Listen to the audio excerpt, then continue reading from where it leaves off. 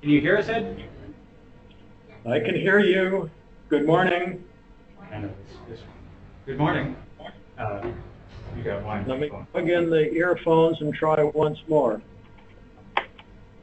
Speak again, please.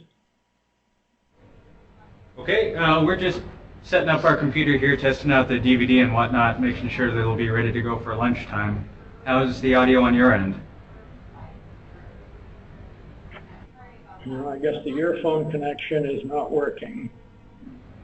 You can't hear us at all, or it's just your headphones? Oh, I hear you fine when I unplug the earphones. Oh, okay. Is there any feedback there? No, I think we're just hearing you through the microphone. Are you really close to your microphone? Yeah, I'm close to the microphone, yes. Okay, you might try and back away just a little bit because it comes through really hot on our end. Okay. That's better. Yeah, I think that'll be okay. She's got a big stack now, and I'm first bring out. They were from Anchorage back to my wife. I tried to say a few words to her, if she's there.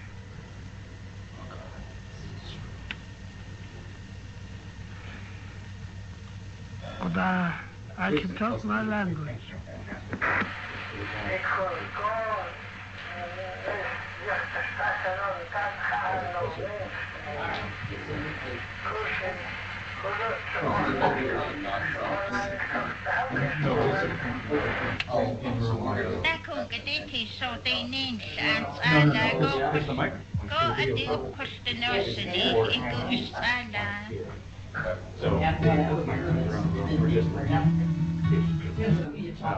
But these are spread out that they're going to come.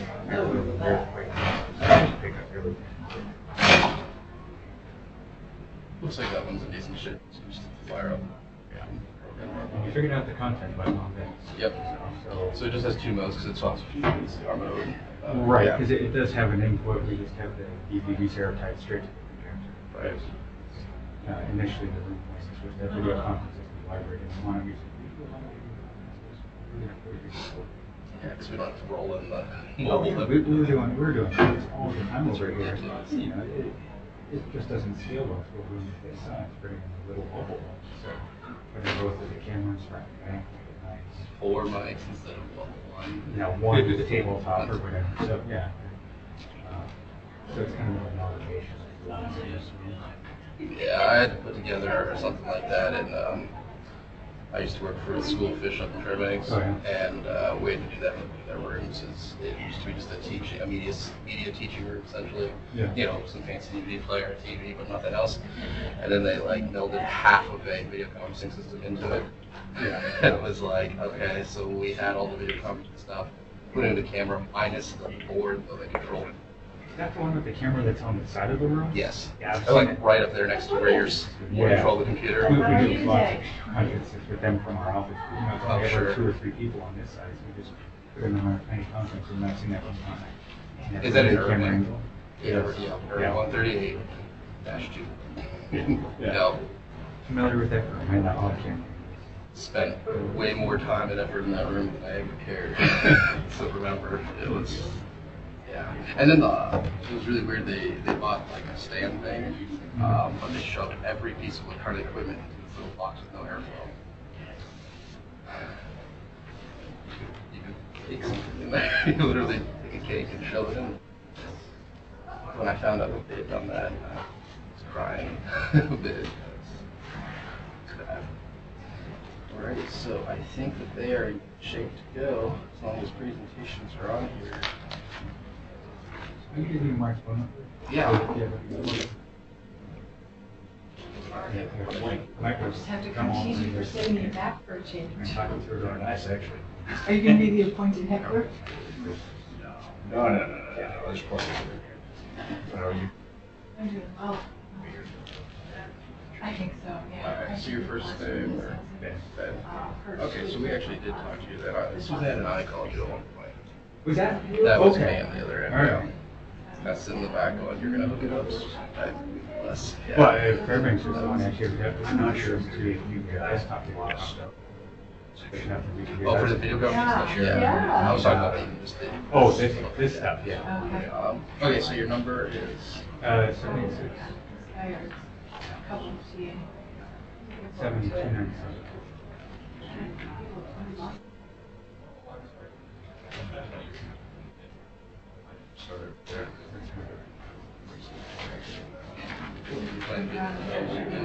We'll be there until 3:30ish. I might be in and out of installing systems around, but Sure. How dare you serve somebody else? That's just not right. Yeah, you're not. We'll set up a nice comfy chair for you. Okay. And then as far as taking the equipment back, we'll just leave it. Just leave it on here. Turn off the projector if you can. Just hit the red button twice. ballot propositions. Pardon? And these microphones, the one on the end here is the long cord. Okay, so where is it tied to? It comes back to that. Or no, so something in the middle, it's easier to bring the one out farther. Or hand them the. Or hand them the wire. So I'm hoping this can go. I mean, the hardest part, we've already got that, it's kind of getting the computer hooked up.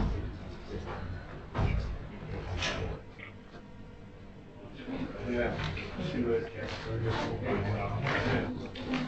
So I got control. Yeah. And you can't set the computer as a preset. Because you've got the limit. Yeah. So we're always at 100. Steve, how you doing? I'm fine, thanks. Is it over? Fine event in the library. It looks like it. I believe there's got a bunch of Oh, yeah. This should be a good day. I wish I could do that day. That's what I'm hoping for. They give most of it. Should be very interesting. I wanted to send you a list of regulations. The record. Yeah, I'm gonna mail it to you. Oh, really? So how do you get it? I don't I'll read it I don't and want eat any- it. I don't, yeah. I don't want any, request an email. And I've done this in the past. I asked someone, Yeah, that's someone to build that. Okay, so how do I get his view Can't back hurt. to? She's not, Or no, she's to one the, of our consultants. He's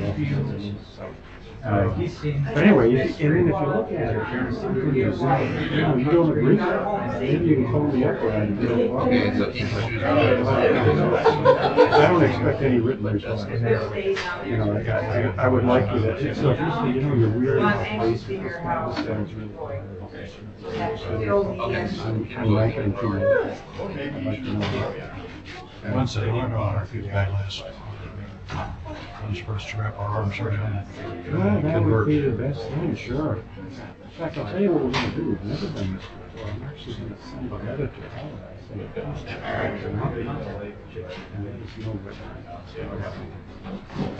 So we've never done that before. Now, our ranking, whether or not they actually. I probably should have to do the buttons. And we could be shooting Makes sense. Have this one off. Okay. We're gonna. So I've got it on our letterhead, and the paragraph is on the offset. Green is on. Yeah, we'll see what happens with that, because I'm kind of curious about what some of those, you know, like, oh, we're much better supported, and then if they. Thank you very much. Put their comments, you know, they could go over those reasons. Anyway, we just think we need to. So you say Green's a consultant? No, I'm just joking. Oh, okay. I never know if there's. No, no. It's just a joke. I heard it at this But anyway, so I'll just go over the drop off. That was kind of what it was. Pretty much.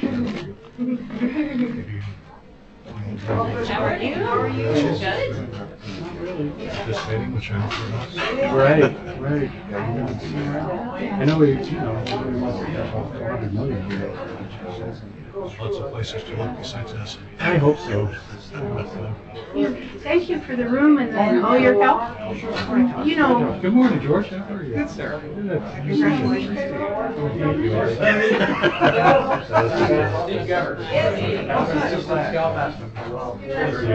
Very glad. Oh, God. Good, well, this will be a great song. On his way to college very soon. And he finally got his equal. I know. was dreaming about that. Where's he going? It's Denver. Morning, Tom. It's about 5,000. Details I will, but it's kind of interesting. He's old. Good morning, sir. Introduce myself. My name's Ryan Ferrano. I've heard that you were a Silver Branch Air Force for 3 years. No, I had no idea. Somebody actually told me while you were talking about training counselors. So I introduced myself as my honorable veteran. And what are you doing with the university? Right now I'm studying my master's in business administration. Very good. So it's pretty interesting that they have an ISER event.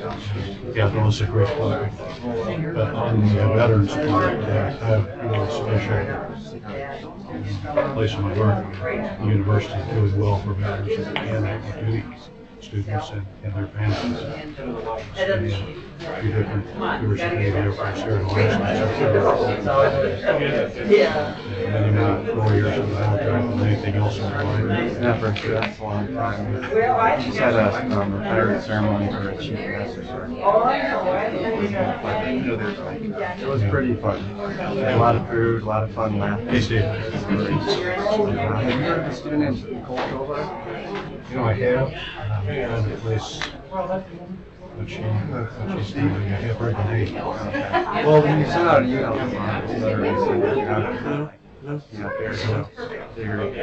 whenever I get She was time, one of those. I'll try to let you know that, yeah, we're making an impact, you're making an impact. Well, I Changing. really appreciate that because I think we got a bit of a bum rap to start with. And a lot of it was, I think, the complexity of veterans benefits. I mean, it's a tough array of things to map through. Yeah. I think we're doing the best we can. I'm gonna see whatever I can do, anywhere else, just to make sure that we're recognized.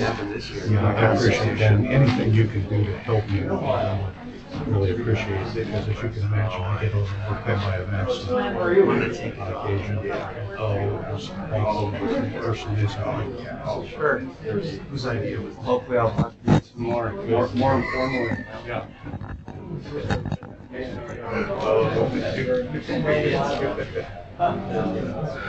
Sure they meant well.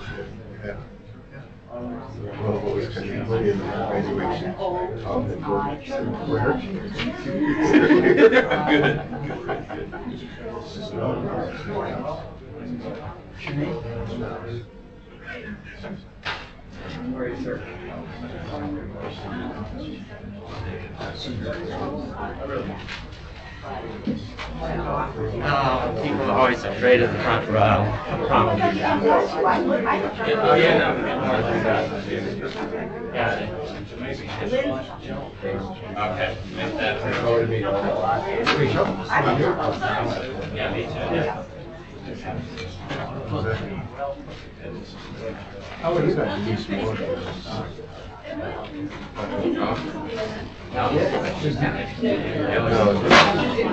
It looks like her, yeah. Yeah, that was well, I think it was because I knew you were No, we're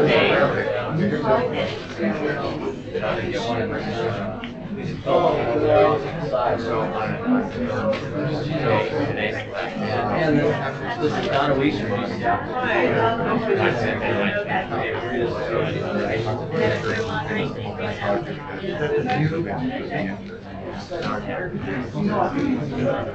Yeah. New Year. Yeah.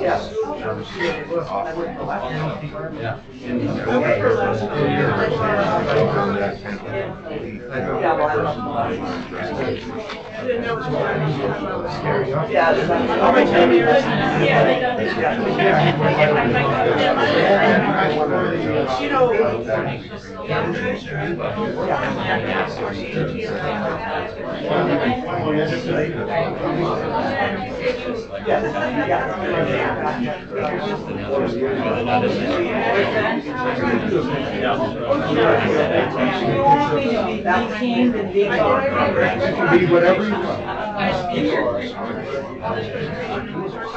Well, either that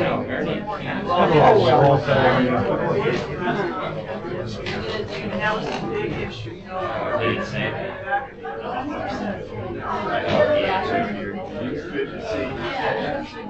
What do you mean, one of these? Oh.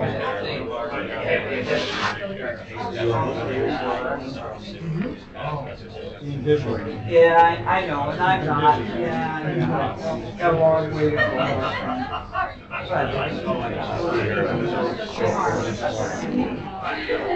Well, honey, I think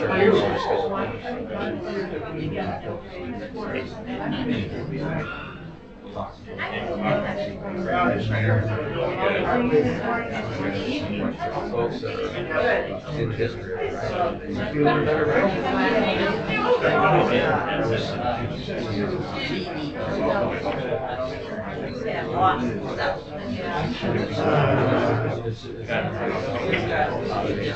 no, actually, there's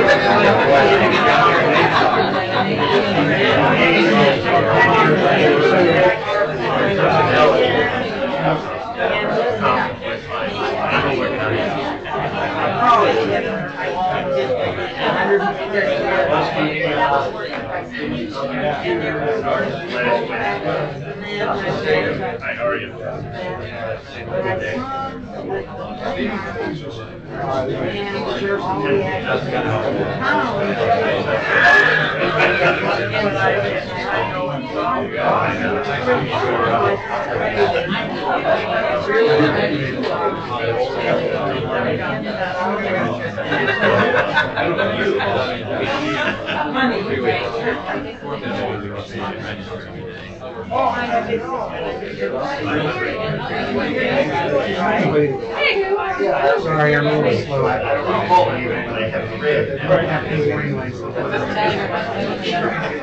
Did you?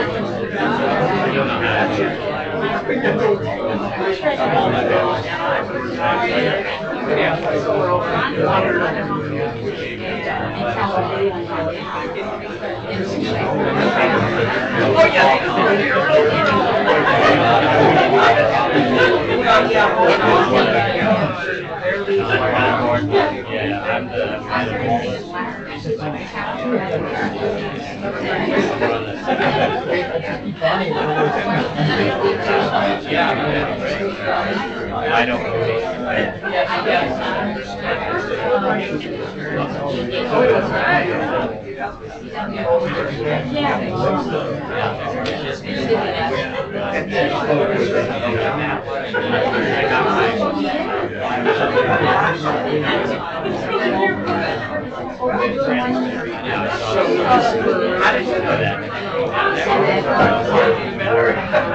actually,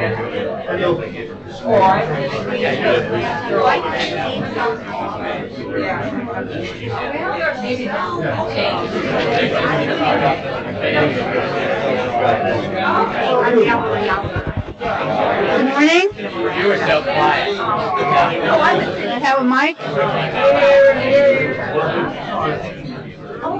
Arliss, can you hear? I can hear. All right, find a mic. All right, please could you take your seats? We have a very full program, and I know it takes a while for people to find their way into this building, but we like to get started. I will tell you a bit more about the program, but I would first like to welcome everybody here. My name is Heather Hudson, as the director of ISER, and thank you for finding your way here.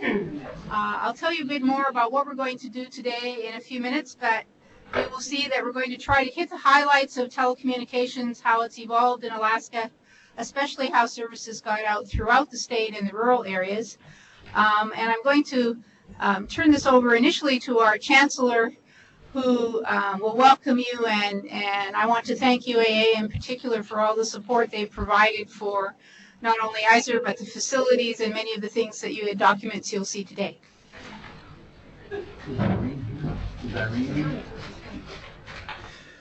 Well, thank you very much, Heather. It's a delight for me to be here today to welcome you and to congratulate ISER once again on the 50th anniversary.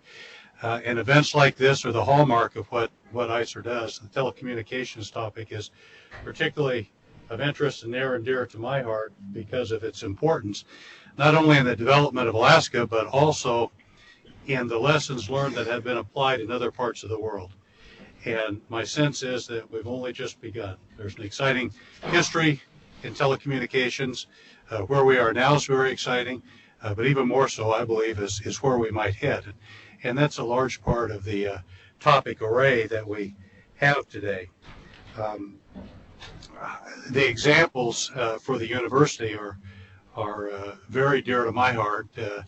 Distance education, or as we now call it, e-learning, is the approved title, has provided many opportunities that we didn't have before, even over the last compared to the last few years, and better delivery of educational opportunities across Alaska. And if you look at telemedicine and so on, the list goes on and on. Heather, I'd like to thank you also and all the ISER team for the series of 50th anniversary events, including this one, to bring this very notable audience together. And I'm impressed with all that we have here. Our sponsorship for this is very meaningful. GCI is a sponsor, and I thank them. AMIPA, or the Alaska Moving Image Preservation Association, is another sponsor, and I thank them for what they do. Thank Lieutenant Governor Treadwell for your participation. We're delighted you're here, and look forward to just a very exciting day. So again, on behalf of the university and the Institute for Social and Economic Research, welcome to today.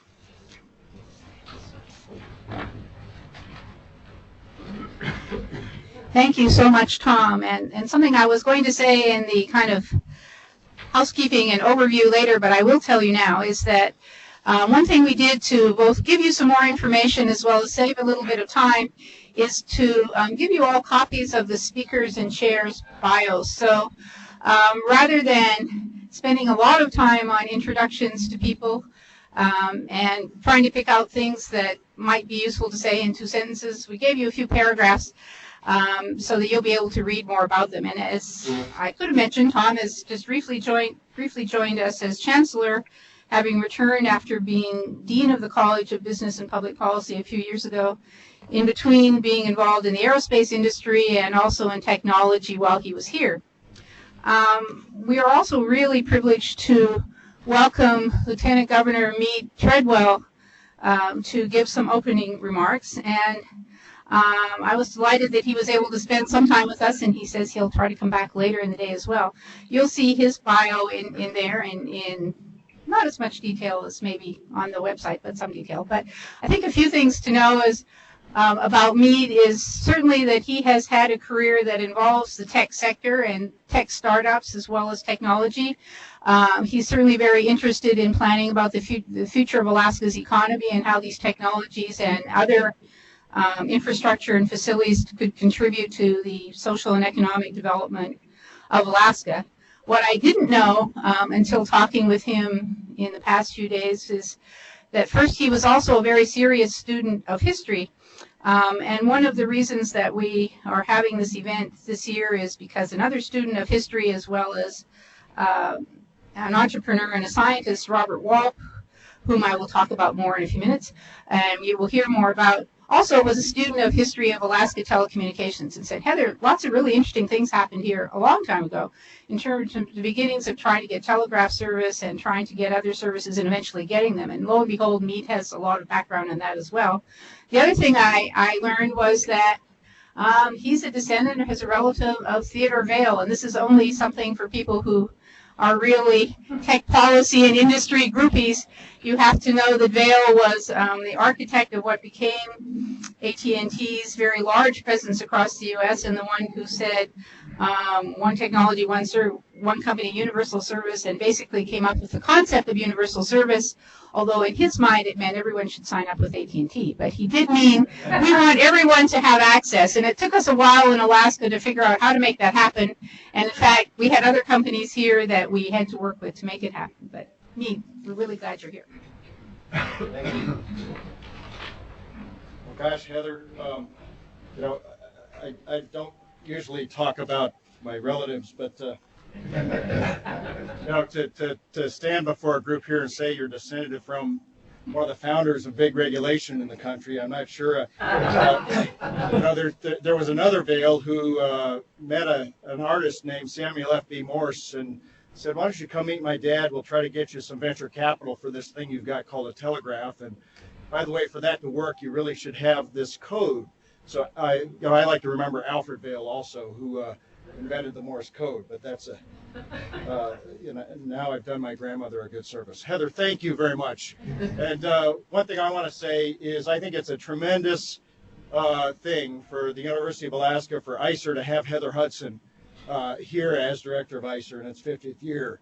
If it hadn't been for one of my sensei, Walt Parker, who's in the front row, who has taught me a lot over the years, I wouldn't have known Heather before she got here in this post. But Heather, you certainly have done a huge amount in the history of telecommunications recently in Alaska, and not just helping it happen, but chronicling it. And I think that this day that Bob Walp had wanted to see, I think he'd wanted to be here. He and I had several lunches where he said, how can we get telecom history better put down is important. He kept saying we got to get it down before Alaska's telecom makers themselves are history.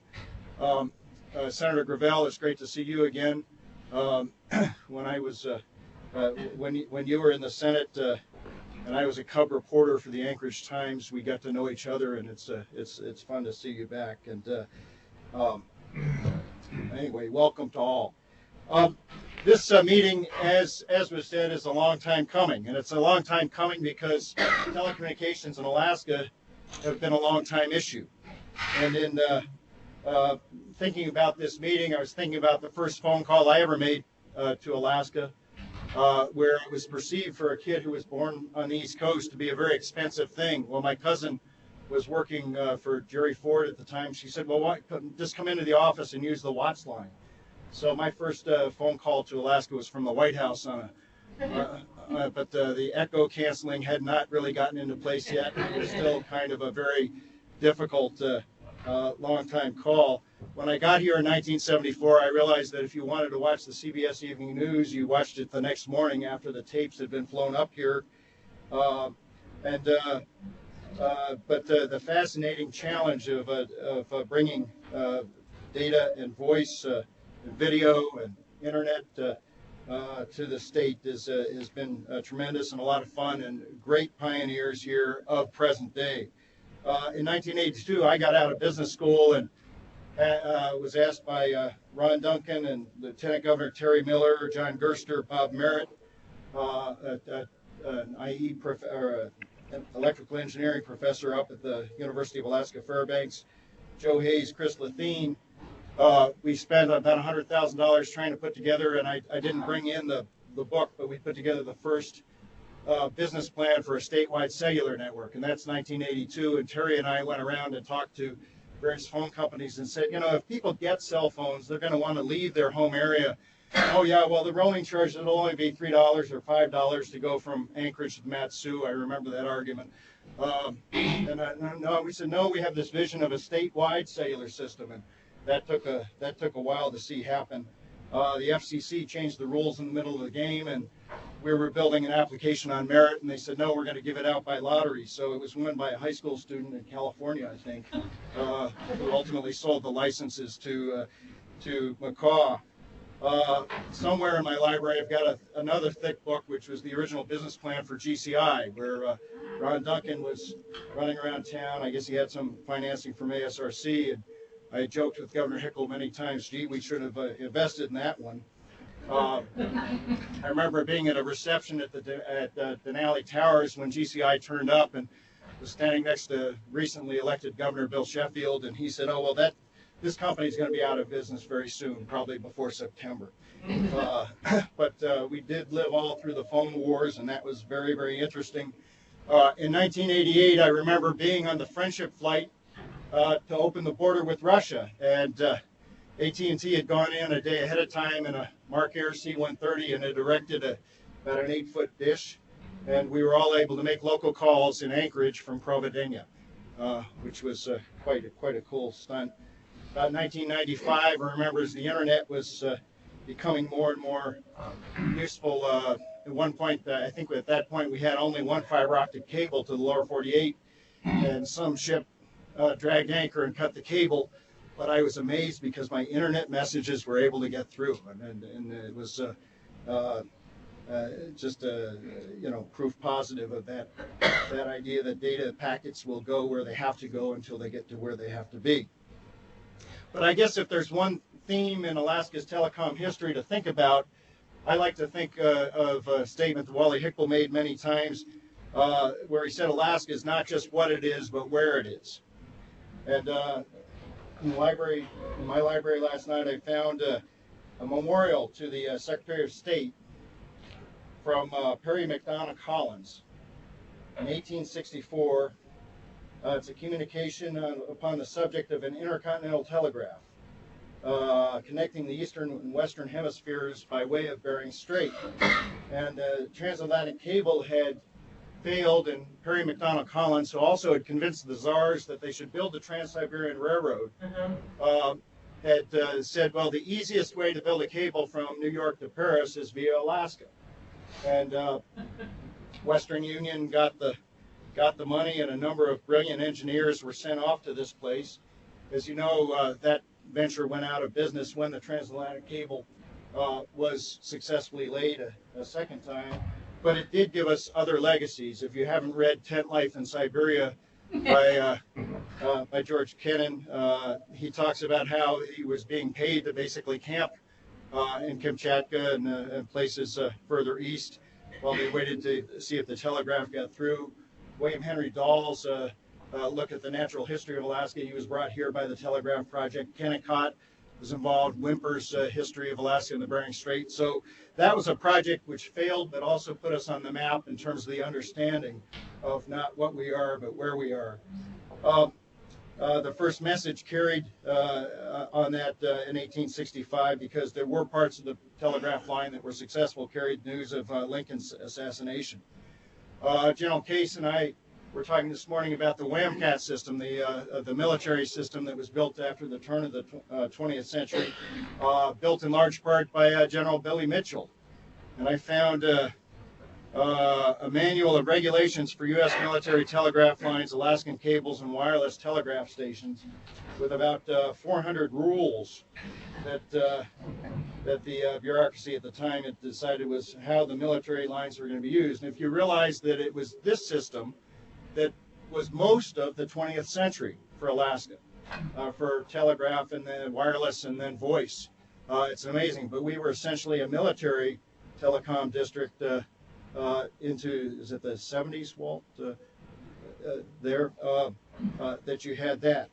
Then you look at what you'll be talking about today. You see one of the pioneers walking in right now who not only got us, hey, Richard, into the use of geosynchronous satellites, but people who pushed this and saw this, had this vision. I like to remember Governor Jay Hammond, Bob Walp, who couldn't be here, Walt Parker, who is here, Chuck Robinson, Ted Stevens, who saw it. And then the digital evolution of the use of geosynchronous satellites, and Richard Dowling, Ron Duncan, certainly guys taught me about that. Alex Hills isn't here today. He's over in Africa, Chile, I guess he's in Chile right now. But he developed the first campus Wi-Fi, a technology used around the world, developed out of necessity here in Alaska. Cable, remember the cable pioneers, Bob Ucatel and Bob Gould, and some of the craziness and excitement that we saw there. You think about that system, which was sold, and these guys were thought to have made great money, and it sold, I think, initially for $7 or $8 million. And what did GCI pay for it? A big piece of our hide. Yeah, a big piece of their hide a little bit later. Mentioned cellular, and of course, Craig McCaw, who did wonderful things all over the country. His family had pioneered here.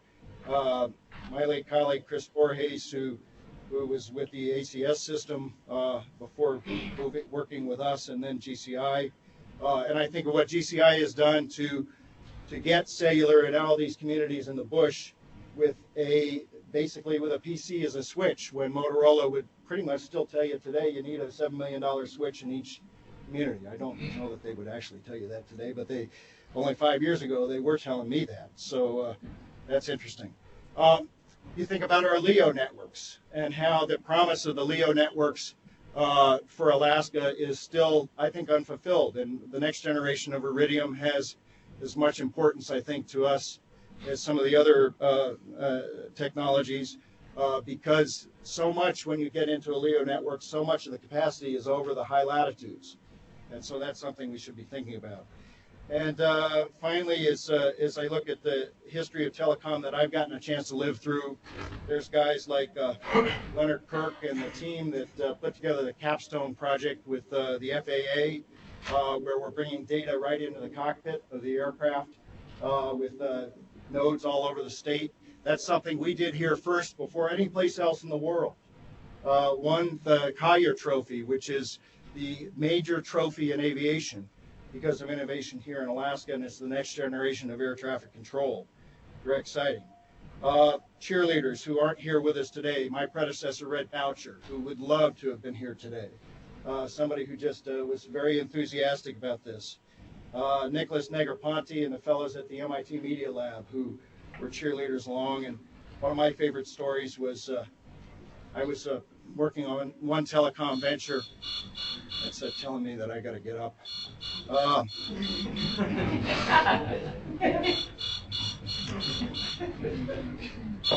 This is a telecommunications symposium, you understand. I was putting together a software venture called Digimark, which with a group of people, and I had a business card and I had my telephone number in it, but not Anchorage, Alaska, because I didn't think if you called somebody in Silicon Valley, Anchorage, Alaska would get there. And Taylor Howard, they'd say, well, who has any credibility at Anchorage, Alaska on a software company? Well, I was on the phone with a guy named Taylor Howard, a Stanford professor who had invented that transducer that brought us the Dish Network. And he said, well, where are you from? And I said, well, that 907 is a West Coast area code. And he says, well, no, I'm on to you. My kid lives in Palmer. And he was up here a couple of weeks later, and the conversations we had led to a major investment in the company. So I guess the point is that you look at this, you look at what we've got with the Kodiak Launch Complex, you look at what we've got with ideas now to bring cables from Tokyo to Europe through the Northwest Passage. You look with what we've done with military, with the airlines, with oil, with SCADA, with image downloading and so forth. We have $1 billion cluster here today in the telecommunications industry. And how we got to this $1 billion plus cluster where we export technology around the world is because of the work of pioneers, many of whom are in this room. And we got here through a combination of policies and absence of policies that begin with necessity. You got to call home. We had monopolies that were natural monopolies and otherwise the natural monopolies. We had competition, we had ingenuity, we had subsidies such as the E-rates that continue today. But basically what we had is a culture that says let's continuously innovate, let's continuously use the best, let's continuously try to get the best out there. And as we look at this history in this seminar today, the debates that brought us here, brought us forward, are the ones that are going to take us forward. And it's going to be a combination of all those things, but especially the energy of Alaskans as we look to the broadband future. Why don't the two of you just stand up so that we've got two people with the state of Alaska. It's called Connect Alaska. We're over in the Atwood building. We're working off of federal stimulus act grant to help map all of Alaska. And I'll give you all my cards and you go to our website and boost the statistics. We'll look at time, what's happening in the past and the present to what could happen in the future later in the day. So we're really glad they're here. Well, anyway, thank you all very much. Godspeed in your work. And I'm going to try to hear the next couple of presentations before I got to duck out.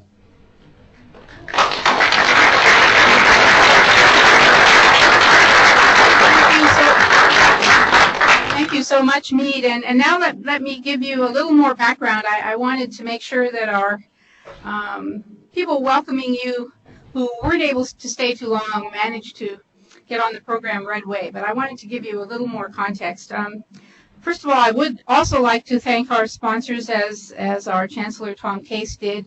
I want to thank GCI, and now we're joined by Richard Dowling, who is the Senior Vice President for GCI, and was also involved working with the Governor's Office in the early days of making the transition from experiments to satellites and equipment that was available everywhere and really worked all the time and could convince the industry. As you've heard from me, they did convince the industry and decided to be part of it. I would also like to thank AMIPA, who has been very helpful, and you will see how during the day. In between the sessions, and I'll give you a little overview of what we're going to do during the day, but we're going to actually see some audiovisual materials, historical ones, some clips from video programming that you will be able to see, and it's thanks to AMIPA helping us to both dig this material out and also putting it on digital technology, going from 1-inch reels, can you believe? They have a wonderful history of motion picture audiovisual facilities right here in this building, to DVDs. And also the University of Alaska, not only the whole campus represented by Tom, but in particular the consortium library. And within the library, the archives people have been wonderful, and I'll tell you how they fit in a second. As Tom mentioned, this is ISER's 50th anniversary, founded in 1961. And for 50 years, ISER has been working on trying to do public policy research that's relevant and useful to the people of Alaska, and finally and frankly to people outside Alaska as well. And so we're trying to use this year to have a whole variety of events and activities to showcase ISER and to be part of what UAA likes to call the public square, to get the word out. So this is one of many events. And we hope that you have given us a way to contact you either through pre-registration or when you arrive, because we have mailing lists to get information out to you about what we're doing throughout the year. We will have a celebration, an official kind of birthday celebration in September, and we'll tell you about that and get information out to you. But during the year, we're doing a number of events, co-hosted in some cases with other conferences that are here, like the American Academy for the Advancement of Science, the Chugach Forest Conference that was just held, the Western Alaska Science Association that was in Bethel. We've been in Juneau to remind the legislature of not only how we've contributed, but to say we're here to help in terms of some of the problems that we're facing. But to me, coming back to Alaska after being here as a graduate student in the 70s and then as a research associate, it's been a fascinating time to think about how telecommunications came to Alaska. And between the time when I worked on evaluating some of the first Alaska satellite projects that were sponsored by NASA when I was a grad school at Stanford and coming back to you today, I also worked a lot in developing countries. And I and Bill Melody, whom you'll meet in a few minutes, have both many times told people about how things happened in Alaska and some lessons and experiences from here that could be relevant to other people where they are distant, where the populations are small, and where maybe the industry has said, well, we don't really think there's a market there, or why would you really want phone service or broadband or whatever. And we said, well, we know that you do want this, and here's some examples of how it could work, not only technically, but in terms of the policy and strategy. So Alaska has contributed to many developments around the world in making communications more available and more accessible. Another anniversary this year is ANCSA's 40th anniversary, the Alaska Native Claims Settlement Act. And it's really interesting. One of the papers and a couple of the presentations that you'll hear today were from around that era. And people were saying, well, there are many things that are changing in Alaska. We have native land claims. We have the need for better infrastructure. How do these pieces all fit together? And there were many Native people who were involved at that time and who are involved today. One of the people who cannot be with us physically today because he happens to be in Italy is Willie Hensley. And Willie Hensley, when I first met him, was heading NANA. As you know, he's had many different roles, but he was very concerned about getting better communication into the villages. And you will hear his voice this afternoon. And he also has recorded an interview that we will turn into a podcast. There are other people who you will hear about. The person, as I mentioned earlier, who really is the father of the symposium, I would say, as well as one of the very important people in the history of communications in Alaska, is Bob Walt, who was a co-founder of GCI, was the director of the Governor's Office of Telecommunications, and about whom you will hear more in a few minutes. But he's really a pioneer in a variety of respects, not only in terms of his engineering prowess and some of his technological developments, but in thinking about why communication could make a difference in Alaska and then in later years throughout the developing world, and really trying to do something about it. And he said, Heather, we really have to capture this. We should, have a book. We should have a film. We should have an exhibit in the museum. And I said, okay, Bob, okay, we'll try. Let's start. Well, maybe we can do one piece at a time or see what we can start. So this is only one piece, and this is really dedicated to him. Unfortunately, and he was planning and hoping to be here, but he has been ill in the past few months, and he had back problems that got significantly worse in the past few weeks and just had back surgery. Ouch. So he is in California, and we will send him all this material, record it, and send it to him. And I will also have a card out at the registration desk so that if you happen to know him and you want to wish him well, we can send him some greetings. But he played a tremendous role, both conceptually as well as in terms of personality and creative thinking, technically and strategically. There are other people. Meet Treble mentioned Alex Hills, who also was traveling and who was very helpful in providing material for the symposium, and we have several of his articles outside, both in his role as the university and in the university and previously on the Public Utilities Commission and working with the governor. Another person who contributed a lot is Hillary Hilscher, who collected a lot of materials and did many interviews, and then donated that material to the archives, which happen to be right across the hall here.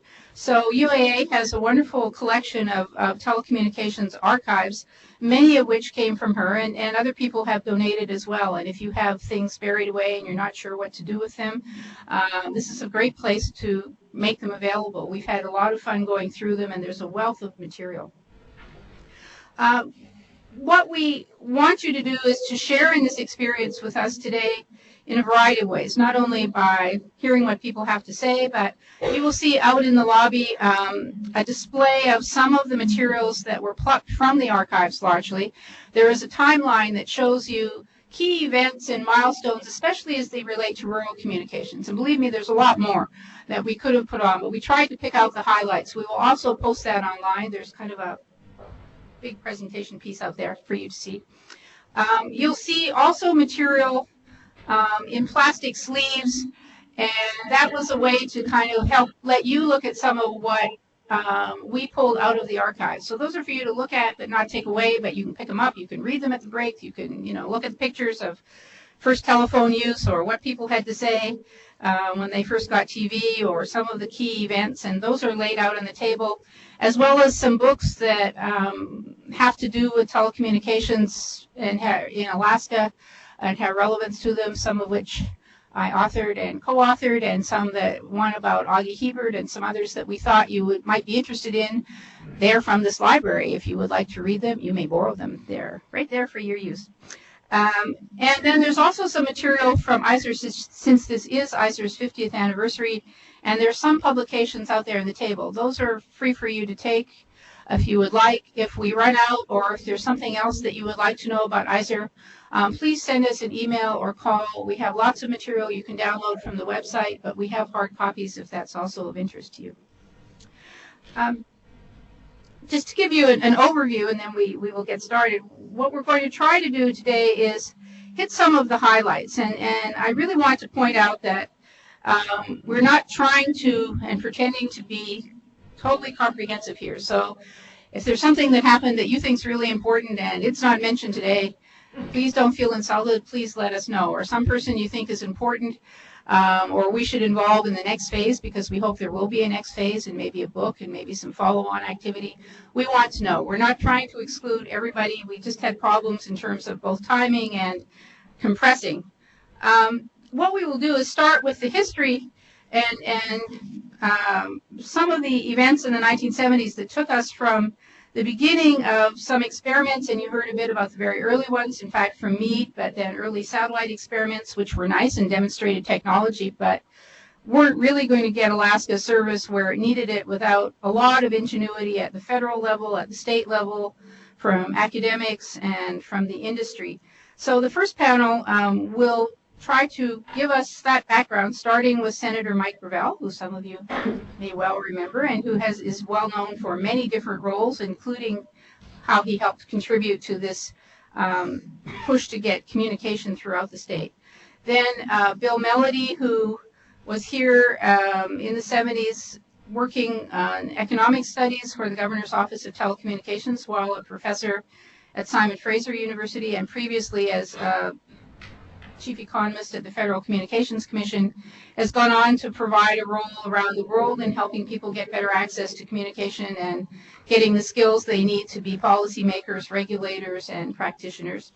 And he will give us some background, especially about Bob Wolf's era. And then Ed Parker, who was a professor at Stanford at that time and was my advisor on this project and the principal investigator of the evaluation of the NASA ATS-1 and then ATS-6 biomedical telemedicine experiments, and then said, it isn't enough just to do this research. We have to figure out how to take this research and make it turn into something that can lead to better communication throughout the state. And I have to tell you, there are not too many people, let alone too many academics, who think about their research that way and actually do it. And Richard Dowling, as I mentioned, from GCI, who played a role at that era.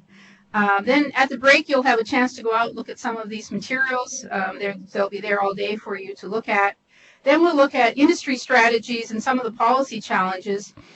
We have Dave Whalen here, who was working for RCA at that time, I learned. I'll tell you a bit about him when we do the introductions, but I first met him working with AsiaSat in Hong Kong and learned that, he had worked on the beginnings from the industry side of how do we get satellite service to Alaska. So he's going to tell us some about what they were trying to think through at that time and solutions they came up with. Then we will hear from representatives of some of the small phone companies, because they also played a very important role. So we'll hear from Paula and Don Eller about the challenges facing the small companies, and they represent the small, what used to be called mom and pop companies, but we know there are also co-ops and other independent and small companies in Alaska that also are very instrumental and remain so to this day. And then from Bob Pickett, now our chair of the Regulatory Commission of Alaska, who has some perspective on what it takes to get from here to there in terms of policy initiatives for the industry. At lunchtime, we'll have lunch catered outside, and there's chairs and tables outside. But we will have videos on in here. One that was produced for Bob Wall called The State of Communications in the 1980s, and then some on a project called Learn Alaska, about which you will hear a lot more this afternoon. So feel free to wander in and out, and I'll remind you before lunch so that you can look at some of this material. After lunch, we will hear Willie Hensley and see Willie Hensley and many others in a film that was made in 1974 called Satellite House Call, which said, here's what telecommunications for medicine can really mean in rural Alaska. And then we will have a panel looking at the content, if you like, education, public broadcasting, early telemedicine, and telemedicine today, to give you a sense of what was the content once the technology was there, and what were some of the issues that were faced then and some today. Then to update us on the internet and broadband issues that are more contemporary, both what's happening in Alaska and some examples from around the world. We will have a panel with Valerie Oliver from the E-rate coordinator, and Bill Melody putting on a hat of international perspectives. And then we hope you can all stay for the last panel. We'll try to get as many of the panelists as possible around the table and say, okay, so where do we go from here?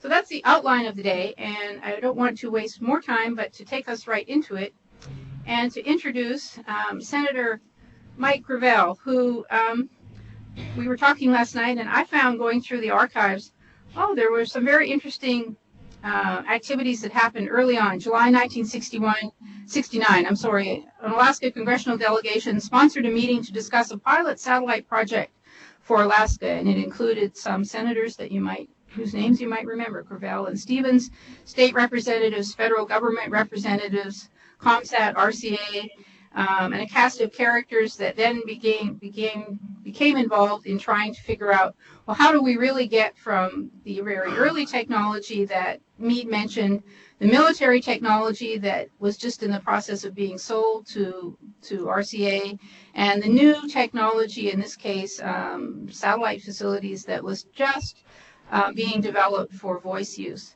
So I would like to turn it over now to Mike Gravel, and I would ask if the two of you would like, if you feel you'd like to have chairs here so it's easier to escape, then I'll leave Bill up here and turn it over to Mike.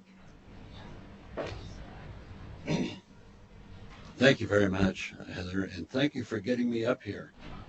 It's always a pleasure to come back to what I call home, because Alaska will always be home. And as far as what visibility I have in other areas, it's always tied to Alaska. I lived in Virginia, and nobody ever mentioned when I was running for president that I was from Virginia. I was from Alaska.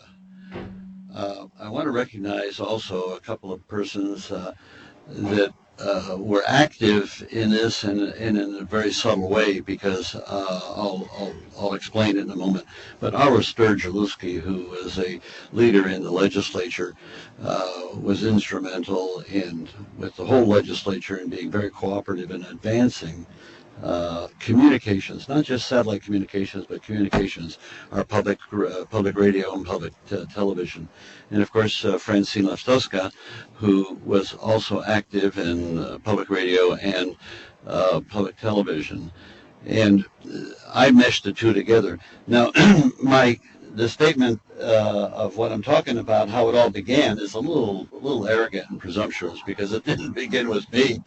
I, like many of the individuals here, was just carrying the baton a little bit down the track and making my contribution.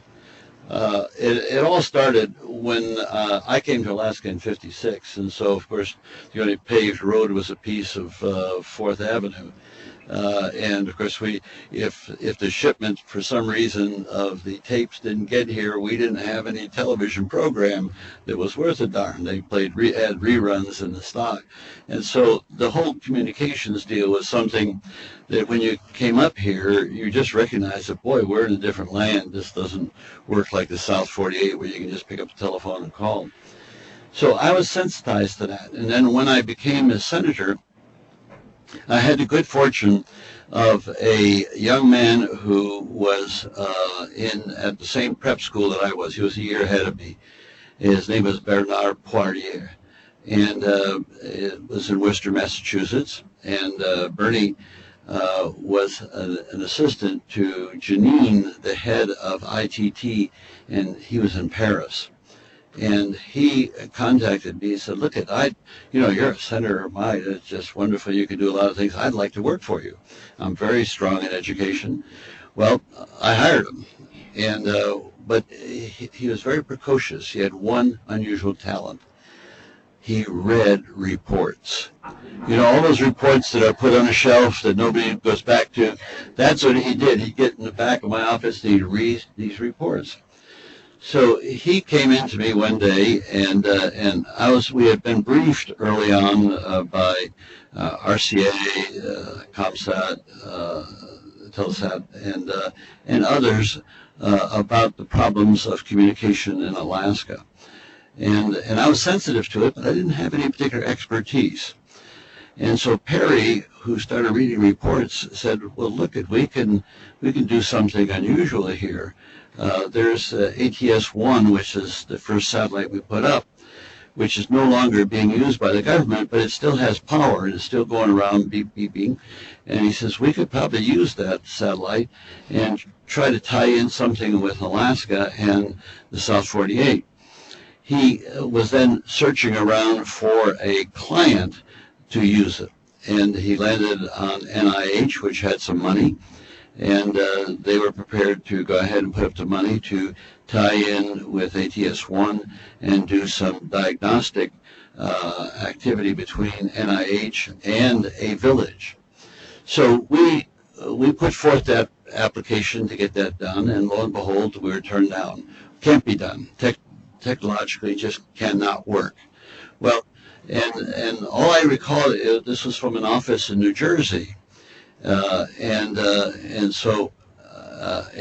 I obviously had appealed to RCA and ComSat and was not getting any really responsiveness other than Bernie in my office saying, "We can do it. So we pushed very hard, and we finally got the acquiescence and the money from NIH to do it. And I was in Bethesda at the time when the call was made, and so we were able to tie in with the village. I forget which one at this point, but we were able to tie in, and the doctors were talking to each other. And that was the major advance from my point of view of saying, why the hell, if we can do this on an experimental basis, why really can't we do it? Well, shortly after that, I got into a brouhaha, and occasionally, as you may recall, I had these altercations with various interest groups. And so I got into a brouhaha with RCA and ComSat, and was saying, well, why don't you get going with satellites? Oh, we got plans, we're going to do this, we're going to do that. The hell with the plans, I want to see something happen now. And they did not know, and I was just going through my memory last night, I had developed a relationship with the number 2 person at IBM, and he had donated some money to the Arctic Polar Conference, and he also had friends in Sony. So I had a relationship with Sony, with his IBM, and then also with ITT. And I was getting intelligence, and they were telling me, and Boeing was even involved in this at one point, they were telling me as a senator, you people are really getting screwed. They're not aggressively going to pursue this. They want to bleed out the revenues from what they've already invested in, and it's a mañana. Now, this was the whole nation. Keep in mind now, this was before we had satellites of a commercial use. And so I started making some public speeches about the recalcitrance of RCA and ComSat, and they responded with their PR and their statements, and so we really went at it hot and heavy, and they said, well, I didn't know what I was talking about. Well, hell, I was getting information from Sony, from the other IBM and others who really knew what was going on behind the scenes, and I was just articulating that. So I put together a program that I was going to fund satellite communications to Alaska, and I was asking the state legislature to appropriate the money to go ahead and launch our own satellite and launch a communication system that then would be turned around and leased back to some private areas. So they got all upset over this. And of course, this really caused them to look at their whole card. I did another thing which is very interesting, and you'll laugh as to how funny it is. Through my contacts with Sony, keep in mind, they had this new video. It's a packet about this big, very heavy. You carry it, and you could go videotape people. Of course, I can do the same thing with this now. Okay, and so what I did is Larry Carr was running for governor. He was a friend of mine, and I wanted to support him. And I had influence in the villages, and so lo and behold, I got a staff person to go with me, and he packed this thing. And I got about 100 television sets, little televisions, black and whites, with a little plaque on it from Larry Carr to this village and a Tubic Pass or what have you. So we would fly in with our television set and this kid carrying this videotape. So as I'm getting off the plane, meeting the village elders and all of that, they're being videotaped. And so I asked the chief or the mayor or what have you, let's have a convocation of all the people. So while they're all coming together, this kid is videotaping all of it. So I put up this television set, and then I hooked the videotape up to the television set, and I'm playing back my arrival and all these people that are part of the village who've never seen television and never seen themselves on television. Well, after I would leave the television set with the mayor and say, okay, this is a gift from Larry Carr. Of course, it wasn't Larry, it was Sony that donated it. And what you got to do is you got to push the legislature to back satellite communications so that this television set will work after I leave. So there are probably 100 of these television sets, little black and whites, all over Alaska, and it was to create a political momentum to get a constituency that would support this, because this was really a step out there, outreaching, and so as a result of this, I put together a speech for the legislature. I would speak to the legislature every year, and I put together a whole program for communications. Public communications within the state, television, all of that, and funding for a satellite, Alaska satellite. Well, the legislature picked it up. They didn't pick up all of my ideas, but they did pick up on this one, and slowly you saw it develop right across the state, from station after station after station, to the fact that we had the finest public television, public radio network in the United States and, of course, in the world at that time. So that's the role that I played by being difficult and demanding of the private sector that they do more for Alaska, and that it made sense to subsidize the quality of communication that Alaskan had that was different, and that could be made the same, but would cost a good deal more. It's not that I was irresponsible with money or public monies. It was the simple fact that if you don't push, if you don't invest in a vision, it will never happen. And so it's by pushing it politically and then pushing it in conflict with these two areas that were not moving in that regard, and of course being fed information by other areas, that we're able to advance in this regard. And so it makes all the difference today, and you have the plethora of the benchmarks that will be addressed by the people that will follow me. I'm really happy that not being a technician, but just being somewhat of a visionary as to what could be and what has come about for the state of Alaska, and the fact that at the same time we were leading the entire nation in this regard in the advancement of satellite communications. So we played a significant role in that regard. One, I'll probably have questions and answers later on, but I wanted to share this with you. And again, it's a pleasure being here, and thank you, Heather, for getting me up here. Thank you.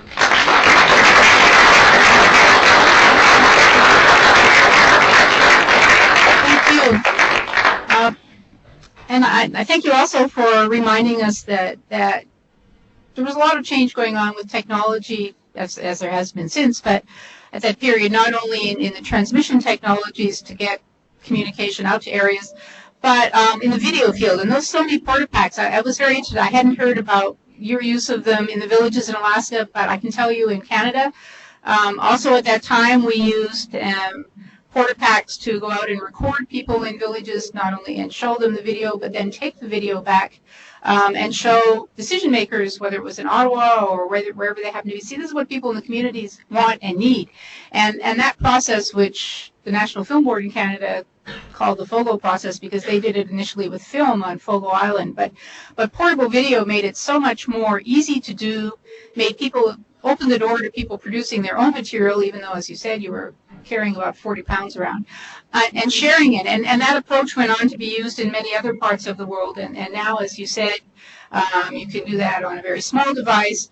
Also, as audio equipment has become much cheaper, I've worked with a group in Africa that's using MP3 players and cell phones to go out and do interviews and record people so they can hear, get their views heard on their radio stations and get information out. So there's all these technologies, plus when the computer came along, of course, which we'll hear later, made it also possible for people to share and use information. Because I really do want to point out that although we'll talk about technology and policy quite a bit today, the purpose of the exercise and really what got me interested in this field, and I think probably what draws most of you to this room, is so what difference does it make? Nice to have this stuff, but, why is that important, or what can you do with it?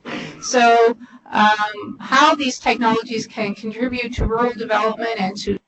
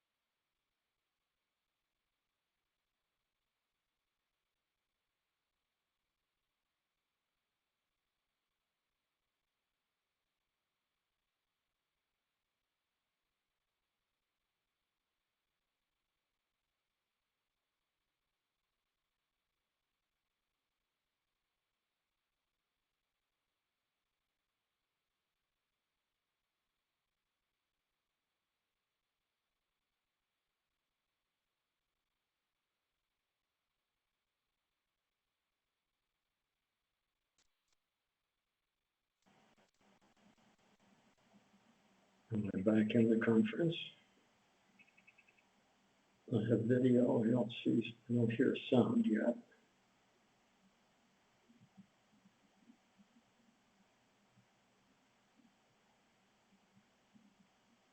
Ah, okay. Okay, that's, at least I'm back, and I'll wait till they come back then. Okay, thank you very much. Bye-bye.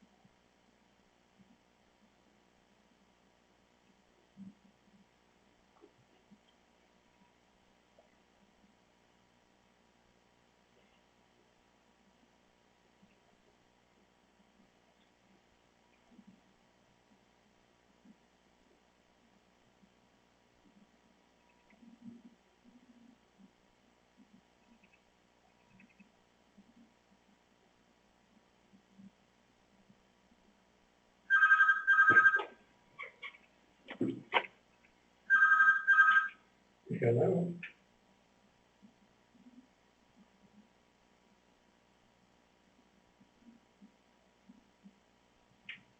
Oh, okay. Oh.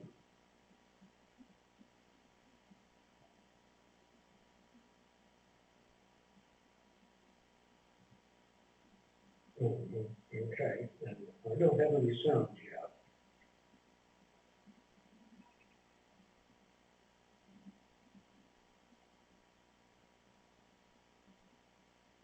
Okay.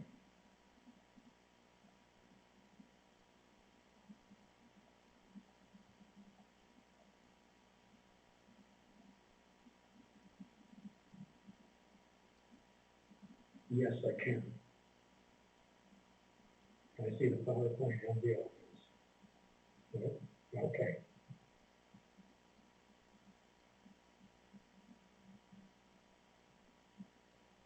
Okay. Okay.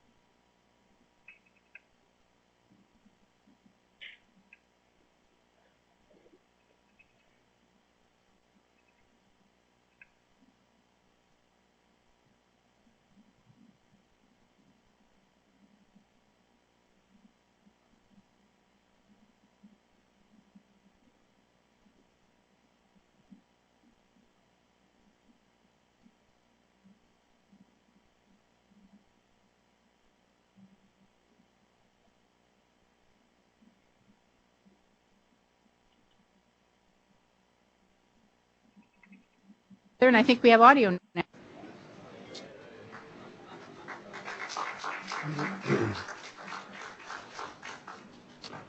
Thank you, Heather. I'm delighted to be back. For you young scholars, I have a message. Don't turn around, because the next thing you know, it will be 30 years later, and they'll be saying, would you like to come talk about the old days?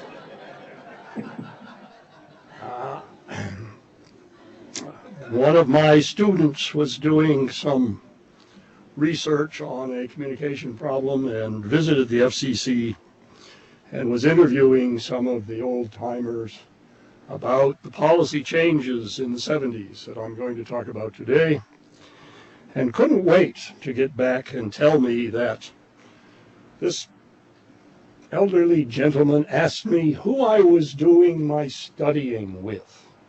who's my PhD advisor? And I told him. And he sat back in his chair and looked at the ceiling and said, "Ah, an interesting historical figure." Just so you know, in case you're looking at the screen, we have in the corner also another interesting historical figure, Ed Parker, who will be speaking next, and who Fairbanks thinks they will put on the screen already. So, just so you'll know who his colleague is here. The other time I was reminded that I was history was by my 14-year-old daughter, who, after I finished giving her a very severe 20-minute lecture for something wrong she had done, just stood there and looked at me with a quizzical look and said, "Dad, you're history." And it worked. I broke up in laughter, and whatever it was, she got away with it. So I come to you as someone who is very proud of the role I played in the Alaska events in the 1970s. And as all success stories are, they have many fathers, and in this case, mothers as well. And some of them are here. And I was certainly very honored to work with them. I can't claim to be a father, but I think I can be Uncle Bill. I was one of those who came to assist in dealing with some fundamental issues about which I knew quite a bit. I was an economist with the U.S. Federal Communications Commission at a time when the telecommunication world was a monopoly. It was a natural monopoly. There was no other consideration possible. And as a young economist at the FCC, I was doing some studies and presenting my evidence and saying, this claim of natural monopoly does not stand up. You should be allowing other people to do things. And I was making these arguments very forcefully and winning some of them along with other colleagues, when suddenly I was told I was being sent to Alaska.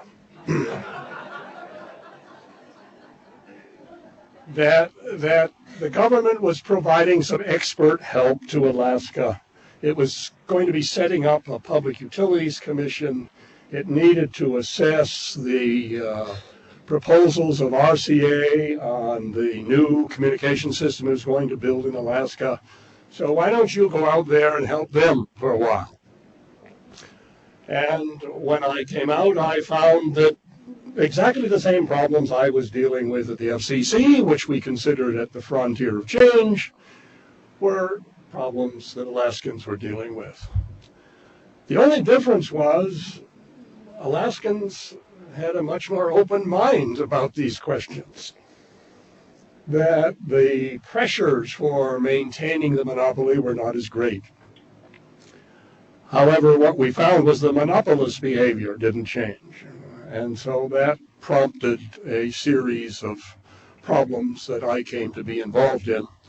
And today I will review some of those because, in a sense, they establish some key points of developments throughout the 1970s. Essentially, the 70s was an era of telecom reform, a transitional decade. There was recognition of the need for policy and action for an Alaska telecommunication network. In a way, we would wonder why it took 10 years for the federal government to realize that Alaska deserved a civilian telecommunication system, rather than simply riding on the back of the military system. So at the start, there was a military network and federal policies. The state literally had no say. The inherited structure was natural monopoly, but technology and economic changes were prompting a reassessment of the old monopoly policy at the FCC. So this prompted policy debates at the FCC and policy debates with regard to network development in Alaska. In Alaska, the issue was, should it be left to a monopoly provider? And there was enormous pressure that, of course, there's hardly anyone in Alaska. There's no room for more than one operator there. So that has to be that way. Could you use competition as a stimulus, even in Alaska?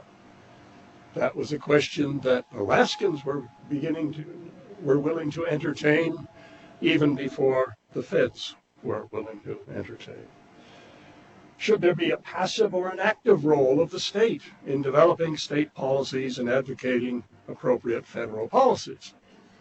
At the time, there's a fair amount of resistance by the feds to the state interfering in federal policy toward Alaska. It was kind of unusual to have Alaskans wanting to have a stay in telecommunication development. And then there were debates on the passive or active role of the state in facilitating network development through the APUC, the new regulatory authority being established, and then later the Office of Telecommunication in the governor's office, which was something that didn't exist anywhere else. So Alaska played proactive roles in its own development. Partly this came about because Alaskans came to appreciate very early on that what was being proposed for them wouldn't do the job. That the systems that were proposed were primarily directed toward improving communication between Alaska and the lower 48, not in improving communication within Alaska for Alaskans. So what we found in Alaska was a remarkable case of informed and coordinated activities by a broad range of state organizations and individuals. And that ranged from the political representatives in Congress. I remember being somewhat amazed to find that Senator Gravel, as a Democrat, I've forgotten the Republicans. Oh yeah, of course, Ted Stevens. Actually cooperated and collectively pushed Alaska's interests. There were attempts to divide and conquer all the different interests in Alaska. This doesn't mean they agreed on everything. There were lots of very vigorous debates and disagreements, but they came together in time to allow for advocacy of a coherent Alaska position. Alaska took initiatives to ensure it could take advantage of the frontier of technological development, new services applications, and particularly health and education, and the formulation of policies and regulations that supported these developments. Here is a diagram I use a lot in teaching and in policy debates around the world. We're basically looking at the interaction of technology and its development, markets and their development, the economic conditions, and policies and regulations associated with them. Unless you can get coordinated development in all three, you're not likely to get much success. Good example, if you have natural monopoly policies, that's going to limit what can possibly happen with regard to technology and with regard to markets. If you have good technology, but it's not economically viable, it's not going to last long. If you have good markets, but lousy policies and technology, then that's not going to work either. So a lot of the focus is on bringing these together. And that is a lot of the work that I was part of as part of a much larger group that addressing in Alaska. Most of us who participated specialized in one of these areas. Some people were very good at policies, like Senator Gravel. Other people were very good at the pioneering edge of technologies. Others were very good at market development. My role here was at the interface of policies and markets, the policies and the economics. There was really only one person that was actively involved in all three areas, and that's Bob Wall. He came in essentially as an engineer who had specialized in satellites with pioneering ideas on satellites. He then moved to a policy position in the Office of Telecommunications with the governor and led policy developments and changes. And then finally, when he got fed up with RCA's dragging its feet in terms of developing a network that would best serve Alaska, decided he'd do it himself. And so he gathered around him a team of people who did it. So to that extent, he more than anyone else was the catalyst around which this movement revolved in addressing these issues. So what were the key issues? First, the sale of the Alaska Communication System and RCA's rollout plan, vintage 1970. Secondly, the debate about a satellite system for Alaska. Satellites then was a very new technology. Third, the Office of Telecommunications Small Earth Station Network for the bush.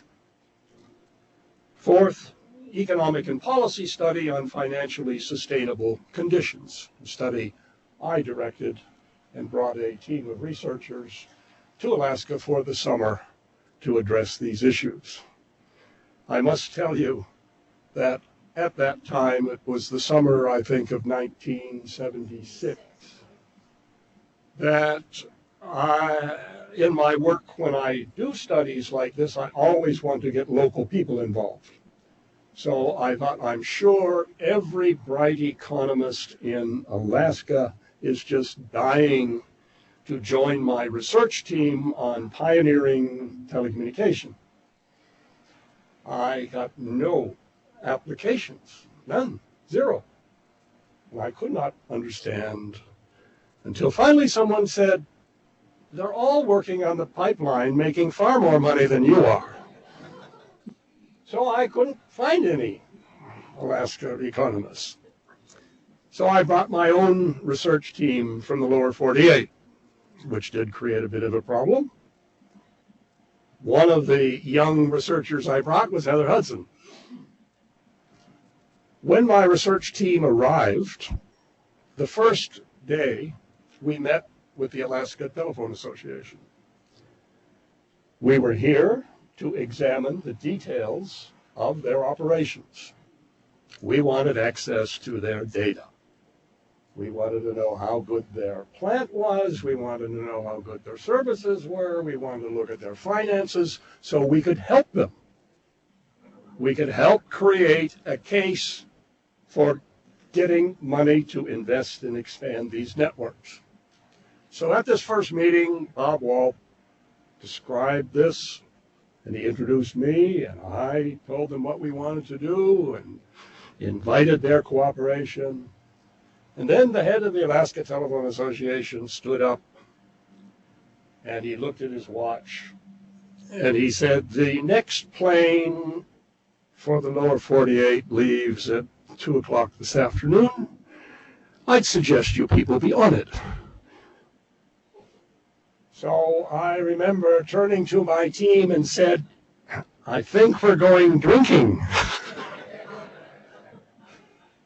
Which we did, and we solved the problems. After that, the results of that study basically showed that Alaska was not being treated the same way other states were with regard to the nationwide system of jurisdictional cost separations and revenue settlements. Now that's a fairly arcane field, but essentially the problem is simple. If you have communication, someone must send and someone must receive. And they're usually in different companies.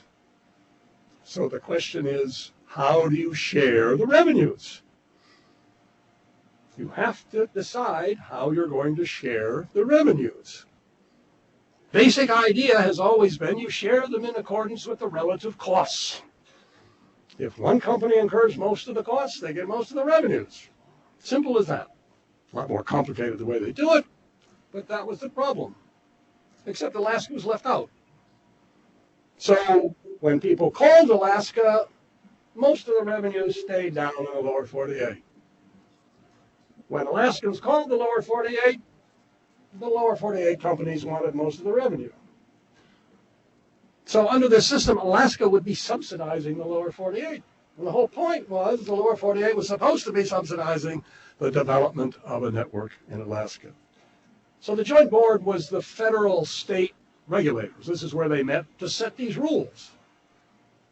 And we basically found we couldn't get their attention until finally, with political support, we were able to get them to actually meet in Alaska. And they were taken to some villages so they would have some appreciation of what the problems were. And at that meeting, we presented the case essentially for incorporating Alaska into the United States with respect to telecommunication services. And I must say, even with that, it took a while after that. Then finally, the GCI establishment.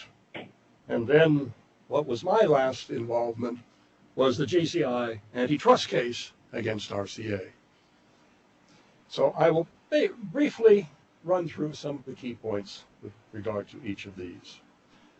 With regard to the sale of ACS and the RCA rollout plan, the federal government actually did a good thing with regard to the initial sale of the ACS. They said there is a fixed price. At the time, it was $29 million. So for these facilities, the bidders, you should bid, you will pay $29 million. Then we want to know how much will you invest in addition to this to build out the network? And tell us about how you will lower the prices so people will be able to use the system more. So in essence, a price reduction plan and an investment plan. That was the bid, which was, I think, an excellent way to structure the bid. RCA won, and the question was immediately raised, well, why didn't AT&T bid? They have a monopoly on long distance everywhere else. And AT&T had decided that actually they weren't all that interested in remote and rural areas. After all, they weren't in the lower 48. Why should they be in Alaska? They like to give the impression they were, but if you take a look at the development of remote areas in the lower 48, it was mostly by cooperatives and municipal operations and what we call small mom and pops, small companies. So there are 20 or 30,000 of these that had provided service in the lower 48. So it's not surprising AT&T wasn't interested with regard to Alaska. But I think RCA thought it could go to Alaska and behave like AT&T. With the establishment of the Alaska Public Utility Commission, it had to decide on the conditions of the RCA Alascom license approval to provide services. And that's where we first faced up to the question that what RCA had proposed was really not sufficient to serve Alaska. It did not include a satellite plan. It did not include the connection of very many new villages and communities at all. What it involved was an improvement in the communication between Alaska's biggest cities and the lower 48. Satellites were new technology. At the time, the first satellite company, ComSat, the first idea of satellites was very large earth stations. They cost $500,000 to $1 million each. And therefore, traffic would funnel into the earth station and then be sent out. And the first one that was established in Alaska was in Talkeetna in the late 1960s. So the question was then raised, can a satellite system provide communication for remote areas? And here, this was something where most people said, no, it can't. The manager of the Hughes Satellite Research and Development Program was a bit of a maverick. That was Bob Wall. And he said, yeah, I think it can. We can't do it yet, but if we keep focusing some R&D on the improvement of satellites, we can get low-cost earth stations that will serve outlying areas. But he had difficulty getting support for this in Hughes, or with the federal government, or with NASA, or with anyone who would fund the programs. So he eventually quit, decided to go into consulting, and consulted with Alaska. But at the same time, with the early satellites, there were education and medical experiments planned for NASA satellites, and Ed Parker will talk about that. And Stanford University's research support, which suggested there were opportunities here that were worth pursuing. RCA's view was that this is totally unrealistic. And then, when it finally agreed to submit a satellite proposal, it was with large earth stations. Large earth stations in regional areas that would allow very poor communication beyond where those earth stations were. So then Alaska became involved with demonstrations with the NASA ATS-6 satellite with experimental applications. And again, Ed Parker was involved with that. He'll speak to that. Then the Office of Telecommunications was established in the governor's office. Bob Walp started consulting, then became OT director. OT began technical planning for small earth station satellite systems for the Bush, and Richard Dowling was involved with that. RCA still refused. Finally, at a meeting between Marvin Weatherly, the chairman of the Alaska Public Utilities Commission, and Bob Walp, and the head of RCA, when RCA refused, they said, "If you don't, we will." And RCA said, "Be my guest." So the state called RCA's bluff. OT went ahead and prepared an operational plan. State government allocated $5 million for 100 Bush stations that would provide both telephone and TV service. Applications were filed with the FCC. And then what did RCA do? They said, if we're not going to do it, and if you try to do it, we're going to do everything we can to stop you from doing it. They filed duplicate applications. Now, that's an old trick in the regulatory game. If you want to stop somebody from doing something, when they file an application, you file one identical like it. Because then what must happen? You must have comparative hearings in which the regulator must set up a hearing, both sides present their plans, you bring out the lawyers, the experts, you criticize one another, and you can extend this out for years. And of course, they knew this would bankrupt the state. The state couldn't afford to fund this exercise. So this led to a negotiation. A negotiation, again, that had the support of the Alaska political representatives as well as the FCC to negotiate an interim settlement that said, okay, until ownership is resolved, the state will buy the satellite earth stations and RCA will build and operate them. So that got the system going. Well, then evidence increasingly came up that the network that's developing for Alaska is not sustainable financially under the conditions that we have been dealing with Alaska not being treated the same way that remote area communication is treated in the lower 48. RCA's focus still on external markets. They claim there's little demand in the small communities, disproportionate share of costs and revenues. RCA was actually making requests to the APUC for rate increases. The local operators were being squeezed by RCA. They had no funds for investment expansion. So this study, it documented the restrictions, identified latent demand, and the regulation changes necessary for financial stability. The next step then was to try and get these implemented.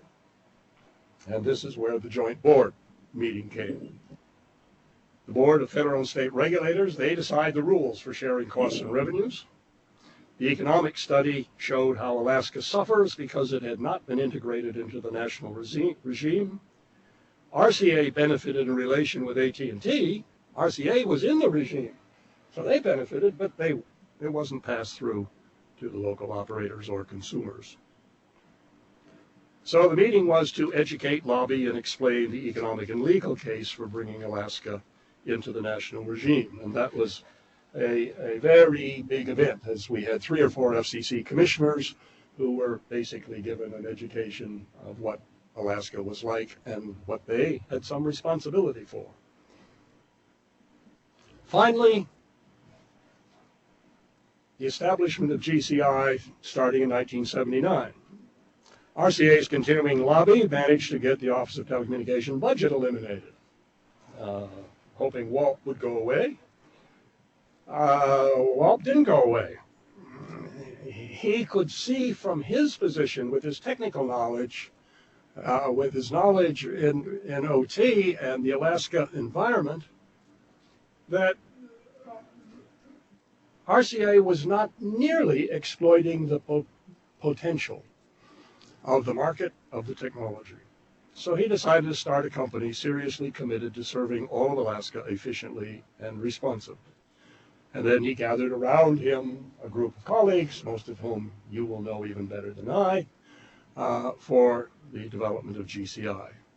GCI starts to build a network and offer services in direct competition with RCA Alaska. And what does RCA do now? Well, here they learn from AT&T. At the federal level, the FCC was allowing competition, and AT&T was engaging in a long series of anti-competitive practices. You know, suddenly the interconnections don't work at the right time, and a whole list of, we would say, bad acts. So RCA responds by engaging in this with regard to GCI, kind of help GCI out of business. Well, what we had known then by the early 1980s is that MCI and other new competitors had won antitrust cases against AT&T for their anti-competitive behavior. The U.S. Justice Department brought an antitrust case that led to the breakup of AT&T because of AT&T's anti-competitive behavior. So GCI won an antitrust case against RCA Alascom of $28.5 million settlement. And I might say this was helped considerably by the judge in the case that pressured parties to negotiate a solution. Had he not done that, I'm sure RCA would have let the antitrust case go on for years, hoping GCI would go out of business before it ended. So this helped bring financial sustainability and provide the funding for investment to expand GCI Alaska network. Some lessons I draw from this. Well, Alaska's a distinctive place, so that's hardly a good big conclusion. But if we think about what the implications are, standardized technology solutions, policy solutions, and market solutions seldom apply. So what gets sold to you as the common standard way of doing things, given your distinct characteristics, almost certainly are not the best way to do things. This is something where the interests from outside Alaska never seem to understand. Why can't you just take something off the shelf and stick it in? It was Alaskans who had to stand up and acquire the expertise and the advocacy to do what was best. Building its own expertise and independent assessment capability will be essential in many areas to push the frontiers of opportunity. This is something I have been taking all around the world with me, that most remote areas, most developing countries do not decide their own future. It's decided for them by powerful interests from outside. And it's only if they can follow the Alaska example to develop your own capability, your own ability to assess and make decisions as to what's in your own best interest, then you're not likely to get it. You need informed advocacy in national and international policy fora. That will bring benefits. The state government can shape the environment for development in very distinctive ways. Today, Alaska has a statewide, state-of-the-art telecommunication network. This is a good foundation for the next wave of technology and services enhancements that will support Alaska's future information economy. Broadband is one step in that process. Washington is proactive in driving the process from the perspective of Washington. Are there distinctive roles for Alaska to play? This is something I think we'll be discussing later in the day. Thanks very much.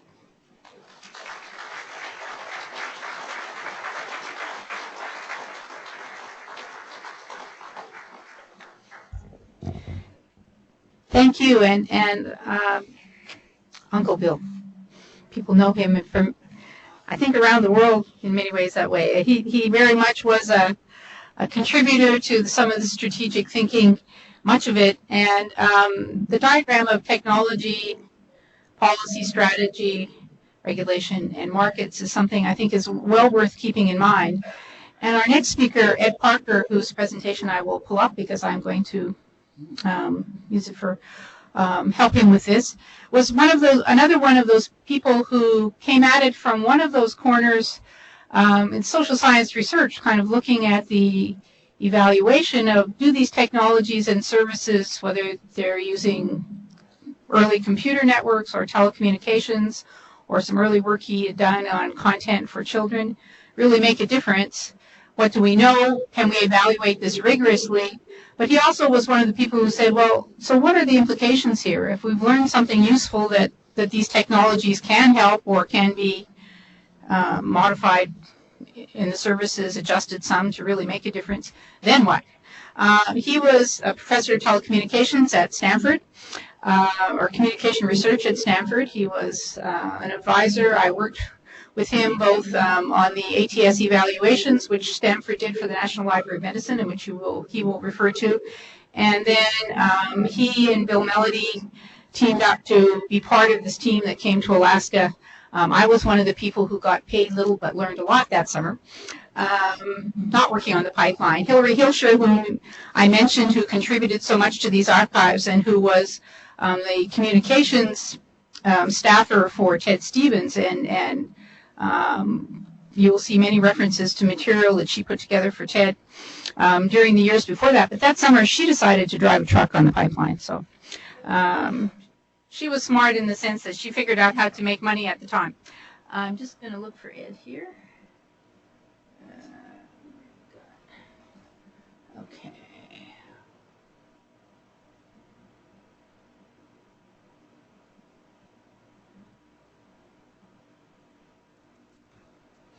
All right, so I have to ask now Fairbanks and Ed Parker if we have him. Ed is now living in Portland, Oregon. He went on, and as you'll see from the bio, and please do read these bios, there's a reason to have them available to you so that you can learn more about these people. He started a high-tech company after he left Stanford, which was the first company or co-founded to commercialize the small, very small aperture earth stations, or VSATs, for data communication. So he saw that there was a market for transmitting financial data and news information, then went on to live in Oregon and has been a major advisor to the state of Oregon on telecommunication policy, telemedicine, strategy for getting funding, strategy for getting service to rural areas. And you'll see in the bio that he has been recognized by several organizations in Oregon for his contributions to rural communications in that state. And he's continued to take an interest in Alaska. And now I have to ask whether, Ed, do I have you? You hear me? Great. Okay. We're not seeing you in the corner of the screen. That was the picture, but I will do the slides. I'm now on the first one, which is the title slide, from NASA Experiment to Operational Service.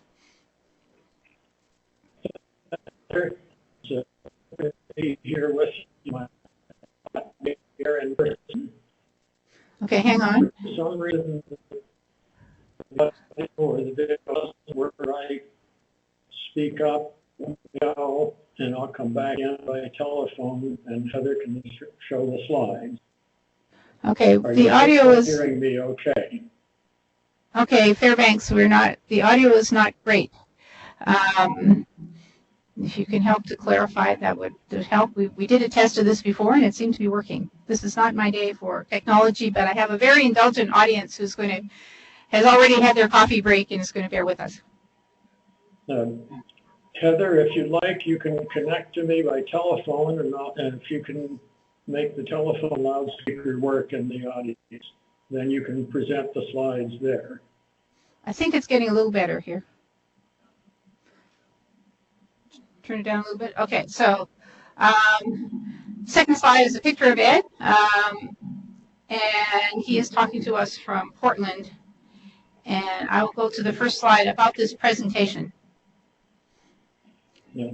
Thank you, Heather, and please let me know if it gets interrupted, and we'll switch to telephone. Okay, it's getting better. What I'm going to talk about, go ahead, Heather. Is it still a problem? It's getting better. Okay.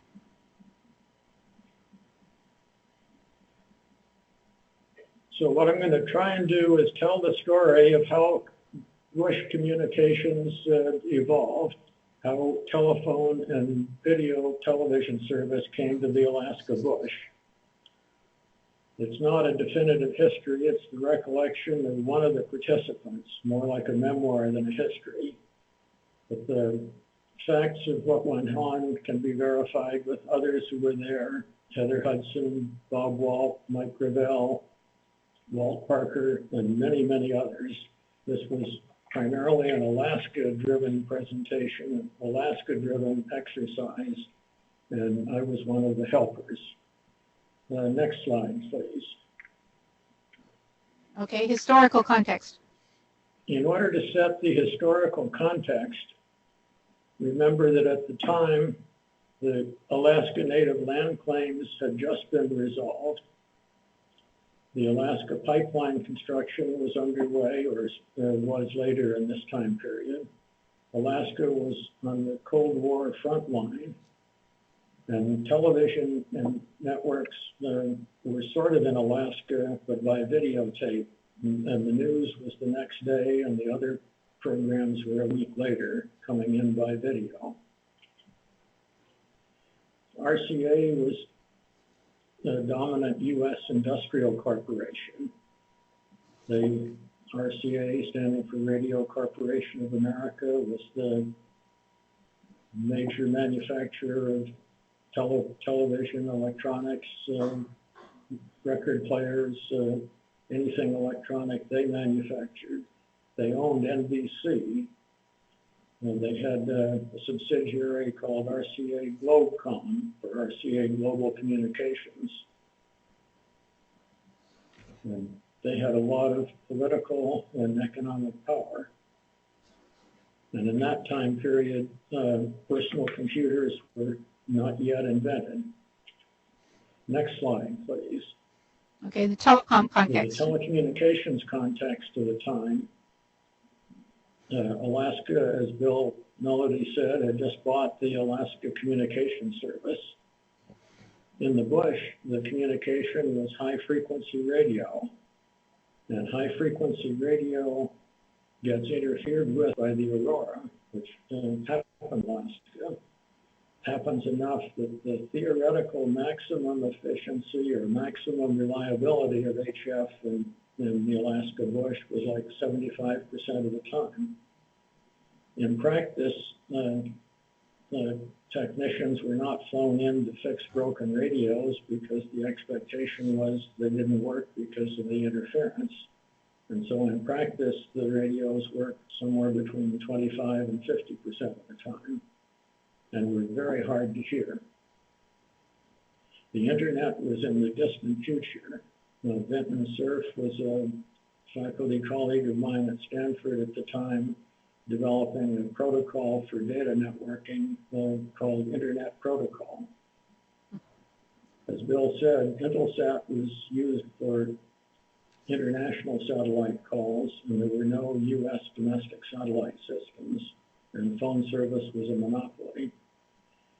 In the lower 48, they were just starting competition for business private lines, and domestic satellites were being thought about and planned.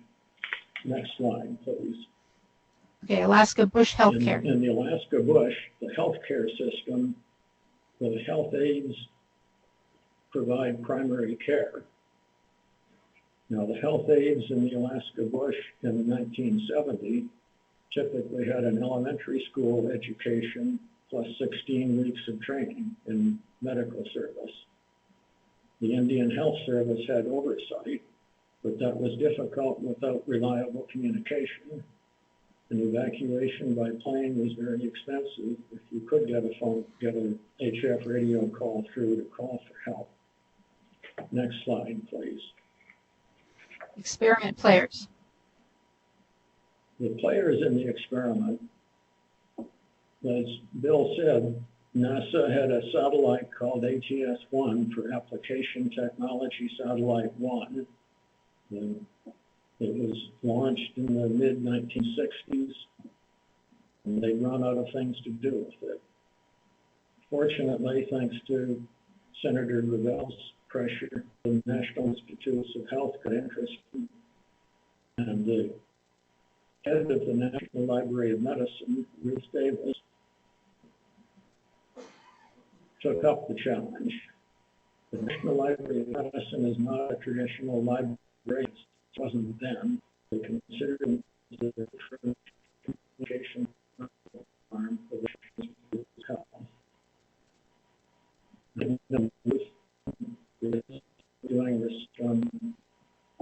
line from victims that she was interested in. Getting some breakup. I'm not sure if. Okay. Later, the Secretary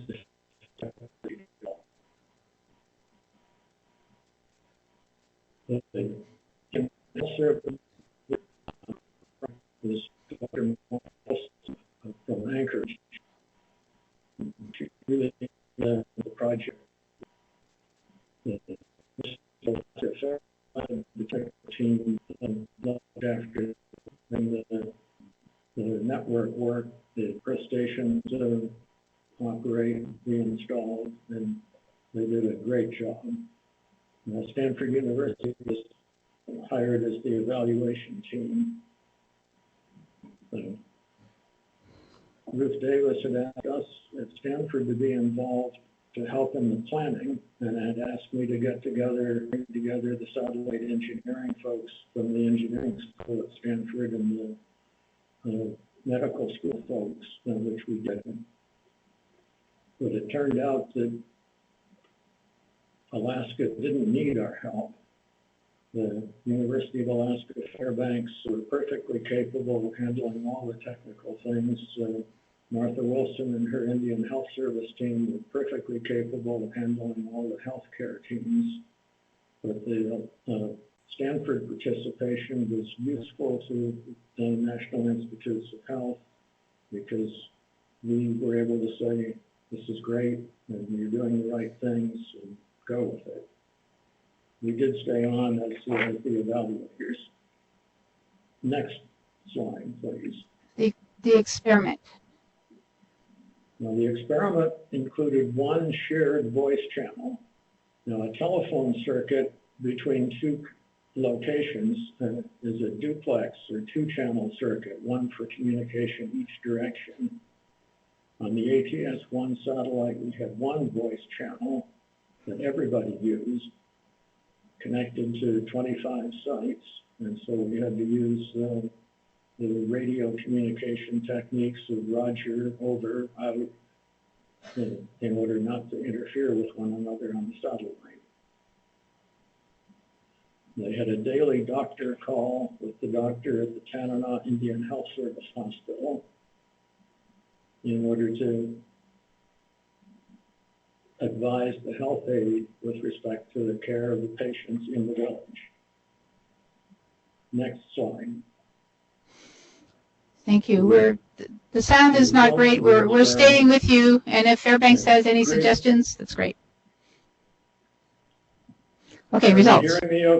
Yeah, the sound is not great, but we're doing okay, and we're on results. But I'm just asking the Fairbanks people if they have any way of improving it. That would be great. We're doing this conference through Fairbanks. It's still a multi-site endeavor. Okay, we're on results. Okay, the results were a tremendous technical success. Everything worked well at the 25 sites. The demonstration proved that you can have small earth stations in rural communities in the bush, Alaska. It was a medical care success. The evaluation showed the improvements in the quality of health care in the Alaska bush. It was an education training success. The project was fantastic in every respect, with one exception. There was no plan for transition to operational service at the end of the experiment. NASA was prohibited by law from providing operational service. RCA had the monopoly and didn't want to provide it. The beneficiaries in the rural communities couldn't believe that the U.S. government would show how their lives could be improved and then would tell them to go back to living the old way. And so the Stanford team was drawn into the transition politics of playing a support role, supporting the bipartisan Alaskan effort to bring this service into real operational service. Next slide, please. Okay, satellite house call, which everyone will see after lunch. One of our problems was getting people in Washington to understand what the problem was in Alaska.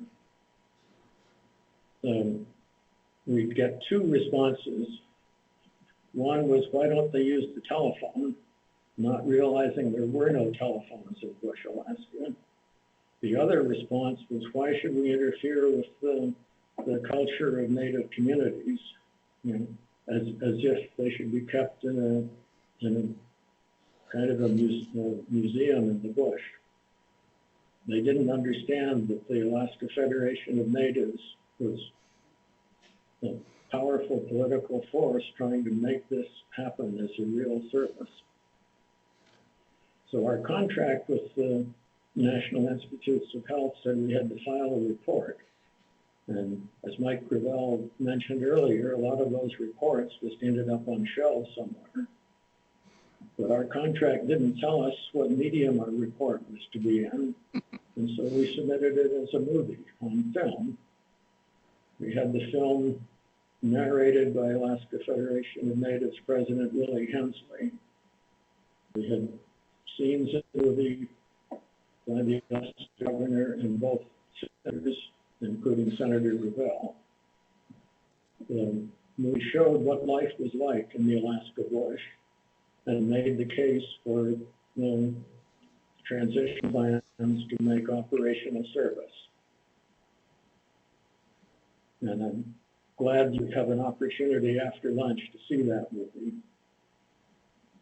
The Heather Hudson answered an article published in of Medicine, put in how could the demonstrate improved Alaska natives in the experiment, and then not that service. We're getting some breakup again, but I Are you trying to out? Okay, so next slide. The New England Journal article, also you will see in plastics, there are a copy outside if you would like. And no one told me in 1973 that it was a big deal to get an article in the New England Journal of Medicine. But we were trying to reach physicians. One of the things Ed taught me is you have to not only use whatever medium is appropriate, so why not use a film as well as a report, but we have to reach whoever the key players are. And in this case, one of the players was obviously the medical community, as well as the ones that Bill was talking about. So RCA's telecom plan, which Bill had told us some about. So RCA not too much time on because Bill already talked about that. RCA did eventually propose a U.S. satellite system. They needed to get approval from the Federal Communications Commission to get authority to launch the satellite. And so we helped as consultants to review the RCA plan, and discovered that the technical plan for the satellite was just ideal for the lower 48 private line market, but their financial plan was to get 51% of the revenue from Alaska. They were proposing that the lowest priced Earth stations would cost $500,000 and there'd be no service to the Alaska bush. One of the RCA engineers told me it would have been less expensive to relocate those villages than to bring communication service to them. Next slide, please. Next slide is the Alaska's FCC recommendation. Yes. So the Stanford team, at this point, stopped being contractors to the National Institutes of Health because we couldn't do political things under that contract. And we became consultants to initially Governor Egan and later Governor Hammond, and helped draft the governor's recommendations to the FCC with respect to the RCA plan. Those recommendations said they should reshape the satellite antenna so it's pointed at Alaska instead of the lower 48. They should change the amplification in the satellite so the smaller stations need enough power to transmit up to the line. And the Stanford engineering team said that if they made enough changes in the amplification in the satellite and in the satellite antenna, you could have $20,000 smaller stations. And of course, we should have small, low-cost Earth stations to serve the Alaska bush. So the Next. governor obviously opposed the RCA plan, and Senator Stevens and Senator Hammond pressed the Alaska case at the FCC. Next slide, please. Senator Stevens and Governor Hammond at this point. Then RCA tries hardball, as we heard a bit from Bill. RCA decided to tell the governor of Alaska that the RCA way was the only way. And so the governor invited the senior vice president for telecommunications from the corporate headquarters of RCA, who was the man in charge of all of the communication subsidiaries for RCA, to lunch at the governor's office in Juneau. And the governor invited me to join in on that lunch. So the three of us talked about the plans. RCA tried to tell the governor that there was no alternative. And then the governor and I said, of course there's an alternative. The result of that was a joint Alaska RCA Stanford technical task force that went through an exercise that resulted in RCA agreeing to some satellite changes. They did make some minor tweaking of the satellite antenna so it had better coverage of Alaska.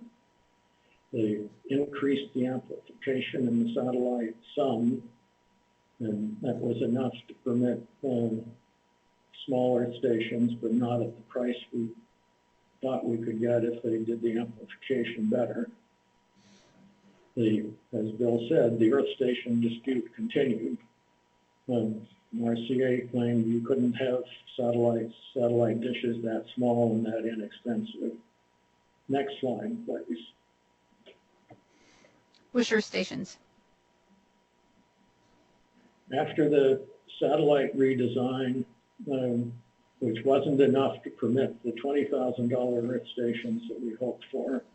We were still able to have a design for $40,000 earth stations that would serve 100 bush Alaska communities. In order to counter the RCA propaganda that said there was no way that this would work, and we had to have a technical demonstration using a satellite that a vendor would say they could sell. Using a satellite dish, the vendor could say they could sell for a small price. As Bill said, the state appropriated $5 million for 100 earth stations, so that there were some contingency funds if the budgets came in at more than the 40,000 we estimated, and also to have installation monies. The winning bid was basically $37,500 per earth station. Next slide, please.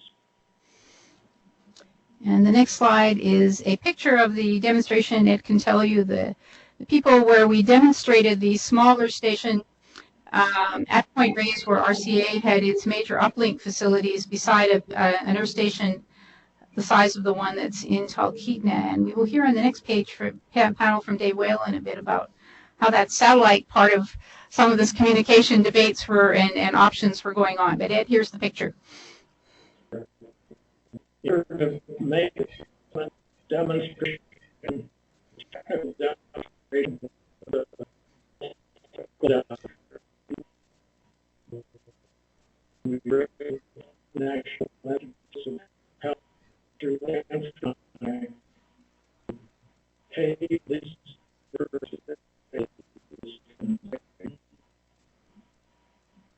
had a vendor the far back, the next one,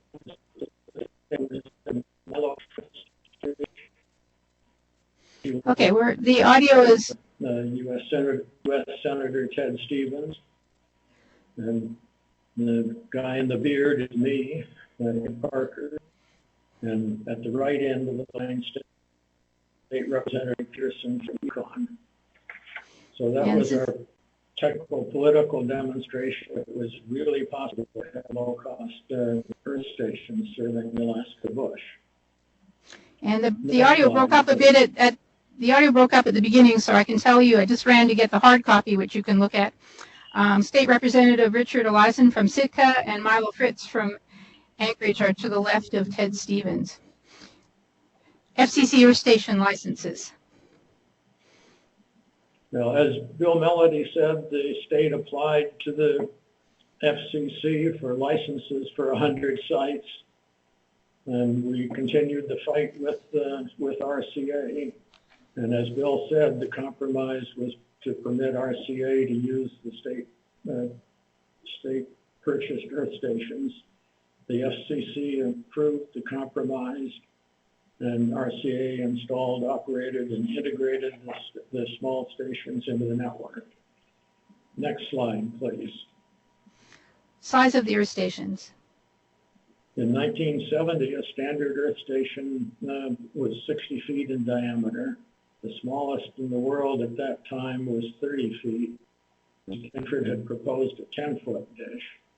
We ended up compromising with a 15-foot dish, and that was a good compromise. The 10-foot dish was sufficient for telephone service, but with a 15-foot dish, we could get both telephone service and television. And so the 15-foot dishes were installed in order to bring telephone service and television to the Alaska bush. Next slide, please. Lessons learned. I think it's important that social entrepreneurs really get involved. They can make a big difference. It's important to have the business entrepreneurs developing the technology and developing the businesses. But as Bill's slide showed with the the technology, the market, and the policy. You need to make all three factors work together. And corporate plans are not always the best for the users. So in order to make things happen for your benefit instead of someone else's benefit, you need to have clear, specific goals. In the Alaska satellite case in the 70s, our goal was to have low-cost earth stations to provide telephone service to at least 100 villages in Alaska. In addition to clear, specific goals, you have to have a credible alternate plan, because otherwise competitors will say, well, you've got to do it our way or not at all. You need to create a broad consensus, and you have to have informed political advocacy. You can't just jump up and down and pound your fist. You need to understand all the details. And in the case of the 1970 to 75 time period, it was an incredible bipartisan effort. We were working, as Bill said, with two senators of different parties. Working, initially I was a consultant to a Democratic governor. Later I was a consultant to a Republican governor. It was a bipartisan issue where everybody pulled together in order to make things happen. Next slide, please. Application to current issues, 2011 issues. I think there's an application to the 2011 issues. I think you need to set state broadband goals, not just for the technology, but goals for how Alaska will participate in the information economy of the 21st century. And we need to have Alaskans take the lead, not other people. You need to ask for what you want. You need to monitor the delivery of what people promise. Develop alternate plans if the private sector doesn't do it for you. Compromise and use public-private partnerships if that can work best. And as a fail-safe last resort, you have to have alternate plans that you can implement, or you won't have the credible leverage in the bargaining position. I'm sorry this connection wasn't as good quality as we had hoped, but I thank you very much for the time, and I will stay around for the discussion. Thank you all. Thank you, Ed, and thanks for persevering. Thank you very much.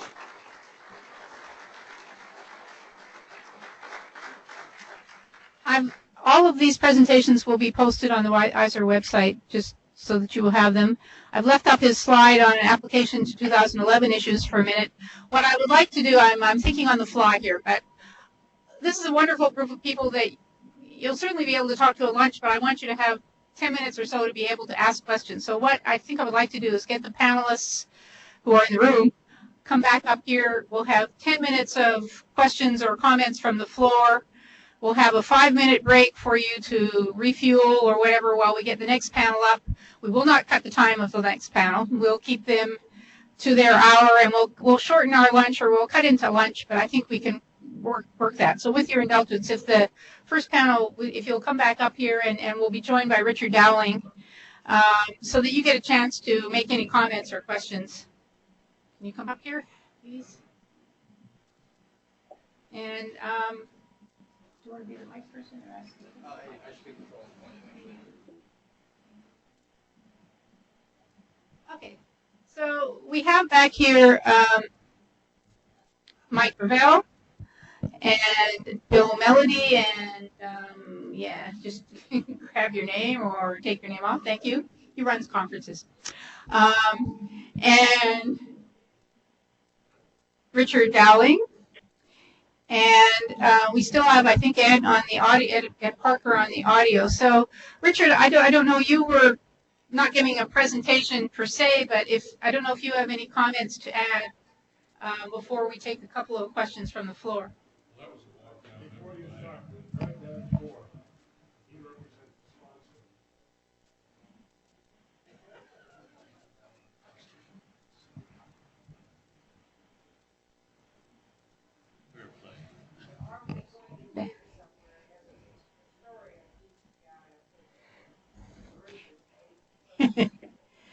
Well, it could come up in one way or another. We're trying to kind of keep to the kind of general story, but Richard, if you have a couple of comments to make, since you played a role early and later, we could start with that. And we need the mic closer to him. No, the cord is short. Yeah, move your chair. That's better. And my apologies. Richard wasn't clear what role he was going to play, and then when we got him, I forgot to say add a name card for Richard. So. Really, there are some people in the audience, not myself, who are young enough to have never had another phone company other than GCI. So there's practically no news here that GCI has been around Alaska for some 30 years plus. In fact, our first day of service. Is there anybody who can't hear me? No. All right. Our first day of service was Thanksgiving Day, somewhat appropriately, 1982.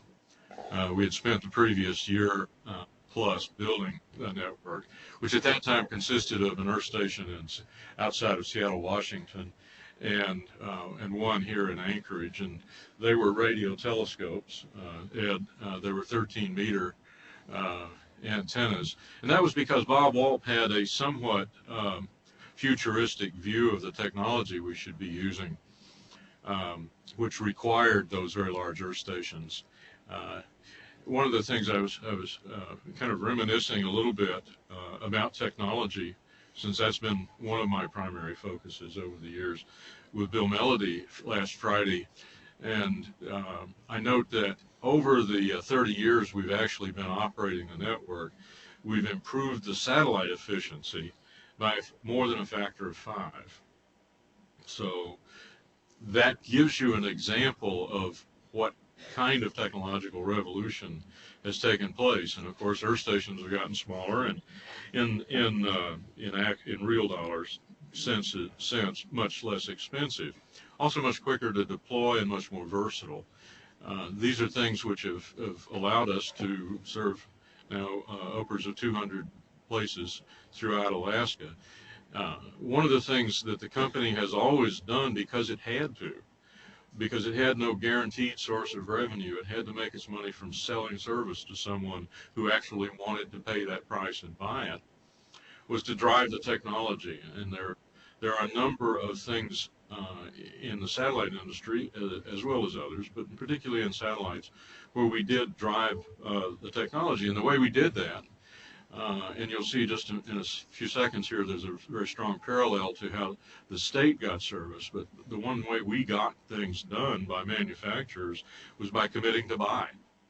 We said, if you will make this satellite modem, this earth station, amplifier, whatever it was that we wanted and that we could see the next leap forward in, if you'll make that, we will commit to buy so many of them.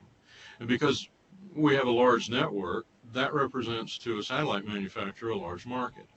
We were able to drive the technology repeatedly by exactly that ploy. If it wasn't existing in the market, we'd say, if you'll build it, we'll buy it. And we've done that on at least 4 occasions that I can think of quite readily. And then, of course, technology has evolved. I mean, everybody knows Moore's Law and all of the advances that have taken place there. Well, one of the things that the government has done, which has led to a tremendous improvement in communications in rural areas and to the quality of life, is that it played the role of anchor tenant. It said, we want to buy. They didn't say, if you build it, we'll buy it. They said, we want to buy. And they did that by, if you want to think of it as subsidy, but what they said is, if the rural parties, in this case healthcare and education, will pay 10% of the price that you get in the competitive market, we'll pay the other 90%. And they do that through something called the Universal Service Fund, which if you look on your phone bill, you'll see that you're a contributor to, but so is everybody else in the United States. And that method brought both the money to buy the service and decoupled the subsidy, if you want to think of it as subsidy, from the provider. That meant that the health corporations and the education, the school districts were buying in a competitive market, and we bid. We bid aggressively. We've obtained a large segment of that business, and we don't win all the time. That has been a very successful model, so successful that we and a company that we acquired, a rural telephone utility, United Utilities, have built microwave systems in Southwest Alaska that provide broadband digital connectivity. This summer we're building an extension of that connects it back into Anchorage and fleshes out broadband in all of the Bristol Bay region, a project called Terra, which you can look up on the web. Just put that in Google along with Alaska, and you'll see diagrams of what's happening. But all of that was facilitated by the fact that the government, in a way, played an anchor tenant role and got a provision in a competitive market that they never could have done in a monopoly market, where they chose a winner and said, you go forth and build this thing, and we'll pay you whatever it costs plus a fair profit. They don't have to get into all of that messy business of figuring out how much it costs to build it, how much it costs to deliver it, and probably more fundamentally, did you choose the right way to do it? You met the need, and the proof that it was done most economically was because the winner of the low cost at the lowest cost was able to provide the service effectively. That's a model that should continue in rural Alaska because it will continue to bring service to the rural population. It's a model which of course exists in urban areas, and there's enough density in urban areas that, as we see, we've built networks that are essentially second to none. The services that you can get in urban areas in Alaska are essentially the services that you can get in large urban areas in the rest of the country. So I think that's the fundamental message, is that GCI was founded on a competitive model, and that our competitive advantage has always been that we pushed the technology really hard, and that we had to actually sell to customers who wanted to buy from us and were willing to pay the price that we were asking. And that the state or the government has effectively followed that same model in the rural areas by subsidizing the user and not the provider. So, thank you. Thank you for that background. Bill wants to add a comment here, and then we'll take something from the floor. I'd like to emphasize how important that point is that Richard has made. Because if you look all around the world, both Heather and I work a lot in developing countries, the standard model is, in a way, the old AT&T model. If you want to subsidize extension to a remote area, then give the money to the monopolist and ask them to do it. Well, when you do that, two things happen. One, hardly anything gets done. The money just disappears. And what does get done is something that's very inefficient. It actually makes it more difficult to take the next step. Yet, if you look around the world, in most countries, they're still following the traditional model. So the model Richard talked about is one that's just now being gradually spread around the world. And we use Richard GCI experience as the anchor case as to why and how this works. Thank you. Yes, and we will hear about the E-rate this afternoon. I've said to people in other countries, nobody thinks of schools as a great customer. I mean, most companies and providers would say, well, if I have to serve a school, either I'll do it because it's part of my license requirement, or it's good PR, or somebody gives me the money. But if a school suddenly becomes a customer and says, well, I do have the funding, or healthcare bed, or other nonprofits, or small, then the business model can change, and that's something that is changing. But questions, comments from the floor. We have a wireless mic here. Do we have anybody? There's one. Yeah. Hello, I'm Blythe Campbell. RCA definitely comes across in these stories as the bad actor, and I know they're not here to defend themselves, but we have an alum of them who will say something. Okay. What do you think then? Was it just the pure corporate greed motivation? Was it that they had been set up as a monopoly provider? I mean, why are they the pure bad guys here? I will just comment that on the next panel you'll hear from a gentleman who was working in the technical trenches at RCA, trying to actually help them figure out how they could do this. But the message that we heard here was either no, we can't, no, we won't. So comments? Yeah, there's no question. May I try to answer that? Pardon me? Can you wait for? Okay, let's hear from Ed and then from Mike Gravel, since Ed can't see that there's somebody else trying to answer. Okay, Ed, the audio's not great, but give it a shot. Yeah, I don't think RCA were the bad guys. RCA had a fiduciary responsibility to their shareholders that they were honoring. They were doing business the same old way. They had an institutional culture that was bred in monopoly, and they were not bad guys.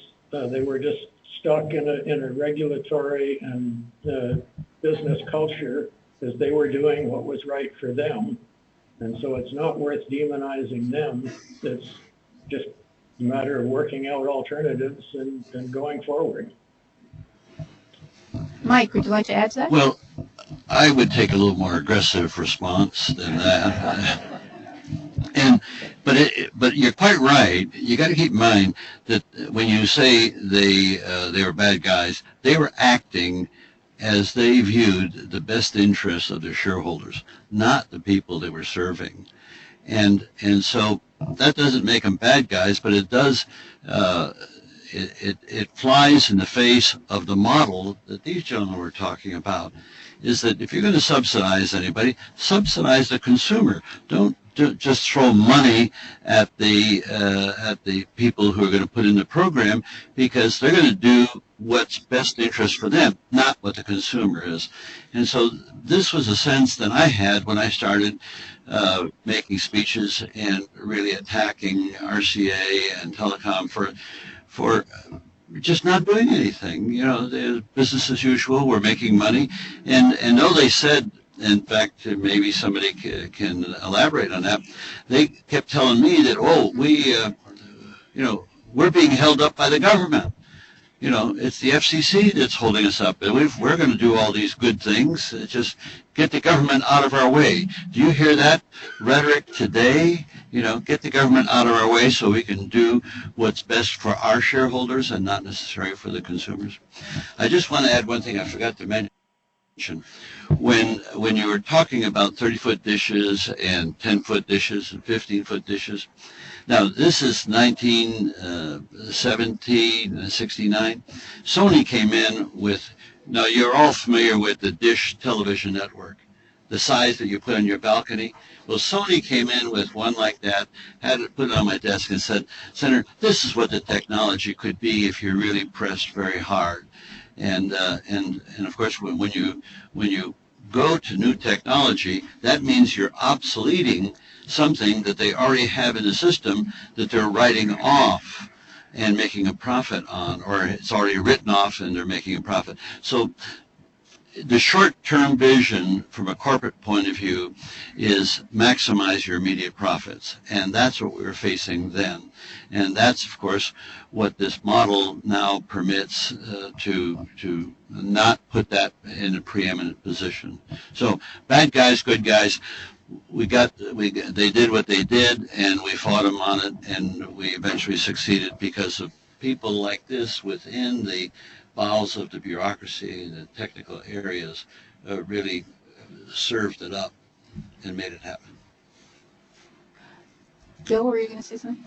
And then a question. Yeah, I think it's not so much the individuals. The individuals are working for a company, and they're told to do things, and they're told what the company's policies are. But if you look at the incentive structure that they're presented with, is what a number of us try to do, that the first incentive is if you have a monopoly, you might say any firm is not happy about increased competition. So what do? You do what you can to stop it. And if you happen to have a monopoly, then in fact, something I will never forget on one of my visits to Alaska, the general counsel, the top lawyer of AT&T, somehow was out here at the same time I was. And he asked to have a private discussion with me. And he was explaining to me the error of my ways, that if we allowed a little competition here, then the foot was in the door, right? The whole house of cards would come unraveled. All the benefits and economies of one network would be gone. Communication wouldn't work anymore, all because we had competition. Now, I don't think he believed that for a minute, but that was his job, right? He was sent out here to see if you can neutralize Melody. And unfortunately, when he arrived, he found it wasn't just me. It was a whole tribe of Alaskans he had to deal with. So if you then unpack a corporation, you find there are different interests within the corporation.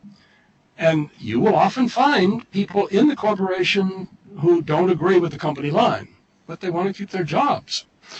Very often, the corporation's interest is determined by its relation to other corporations. Where does it buy its equipment from? Right? And if you look at the restructuring of corporations over time, it's fairly a simple, hard-nosed, we will act in what our interest is. The problem in this case is we began with a monopoly. I don't want to go into the technical aspects of regulation, but it was actually earned money based on the amount of investment that it incurred. Didn't ask whether that was efficient. Didn't ask whether that was the latest technology.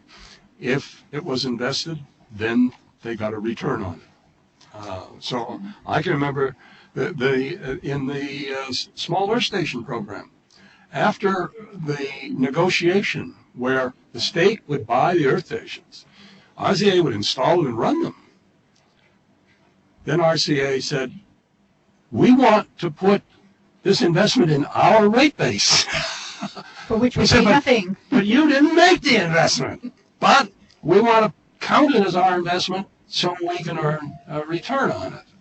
And then they said, but only part of it is earned in Alaska because we share in the lower 48. So they would use these costs to make a claim of revenue against AT&T. So you say, this doesn't make any sense. But when you look at the small world and the unique structure these companies find themselves in, this is what you get. I could never understand. Why would RCA say, we're not interested in small earth stations, right? It's a non-starter. Nothing should be put out there. It's too expensive. So the state says, okay, we'll do it. Right? No. Oh.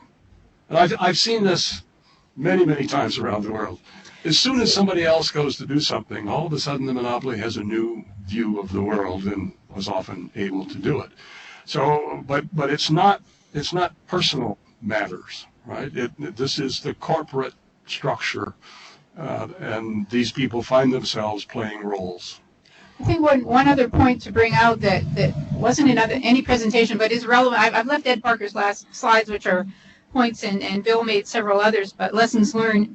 At that time, as part of the state's initiative, which led to providing the funding, they said, all right, we've decided that every community of at least 25 permanent residents or more will have telephone service.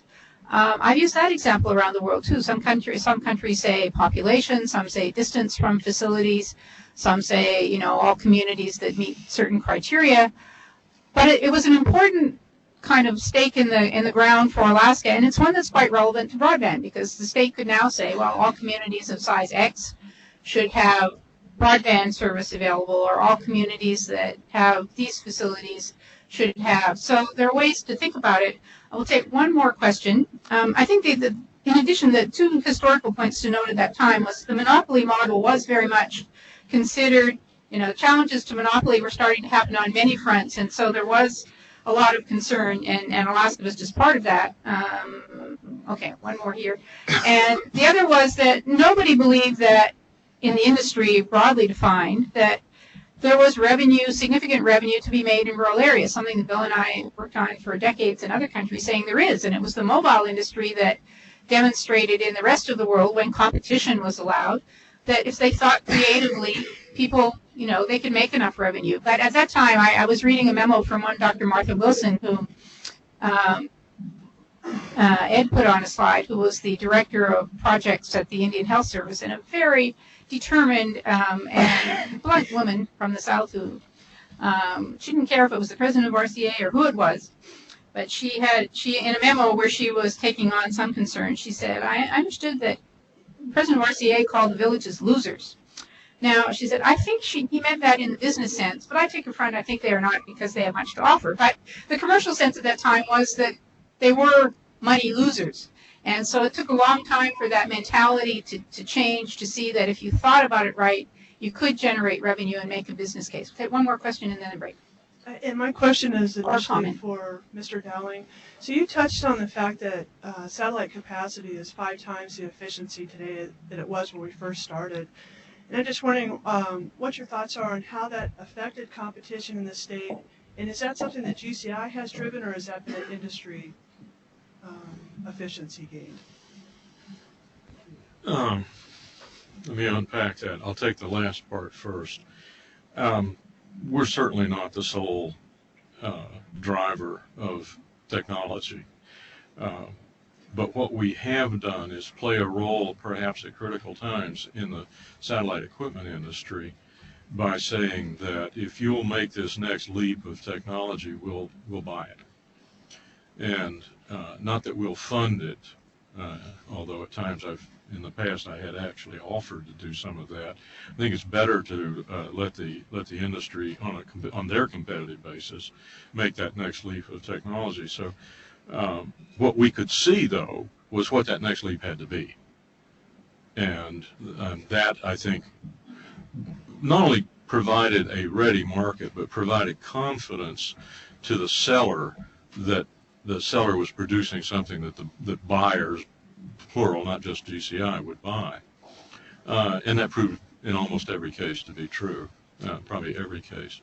The first part is, how has it affected competition? It's more the other way around. How has competition affected that improvement in efficiency? We did it because we had to. To be able to meet the service and price, frankly, expectations of our customers, we really had no choice but to improve the cost per unit of delivery, if you want to think of it that way.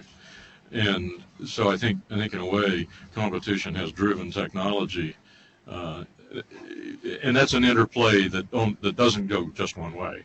GCI exists because technology had reached a certain point, and we could do it cheaper and better. So there's a two-way interplay there. Does that answer your question? Thank you. I know there are many other, I'm sure, questions and comments, but we lost a considerable amount of time. But these people will be around today, and you can catch them over lunch. What we're going to do now is take a short 5-minute break, restroom break, coffee refill break, session change break, and invite the next set of panelists up, and we will give them their time to talk and start our lunch a little later. Oh, yeah. Say more. I've said enough. Is this yours? Yeah. No. What you will as you listen, as you follow the prayer, and as you recollect, you will find you have a lot more to say. Memory comes back. I remember the old joke about you. This has to go right. Exactly. You were transitioning to something that he was the end. No, okay, so I believe. Barely on. So have you met? And so we keep talking and talking. Fran is former chancellor here, ISER, and was a lieutenant governor who picked up the ball on communications planning. Dave, I discovered. No, this is my era. Putting it all together makes more sense. I really like it.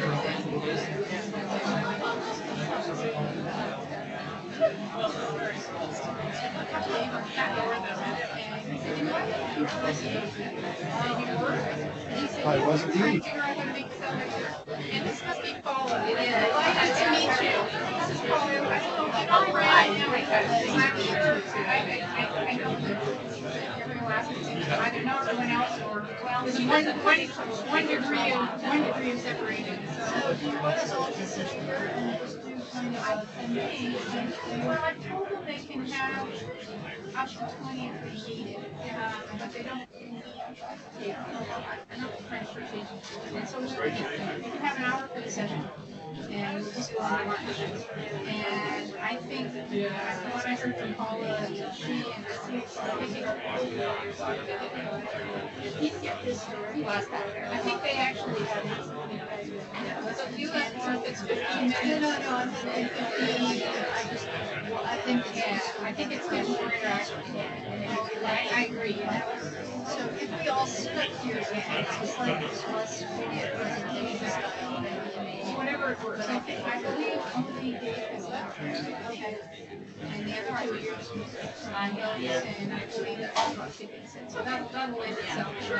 All right, well, why don't we take on the same kind of the first group with a little more structured and formal, so I can get rid of this. I'll get the right name tense here. Okay. Thank you. Another person who's run things for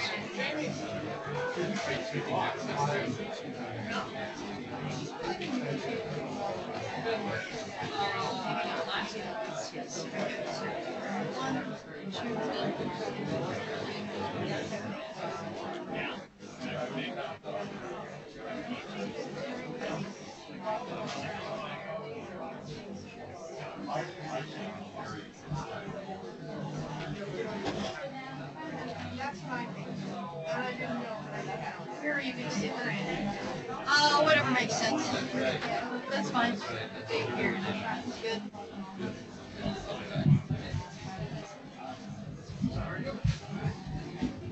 How you going? I'm good. How are you? Good to take a little walk down memory lane this morning. I can imagine that. Yeah.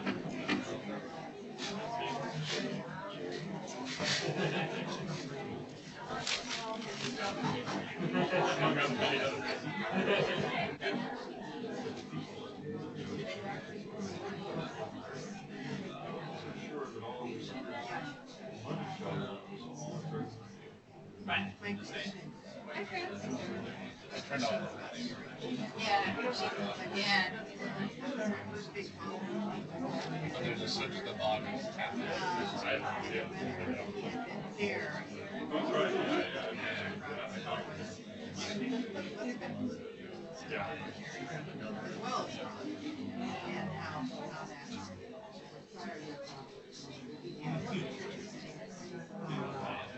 He was fair and he actually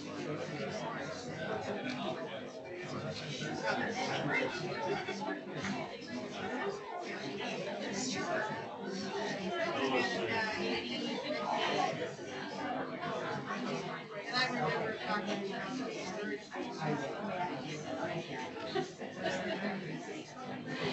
Well, we're here. I'll sit on the end. That way I can run to the door and these things get too hot. There's all these references to RCA. People don't ever distinguish the that's not. We're not that much of RCA.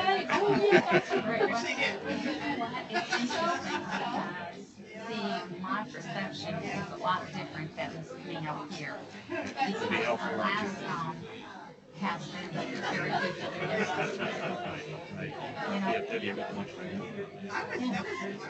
yeah.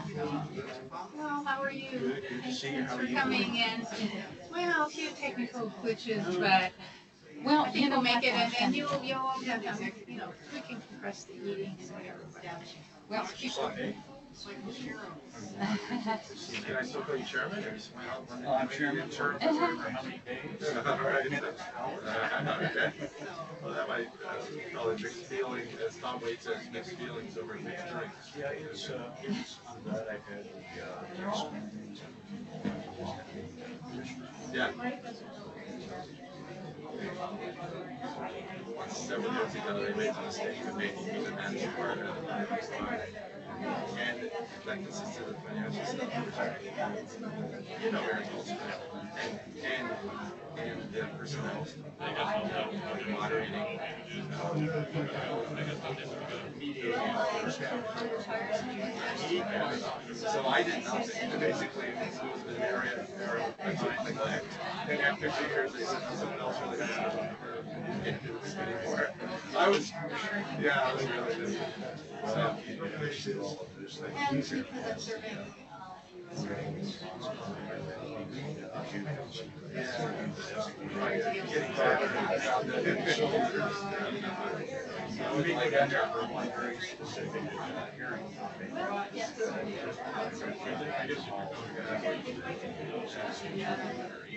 That's the issue there is in the first place. While you're here,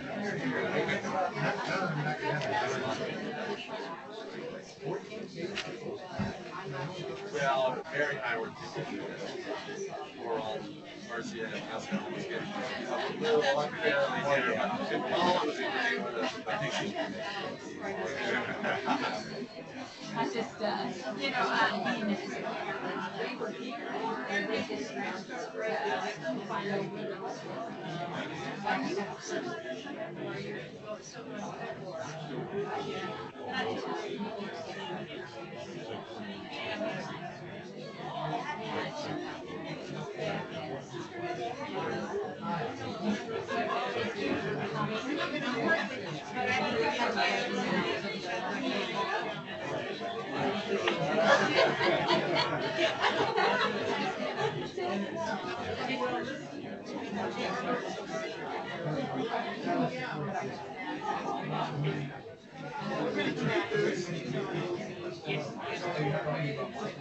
Yeah, right. I mean, someone who joke for years about how they need ACS and RCA.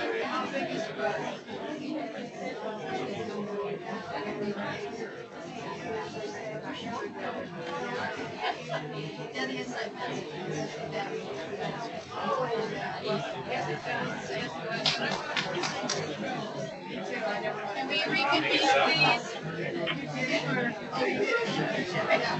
Which was the smallest size one I wanted. And it was great, but it was.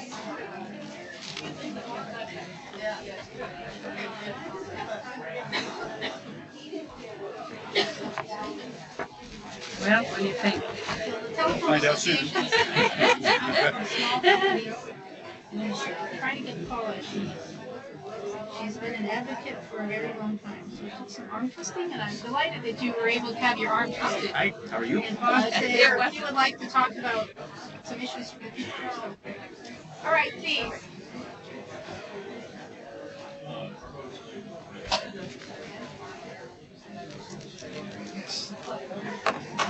Please take your seat. Hard to get people to sit back down after having the kind of intense morning that we've already had. Actually, it's been very good, very interesting. I agree. Very, very interesting. I had no idea this fascinating. There are some very interesting policy issues that I think you can answer for Alaska, he most certainly does. Communications are different from what's typical. Oh, absolutely. We always say that we're different, but we really are different. Government does get in the way. Right. Government does get in the way. It can also, other stuff that we got into. It's opened up the opportunity.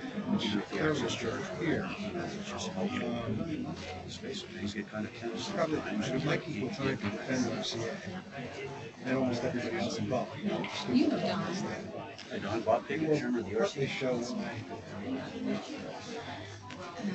why it turned out that way.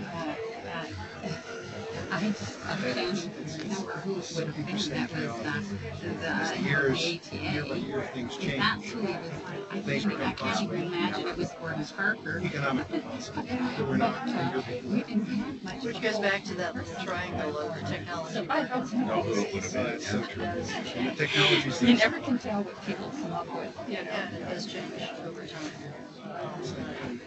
It's not a constant. The example I like is integrated circuits. Completely developed commercial. Completely. 100% commercial. However, the only customer. We're talking about circuit. There you go. Please have a seat and welcome our next panel, who will be chaired by somebody I think known to pretty well everybody here, Fran Ulmer, who has worn many combinations of hats, robes, and colors of green and gold.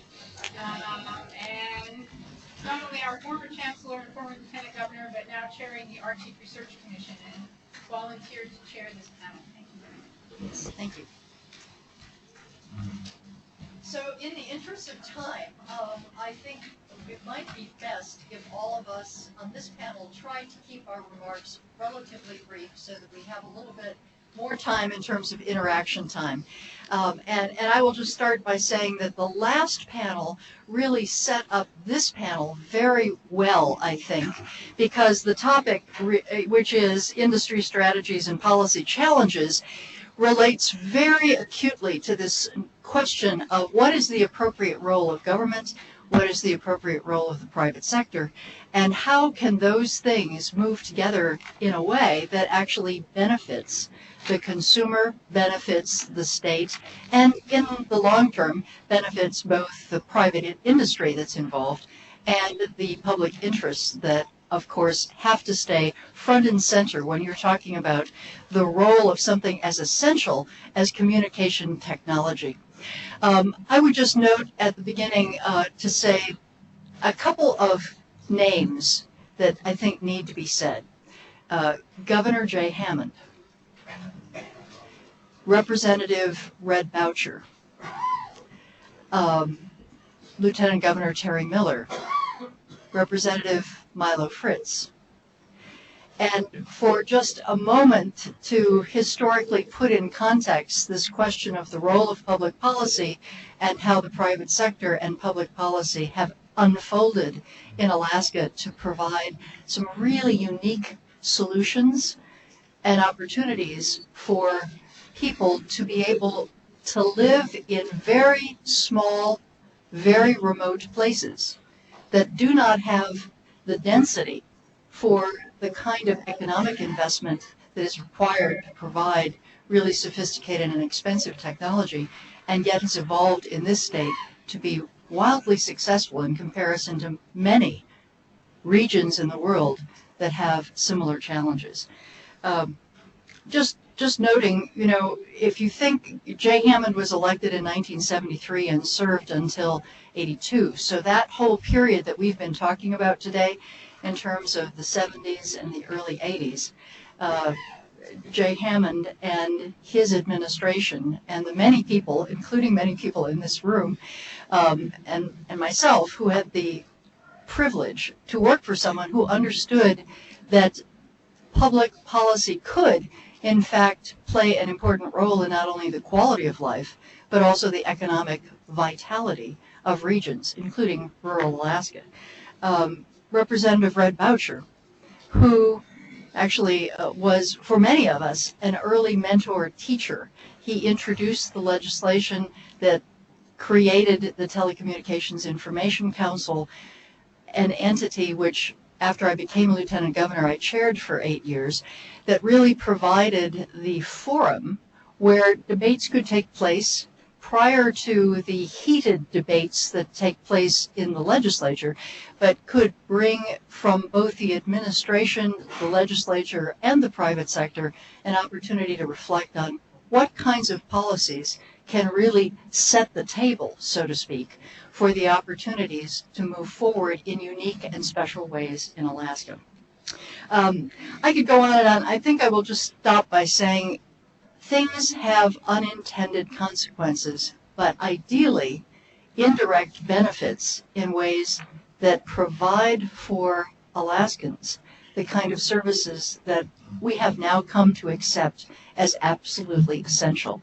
And in this panel, we will hear from some folks who have had personal experience in the private sector, in the industry, with thinking through and working with the tension that is created between what it is that the private sector does and what it is that the public sector can do in ways that are mutually beneficial.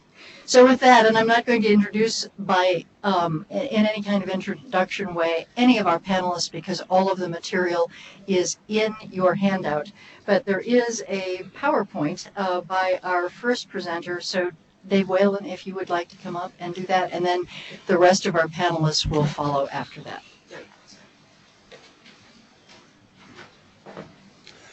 I'm going to give my PowerPoint talk, but I also would like to get about 5 hours at the end to do a, equal time or something, just to give the flavor of what that might be.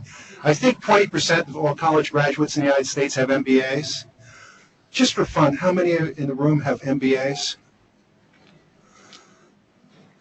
1, 2, 3, 4. Okay. I rest my case. I'll talk about commercial options, and I would like to emphasize the fact that they're commercial. You have to make a buck. If you don't make a buck, well, either you don't do that, or you go bankrupt and the whole system disappears. Pre-satellite, Alaskan Communications, pre-satellite, Army from 1962 with WAMCATs. Air Force takes over WAMCATs and builds White Alice. And then we get to satellite.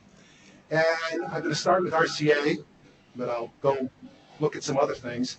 But then Pacific Core takes over, and then AT&T takes over, and then SBC takes over AT&T. I think one of the things you see both in aerospace and in the telecommunications business is I used to work for Lockheed. And my first day at Lockheed, I had 13 years seniority. Well, because they bought several of the companies that I'd worked for in the past. It's crazy. And it'll probably continue. White Alice, WAMCATs was very interesting because it starts out in the days of the telegraph. We sometimes forget, well, the telephone was invented in 1876, as you all know, by Elisha Gray and Tom Edison, or by Rice or Meucci, but in the United States by Elisha Gray and Tom Edison. But long-distance telephony doesn't start till 1915. It basically starts about the same time as World War I. So World War I sees a lot of wireless.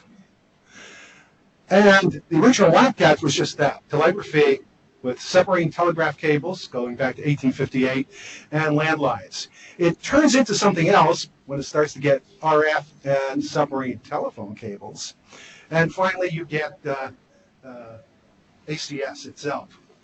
White Alice was basically a way to connect the distant early warning and the later ballistic missile early warning systems.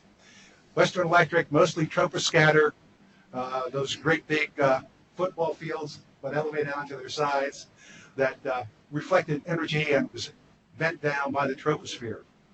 From 1970 to 1979, more or less, and I guess what year RCA starts is a function of, well, what do you mean by starts? So is it 69 when there was the discussion, and I guess 71 was when operations actually began. But RCA takes over Alaska, takes over ACS first, and a little bit later takes over White Alice, and they're going to provide commercial, well, civilian communications as well as the military communications. And they've been doing a lot of the military communications since the beginning of time. Basically, recall that RCA was created by the United States government with the help of General Electric, because during the war, there had been all these advances in radio, and there was some idea of the war being World War I. And there was a desire to perpetuate these advances, and the way to do it was to have a patent pool, and that created RCA. So it had an early monopoly in radio, but that lasted probably until the mid-30s. So, commercial satellite options. We'll start with Intelsat 1, which is commercial. ATS-1 is not. It's not commercial. And in fact, there were some limitations on what you could do with ATS-1 because of that. You couldn't make it operational. You couldn't charge money. It goes on and on. So Intelsat and ATS-1 were both very limited communications systems. And they had a more or less global coverage. I'm not going to go over the many differences about what I mean by global coverage. First commercial, fully commercial communications satellite was Intelsat 1. It went up in 1965. There had been experimental satellites before that. It was over the AOR, the Atlantic Ocean region, so you couldn't use it anyway in Alaska. But in 1966, ATS-1 went up, and it was put over the Pacific Ocean region. And over time, some very interesting systems were developed using ATS-1 over the Pacific, and eventually you heard PSAT, which I believe Professor Hudson has written about in the past. But it wasn't really until 1967 with Intelsat 2, F2, the second Intelsat 2, was put together that there was actually a commercial satellite over the Pacific Ocean region that you could see from Alaska, for that matter from Hawaii.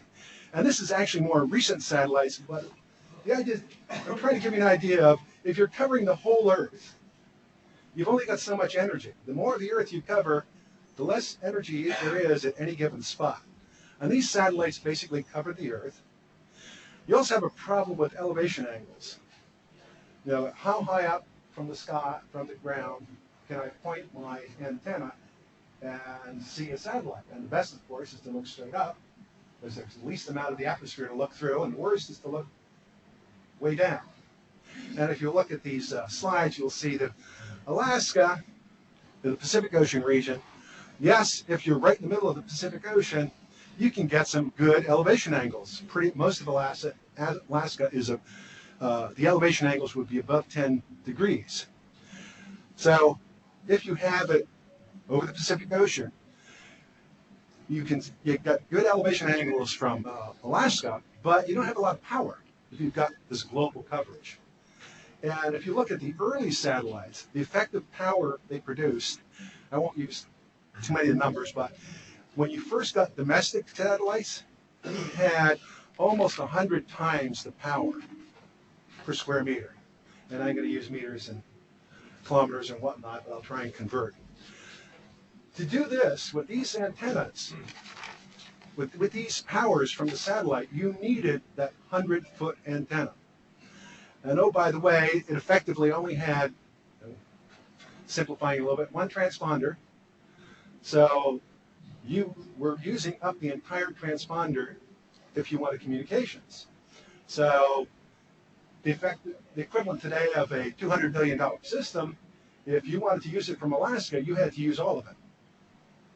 Unless you did what some of you may remember, if you wanted to make an international call, you dialed the operator and scheduled it. That was a lot of how Intelsat 1 and 2 were used.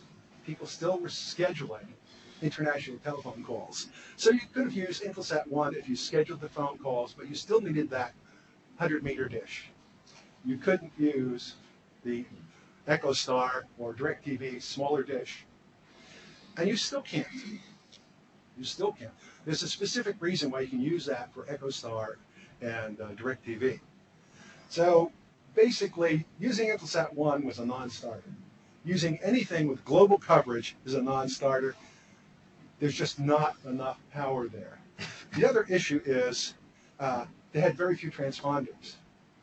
So basically transmitters. You go from 1 and you go up to Intelsat 4 series where you've got 12. Well, now you could conceivably dedicate one to Alaska. Of course, by the time that happens, something else is also happening. Domestic satellite communications. And the first of these is ANIC. Now, Intelsat organization is a treaty organization, like the ITU, or excuse me, it was a treaty organization, like the ITU. You know, if you read, what is it, Article 6 of the U.S. Constitution, all laws established by Congress and this Constitution, and treaties are the law of the land. So Intelsat was a treaty. The treaty forbade competition with Intelsat. But if you read the fine print, there were conditions under which you actually could compete with Intelsat. And Canada decided it was going to do that. So it put up a satellite that covered just the north, just Canada, nominally just Canada, but actually covered Alaska also. And it had roughly 100 times the power of Intelsat 1, of that series of satellites. So now, if you've got 100 times the power, well, you only need 1% of the dish size. So if the old one was a 30-meter dish, maybe you could get away with a 3-meter dish. And that's exactly what we were talking about earlier. That 15-foot dish is about 4.5 meters. And the 10-foot dish was 2.4 meters. 0.4, not quite, that's an 8-foot dish, 3 meters. So Canada decided, lots of policy behind this also, that they were going to put up a satellite, and they did, a domestic satellite. And they negotiated with Intelsat as to what it would take. They covered all of Canada, put up one in 72, a second in 73. These were national satellites. So satellites all have nationalities. Worse yet, they can have two. The nationality of the satellite and the nationality of the radio transmitter on board. So they have nationalities still. Had high power over the north, and basically at this point in 1973, RCA put its Alaskan traffic up on Anik A2 at 109 West. What I'm showing you, this is from a much later satellite.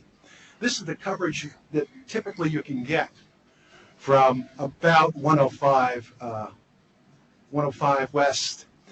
So you get pretty good coverage of Alaska. Notice that there's a little bit more of Alaska that doesn't get that 10-degree elevation angle, but you've got, especially now, you're close to 1,000 times the power. But in 1973, you had 100 times the power of Intelsat. So here's where I come in. Here's my experience. Basically, Western Union put up Westar, their own communications satellite, in 1974. First one went up at 99 degrees west. The second went up at 91 degrees west. At which point, Western Union, doing what all competitive companies do, they used policy to make money. The policy was that American communications were supposed to go on American satellites. Anik was a Canadian satellite, so we have to put it on an American satellite, so they sued. They filed with the FCC that this was unfair, that RCA's traffic had to be moved to Western Union, and RCA was saying, but we're about to launch our own satellite, why are you giving us such a hard time?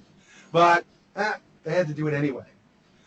What made this fun for me, since I was operating the satellite at the time, is that if you look at 91 degrees west, where Westar 2 starts out, you have to move it over someplace way west so you can actually see Alaska. And we're going to move it over to 123 degrees west, which gives you a much better view of Alaska, more power, better elevation angles. The problem was there was already another Western Union satellite up, and there were two Canadian satellites up there. And oh, by the way, clever design. The frequencies used, not just for communications, but for control, were the same. Okay. There were two ways of pointing the antenna. One was to just, the whole body is spinning, so you keep the antenna de-spun.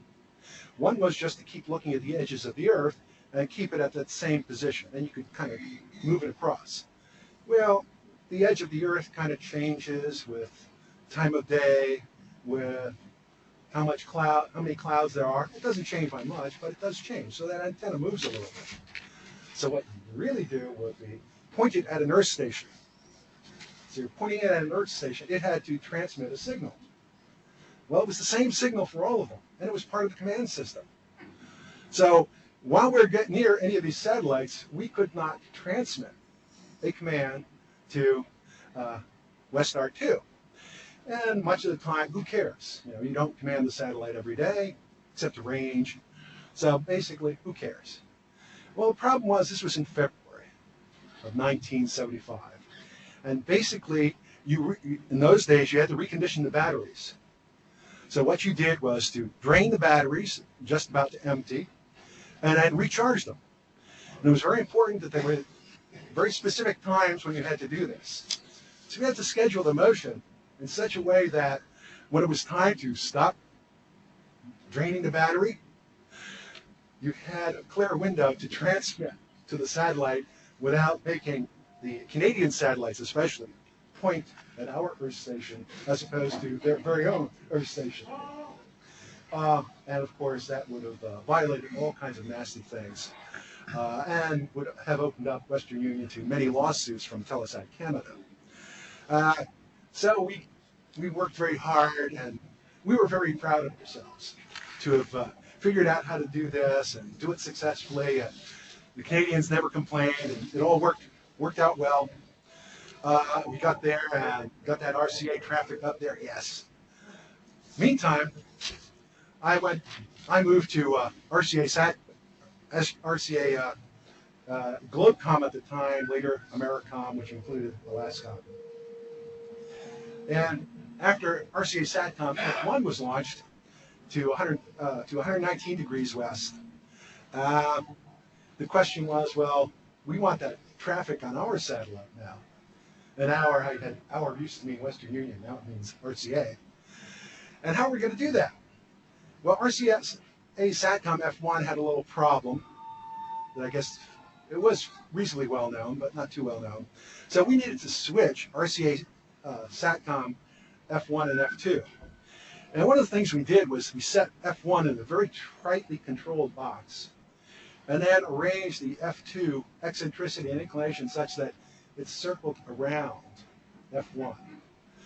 So we got it in that position and we turned on the F2 transmitters and receivers actually. Transmitters were already on.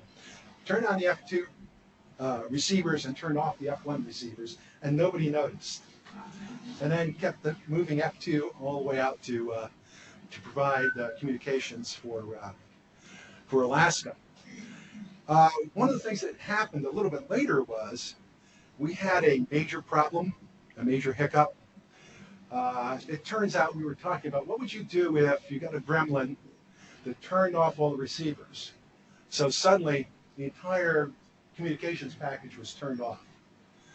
And we talked about all the different possibilities. And while we were discussing this, we're in a conference room with a window that looks out the control room.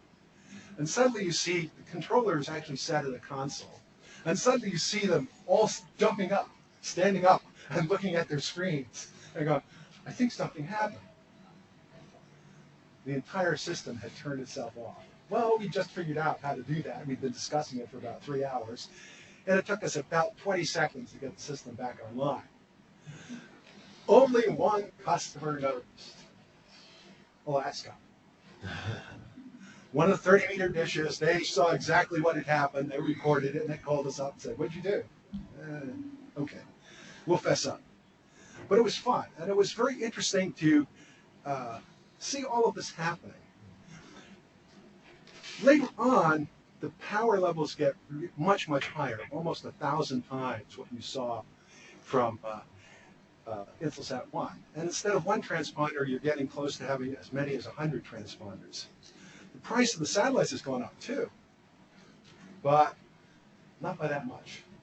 The other thing that's going on is on the ground. There are physical limitations on how small the antennas can be, which for C-band is about 2.4 meters. I guess I can't do that. Short arms.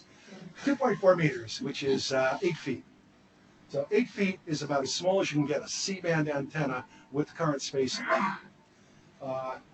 For television, DirecTV, and whatnot, you basically use, there's 10 degrees between locations. And they have very special frequencies. That's why you can get the small antenna.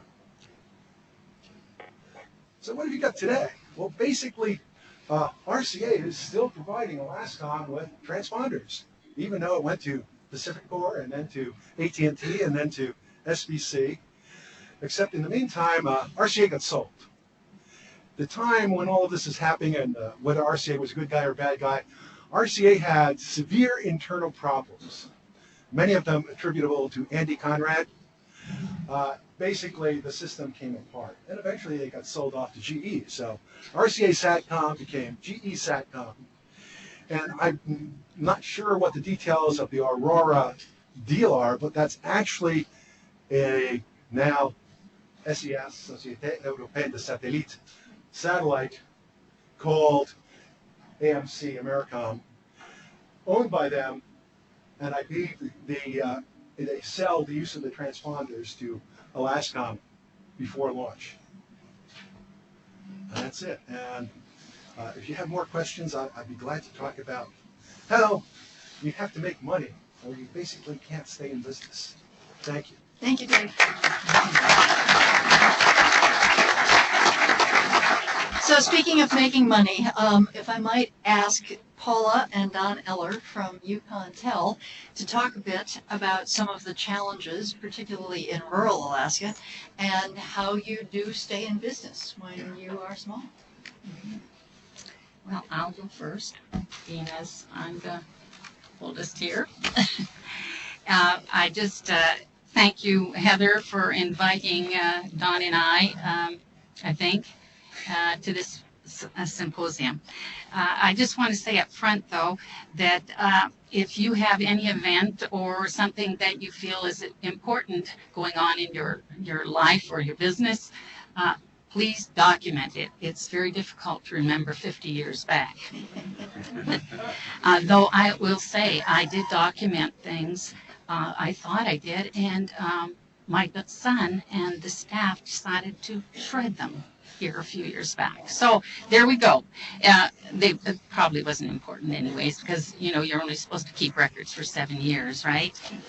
Okay. As I read over my comments, I realized that there was a lot of information about our family, and it sounded more like the Eller family biography than the history of telephony.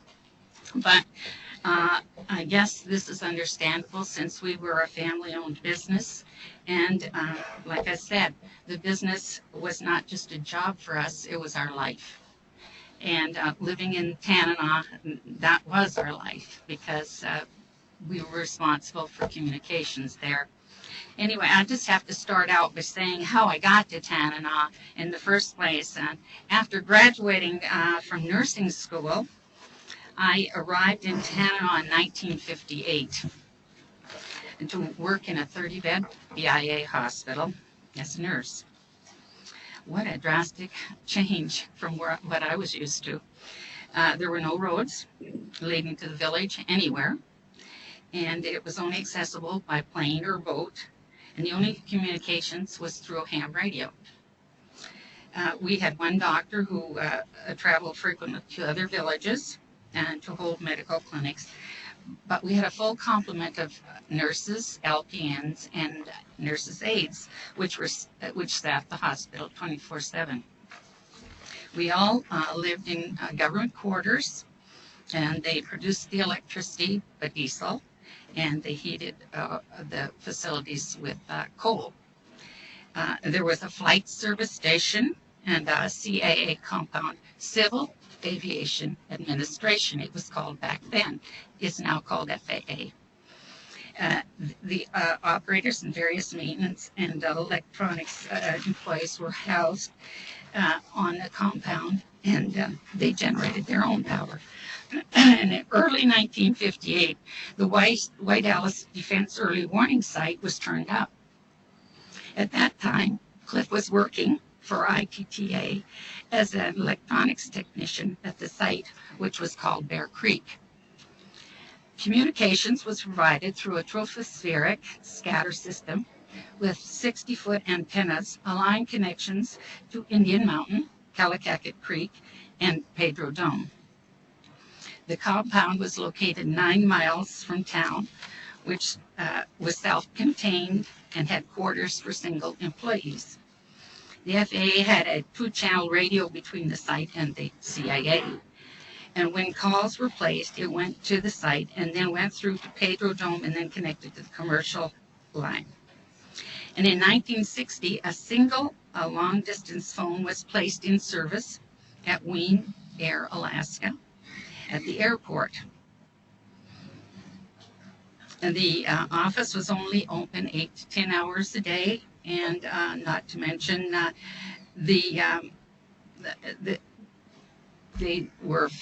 handled passengers, freight, and then they had the one telephone there that the public came in to use. Well, needless to say, there was not a lot of privacy for conversations, but and if the person that was making the call after standing in line to make the call, they would if the person that they called wasn't there, they would end up going to the back of the line and waiting again. So that was the one thing that we had communications through a telephone, but it was not very convenient for anybody. While Cliff was working at the site, he thought it would be beneficial to the community of Tanana if they had access to the outside world from their home. In the fall of 1961, Yukon Telephone's first switch was turned up with 1 trunk for long distance. We chose the name Yukon Telephone because Tanana is located on the Yukon River.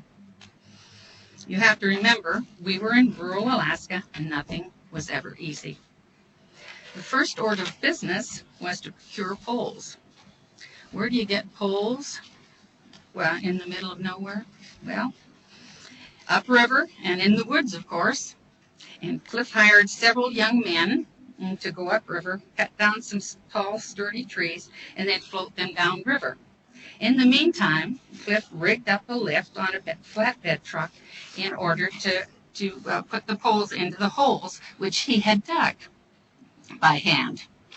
And once the poles were in place, he hung cable and some field wire and drops to the premises. Amazingly enough, even after being dropped out of the freight plane, the AE switch that we had bought secondhand was installed and we were in business. We signed an agreement with the Air Force, who operated the long-distance line, and proceeded to hook up the FAA, the school, the hospital, Northern Commercial, Wien, and about 8 other customers. The exchange prefix was called Empire, EM. And the monthly charge for the business line was $15, residential lines were $8, and excise tax was 10%. Currently, excise tax is 3%. We started out with used, heavy, black, rotary dial desk phones, and provided single-party service. As there was limited phones in service, people would come to our home to make calls. As there was only 1 trunk, the operators had difficulty getting back to us with time and charges, and so I ended up entertaining lots of folks for a long time. And many of the incoming calls that came to our home for number information, because I was information, and I used to answer the phone, Yukon Telephone, information. And so, of course, I knew all the numbers in town. Even up until 1978, I was doing that. So I did go out sometimes, and sometimes I didn't get an answer, so it was okay. In the winter of 1962, the oil heater that we had in the phone office malfunctioned. I don't know if you know anything about oil heaters, but when they malfunction, there's a lot of soot around from them. Well, talk about a mess. Not only were the walls, ceiling, and floors a black oily mess, but the switch would not function very well with the oil and the soot on them. A little discouraged, but determined not to let it get us down, a girlfriend and I carried water and cleaning materials to the building and began the long task of cleaning. In the meantime, Cliff cleaned the switch and got the system functioning again. Unfortunately, even after the cleaning, This continued to cause problems with the switch. And tired of dealing with the SIP problems, Cliff purchased a north switch from Winnebago Telephone Cooperative in Iowa, which had been taken out of service. It was still working when they took it out of service, but it fit our needs. And I wish I could tell you that things went smoothly from there on, but I can't. Now, how to get to Tana was another story. Cliff flew out to Iowa, bought a used flatbed truck, loaded the switch on the flatbed, fastened it down tightly, and headed north. He did make it to Calgary without mishap and decided to stop and visit my folks. As it was a dually, he thought new tires would make the truck handle better, so he replaced the 2 outer rear tires while in Calgary. And he headed out early the next morning for Edmonton and Elkan. And along the way, he stopped at a way station and was asked for his insurance card. No insurance card. So this was a Sunday, and so he called me and he said, I need insurance. So on Monday morning, I called the insurance company and was able to send proof of insurance on the truck. So there's always things happening, you know that. And so the next thing, he's driving on the Alcan, and he looked out the corner of his eye, and he saw a wheel rolling down the hill into the lake. And he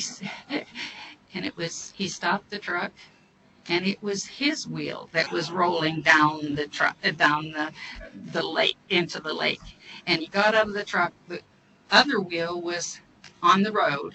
So he went down, he got the wheel out of the lake, came up, hitchhiked a ride into Whitehorse, and got light nuts, and came back, put the light nuts on, and headed to Fairbanks.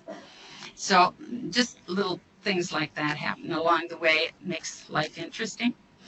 And then he got to Fairbanks, no more problems. And Wien was our carrier at that time, and they had a freight plane going out. So he loaded the switch on to Wien, but he couldn't come because it was a freight plane and there wasn't passengers put on that. So he sent it out to me in Tanana to take out off the plane. So I got a flatbed truck out there, and I was waiting out at the airport, really mad at him because he was in there and I was out there trying to deal with this. So anyway, all in all, I got it off. We got it installed in the old phone office where the oil. I know they're running out of time here, but okay, where am I going to go from here? Let me see. Eventually, we put that in the old building, and we still had problems with soot. So we built a new building and put an EDCO 400 into that, the EDCO 400 in the new building, and it certainly gave us good service and less maintenance. And we continued to pick up more customers as people saw the value and convenience of having a phone, particularly if their friends had one. And in 1966, we took over running of the power company, and in 1968, we purchased it. So the first line of business is to replace the poles and power lines, and at the same time, we also installed telephone cable on the poles. So now we were only responsible for communications, but also for generating and distributing the power in Tanana. We were involved with the APUC. We were not involved with the APUC until the early 1970s, when we became certified as a public utilities. It was after RCA Alaska purchased the long lines from the U.S. Air Force, also known as Alaska Communications, that the Alaska Public Utilities became more involved in the utility regulation in rural Alaska. With the signing of the agreement, the federal and state mandated that RCA Alaska provide at least one phone line into each community that 25 or more people. And at that same time, Yukon was upgraded to 5 trunks. And what a happy day that was. No more busy signals. That was the biggest complaint we had. The billing process went I went through is nothing like today. The long distance carriers used to send us handwritten toll tickets daily by mail. I still remember sorting toll tickets by phone numbers. The tickets covered the table and the counters in the kitchen, and then adding the tolls by hand, calculating the excise tax, and then typing the bills on my manual typewriter. What a process! What a great day when I got a crank adding machine and a portable Smith & Corona typewriter. Of course, we used carbon paper to make copies of the bills. Don't know which was worse, using the manual typewriter or the carbon paper. And in 1978, we upgraded to a North Star computer. I don't know if any of you know what a North Star computer is, but it had a DOS operating system, and it was not user-friendly. And it didn't have much memory, but it sure made billing a little easier for me. I believe I might even have the dinosaur stored somewhere. Do you want me to quit? I hate to have That's you okay. quit because I'm ready to my mouth is so dry. it is so fun to have us all walk through a piece of Alaska that is something that many people can't even relate to, but they want to hear more about. So I hate to do this, but in the interest of time, No, could but you just do a I also quick want to wrap-up? say that we dealt with Alaska, and I believe they were as fair a company to deal with as we could have ever wanted. And we did settlements with them, and they were very fair to most of the small rural utility or telecommunications utilities. Thank you, Paul. Yes.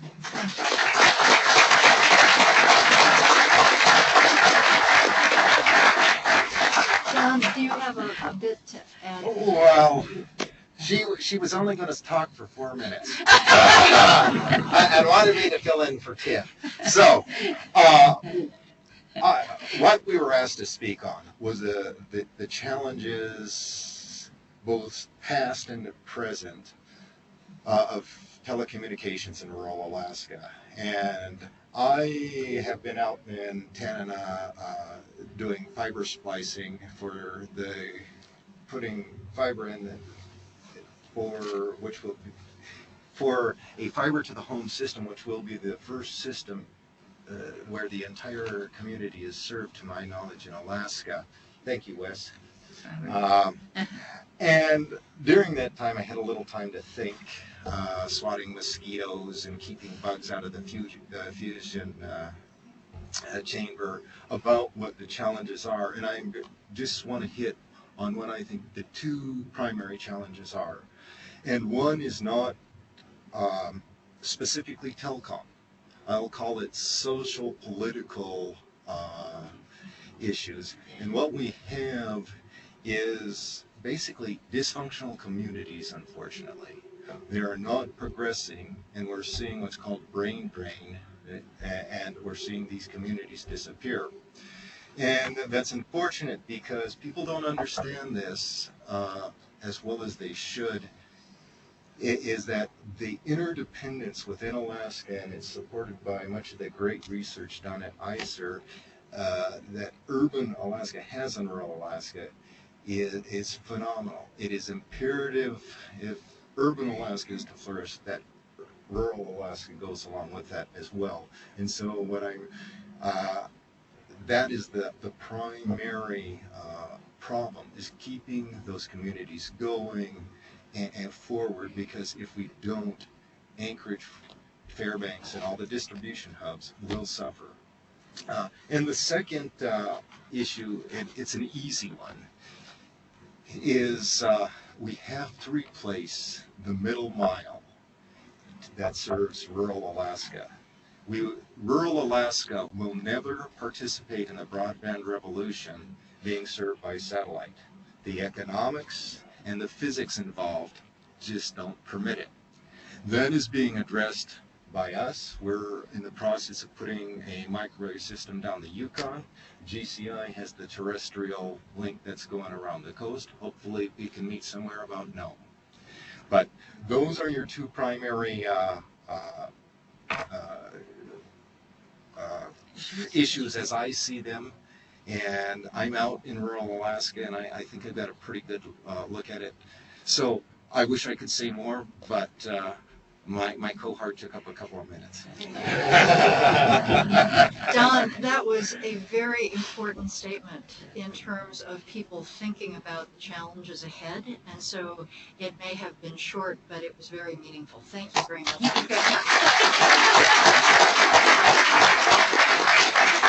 And last but not least, Robert, particularly thinking about the challenges of broadband in rural Alaska from the standpoint of regulation, as the chair of the Regulatory Commission of Alaska, thank you for joining us.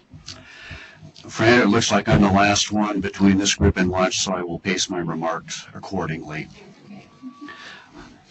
So far this morning, we've had a lot of good presentations on the history, helping us better understand how we got to where we are today. I'm going to focus my comments on what I perceive to be 5 policy areas on a going forward basis. This afternoon there's going to be a lot of good sessions on the vision and the opportunities with broadband and enhancements to the telecom system. And I think it's fair to say that perhaps aside from the air and water transport systems in the state, there is no single factor that has unified Alaska in our diverse geography and cultures and history than the telecom system.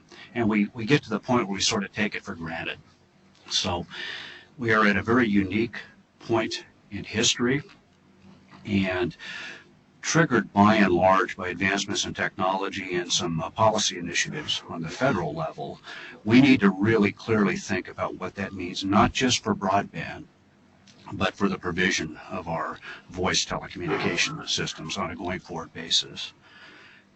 The first question I would pose is, should all Alaskans have access to broadband? And how do we best identify those locations in Alaska where broadband services are not currently available? This is a radioactive issue. This is very controversial. And I'm not speaking for the Commission as a whole, but I'll try to relay and discern from our recent proceedings and public meetings where we are landing. The second issue is, how should broadband be defined?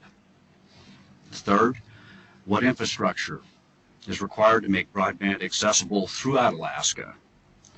4, the biggie, how will broadband deployment be funded? And the 5th set of issues, should quality of service and consumer protection standards be developed? Who will implement and monitor these standards? And how do we ensure the continued access to high quality, reliable, and affordable voice telecommunication services in a broadband world? The first question may have irritated some of you just by virtue of articulating it, but I think it needs to get out there. And should all Alaskans have access to broadband? And this sort of sets the stage for the other 4 policy areas that I raised. There are those who believe that it's just too expensive to provide broadband for everyone. I'm not just speaking about Alaskans. There are those outside who think it's just too expensive. And the National Broadband Plan estimates it would take an investment of about $23.5 billion to ensure this universal access, and that about $13.5 billion of that amount is necessary to serve the most expensive 250,000 unserved households in the United States. Now, a significant number of households in rural Alaska will fall in this category. And if you do the math, the per household numbers are eye-popping. And this is just needs to be considered. But having said that, in the telecommunications world, we at the Commission are governed by principles of universal service that are clearly enumerated in statute. Service levels and rates for advanced telecommunication and information services should be reasonably comparable to services provided in urban areas for rural areas. Now, how we get there is another whole set of questions. it is hard to understate the importance of USF, or Universal Service Funds. I think that is something people, even if they pay attention to that little line item on their bill, which is sort of de minimis, it's not at this point, it's 14.9% of your bill, and in a even smaller increment of 1.4% for the state's version of USF. But in aggregate, it is a very important revenue stream for the telecommunication carriers. In Alaska alone, in 2010, $182 million for high-cost loop support. You got libraries that received roughly $15 million and about $11.2 million for rural health care support. Now, the National Broadband Plan does embrace universal service principles, but I think the devil is going to be in the specific details with the funding mechanisms, and we all, the telecommunications carriers, the state commission, and the state government need to pay very careful attention to these funding formulas on a granular level. The second set of issues, how do we define broadband? There's two elements I'd like to address there, the minimum service standard and how you go about identifying underserved areas. I'm not going to spend a whole bunch of time on the minimum service standard, but the FCC has proposed that broadband service should minimally provide speeds of 4 Mbps download and a quarter of that amount on the upload side. We need to ask ourselves, is this standard appropriate for Alaska? And that's not something that I will even attempt to talk about or address, but it's something we should be consulting with those who clearly understand the state of the technology today, what the realistic options are, and so we can better understand the infrastructure that will be needed to provide broadband service in some kind of a reasonable time frame.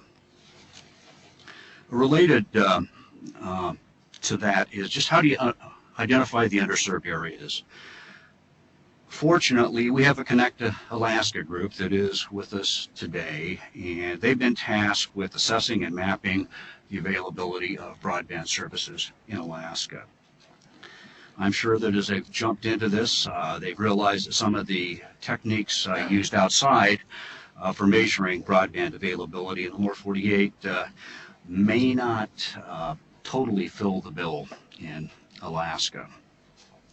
I can't emphasize enough the importance of this mapping task, and the results will influence other major policy decisions that deal with infrastructure deployment and the funding of that deployment, as well as actual provision of service. The third policy issues: what infrastructure is required to make broadband accessible throughout Alaska, and how do we go about deploying it?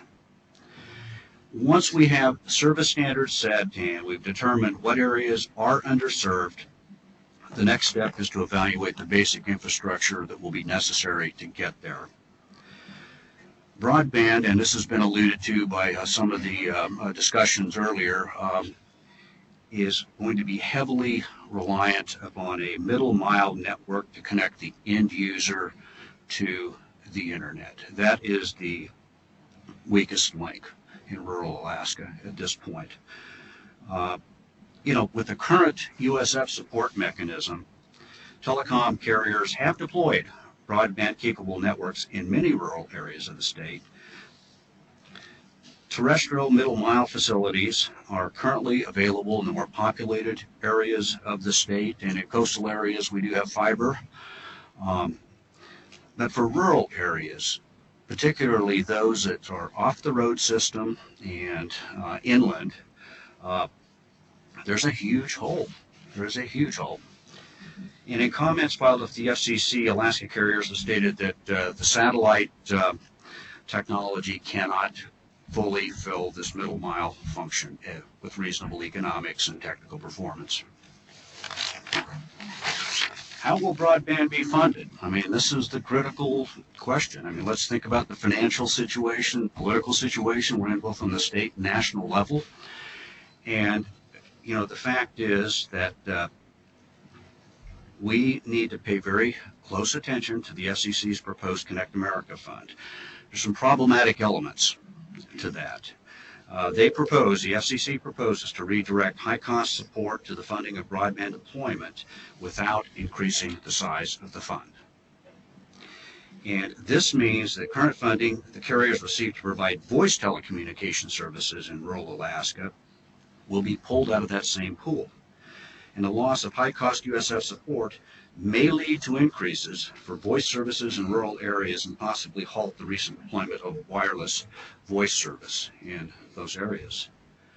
FCC proposals are focused on the last mile and do not include funding to deploy the middle mile infrastructure. And in addition, the FCC proposes to disperse Connect America Fund through the reverse auctions that would award funding to bidders with the least cost per unit bids to deploy broadband to underserved areas. This mechanism in Alaska will have a particularly negative effect. In the end, we're going to need to depend upon multiple funding sources to deploy broadband.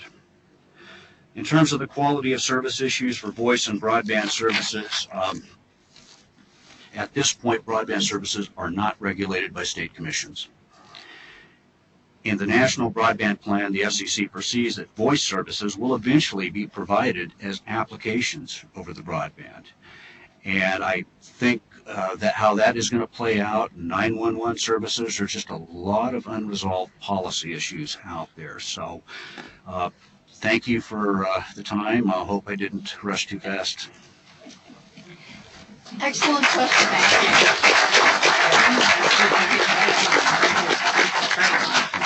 Two quick questions, and then we're going to go to lunch. So who has a question for the panel? Yes. Bob, you did such a great job there summarizing things. I have a question. If you add the fact that was cited this morning that we're about $1 billion telecommunication industry, that we're drawing down over $200 million a year in USF, that we're giving back, we pay in $25 million. Is this an industry that's underwater already?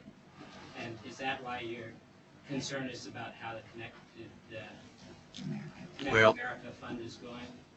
I think, I hate to characterize underwater. I mean, so many things are underwater anymore. It's hard to tell what's not underwater. So I think the point I'm trying to make is as these proposals are more fully developed, and we're not in the same position we were in from the mid-90s to about 1998, where, quite frankly, the FCC did not take a step that would impact Alaska without first checking with our congressional delegation. That's just a simple fact. So I think as these proposals are further developed, we just need to be aware of that. I think it is fair to say that Senator Ted Stevens took an incredibly active interest and involvement in these issues. He really paid a lot of attention to telecommunications issues. It was like a science challenge for him, I think, to really dig deeply, and so he could talk very knowledgeably with the regulators, with the industry. He played a very important role. It was another name I should have mentioned when I was mentioning some of the key political figures who've really had a big impact. I actually thought he was the 6th FCC commissioner for many years. I think some of the FCC commissioners probably felt that way too. One last question, Arliss. John, there's not going to be time to respond, but you blow my mind. Of the two issues that you raised, the one about the future of rural Alaska just, underpins all the bloody discussion that's gone on, but we don't have answers, do we? But you raised it, so now I'm going to have to worry about it some more. Us being there in the infrastructure really doesn't matter if there's no customers. That's right. And without the political issue of urban versus rural Alaska is a false issue used by some for political gain, because just in our own business, out of the 11 employees we employ, 8 of them live in the greater Anchorage-Mat-Su area. 3 of them live in those rural communities, and only 2 of those are part-time. So who's really subsidizing who? And on that very big and important question and comment, I think it's time for lunch. I wish we could do more of this, but I think we've been sitting for a long time. So let's thank our panel one more time. Let me give you just a little direction about lunch. We have a buffet, and we're trying to add a table so it makes it a little easier for you to get at the food. Kind of do-it-yourself sandwiches and salad. There are tables out in the lobby that you can use to sit at if you like. We would invite you to bring your food back in here after about 10 minutes because we will play a couple of videos over lunch. One is called The State of Telecommunications, commissioned by Bob Wolf in 1982, which will provide a visual of what was going on at that time, and some other videos. So there'll be things going on here at lunch, and we will try to compress this into about 45 minutes so that we'll pick up a little time, and we really appreciate everybody's patience. Last year, that is a wrong. I enjoyed hearing about your company. How do we do that? There's several projects I've talked to given and people, other people. They don't think it's correct. I mean, and for financial reasons, they say there's not an economic case to be made for it. What do you want us to do? Subsidize it forever? They talk about, or were you back then? I was there for that time period. And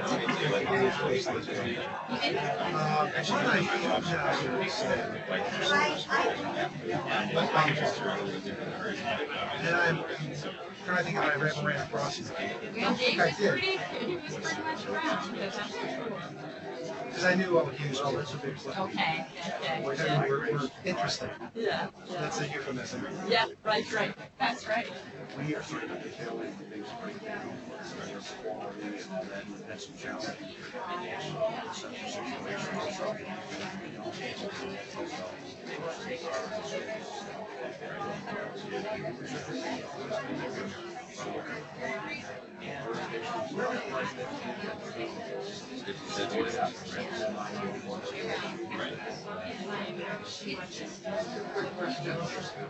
I would implore you not to put very much faith in the connection America.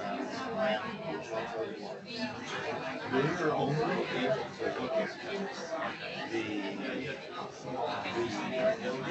look at what the local entities sell. Okay, now we are able to push megabytes, gigabytes locally in a village. We don't know what the limitations of the cost of the minimum audio. So the saying something's understood doesn't mean the local guys don't have a job. It means that the cost of getting information. And so when you look at that map, it's and the second thing is how we heard a lot about competition driving the market. How do you justify that with your position as a regulator? Remember that you guys are still regulating the same way you used to regulate. You have competition. Well, you look with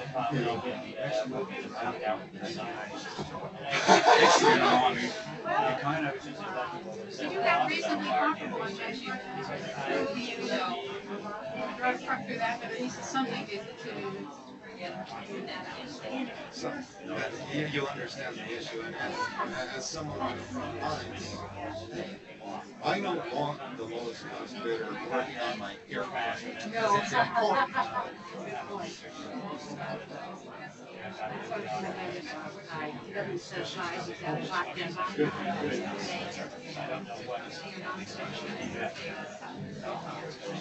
you. very much. Thank you. And so I was running in and out of school here. We really had lunch. Are there, is there a text Yeah, we can.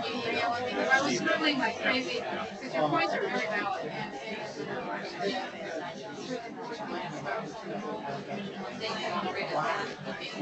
Setting the tones as well as are there specific items? We just came up to. And also for me, you and the party would help me find those organizations that need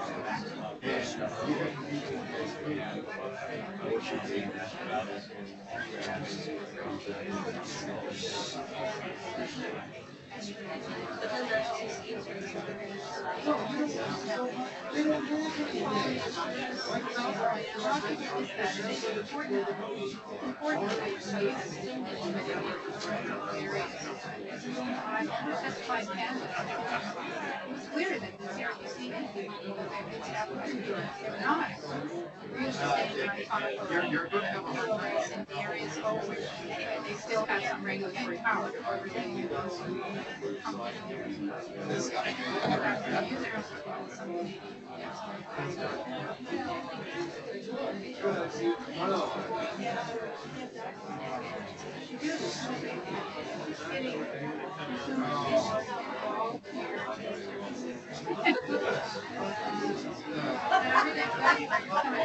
I'd rather be able to stay. I've got to get back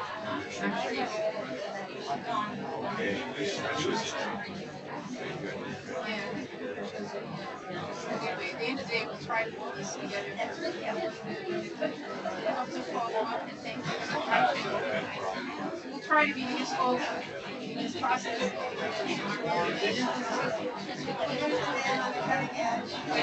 That's where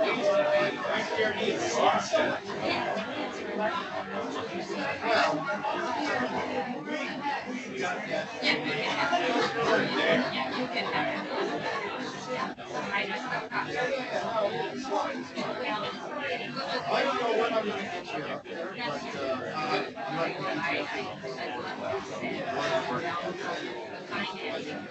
yeah, that's fine, whatever it works.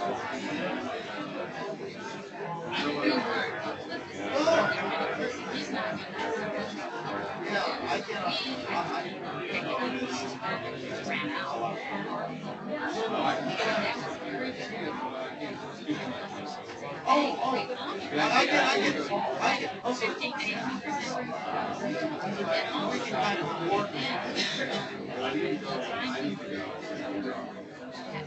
Right. I guarantee I'm going to make a special trip.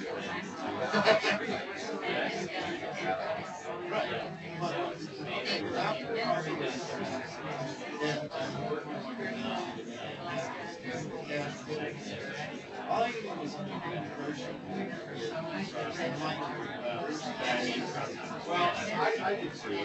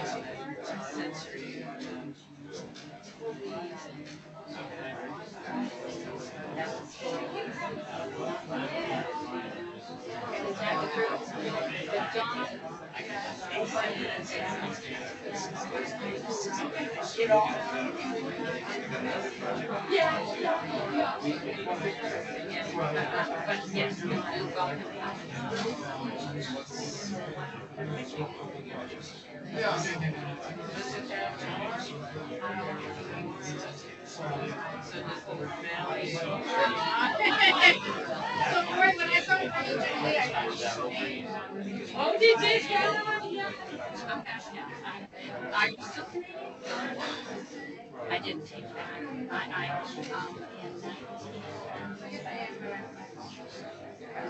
Yeah, oh, you do?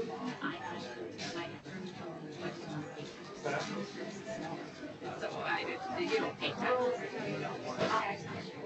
That's right, right. Right.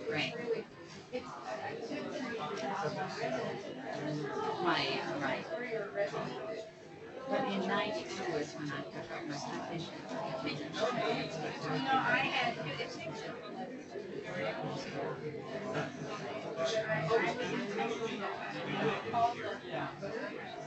called consulate Dallas. Would you run that by? Would you run that by me one more time? You just not lose it. They pronounce it right. Oh, they said that they changed the law in '76. I would not have done it if I had they now.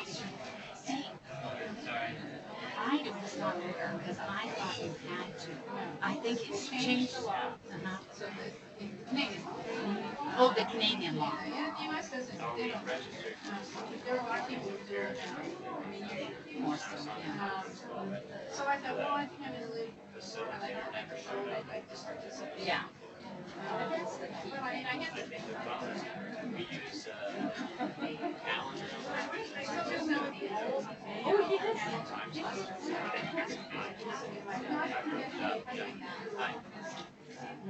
Anyway, that was fun. Oh, actually, yeah. You're not Canadian. Oh, that's too bad. Actually, my... So, I'm happy to be here in the So where's your office? Make real already towards it. Yesterday I was. Except they changed the law recently. Yeah. They have a Raptors group out there. Sean and I, my nephew, were going to take care of The U.S. is so bad. And if you do 16 visits to school, Yeah, I'm in Honduras. you get to take on how many people comes in education for Yeah, at your nursery school. I know it's not as well as TLC. That was really interesting in terms of the realities of the satellite. You know, I knew that those tests were done on Attic and the traffic was on Attic because I knew they tested the satellite, but that's interesting about Westar saying. But I already know this. I'm not surprised. Right? Getting domestic facilities were Was he still involved with ANIS or ATS, the antenna. Well, I was working at the hospital at the time when they were showing, through the. Well,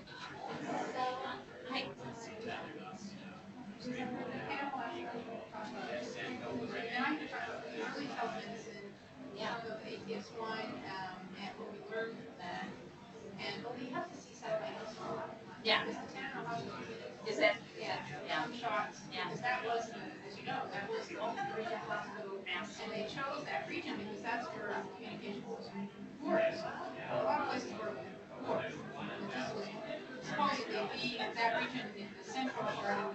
That could be a long explanation. Well, technically, it was the only hospital in the area other than.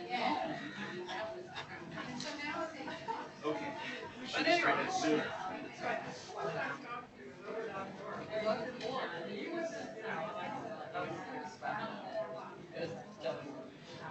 His wife is.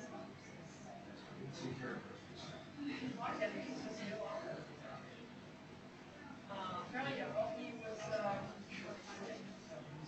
Yeah.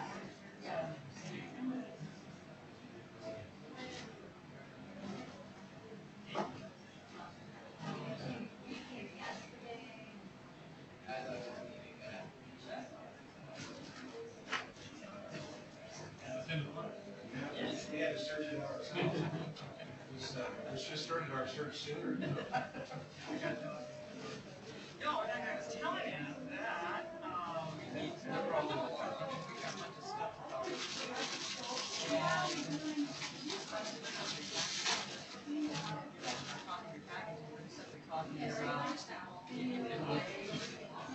The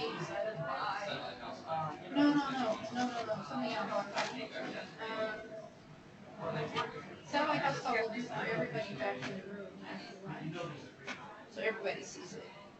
So that's the one you This want is, to yeah, this is the, if you're interested, come in here and watch. And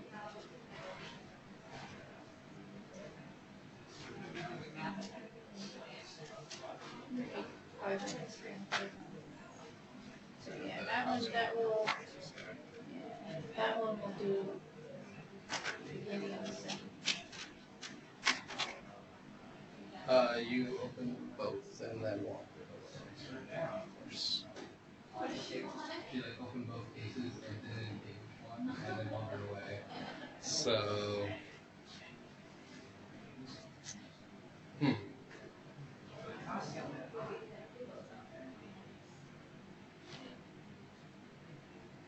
She said she didn't want the, what these are both. Yeah, I'm completely at a loss, and I don't want that. So.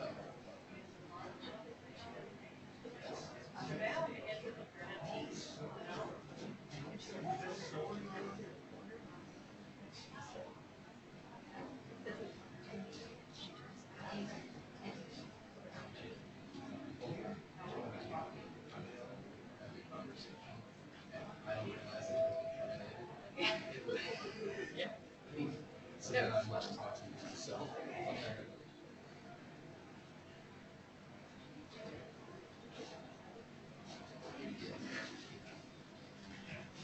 So I'm gonna throw in one. 50 chance.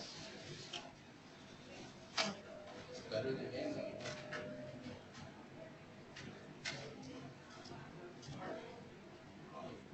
You guys waiting for some entertainment? Would you watch the computer blow up again? It's always fun. Yeah. Oh, sure. Yeah. Oh, okay. Well, me and a couple others, yeah. I'm lucky show. Oh, yeah. Oh, okay. Just,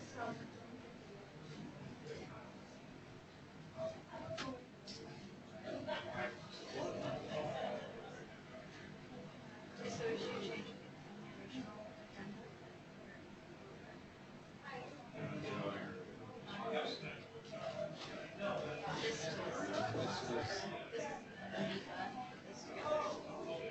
They're housed in the library, aren't they? Upstairs.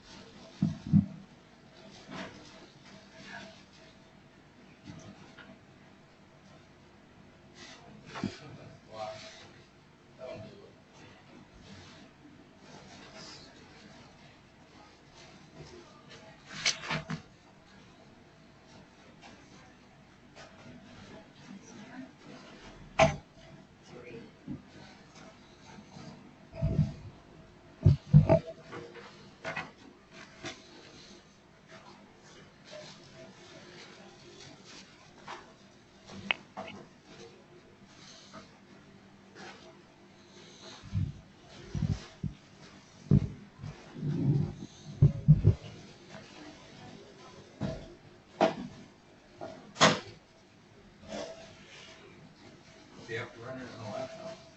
Does it have to run on a laptop? It should run. Because the problem is the laptop doesn't control the same configuration. You can see all the cracks in it and everything. The crack. Running that graphic. It won't be recorded. That's all it's big for. So, that's not right. It's only like they should put a connection to the player so you can run it through.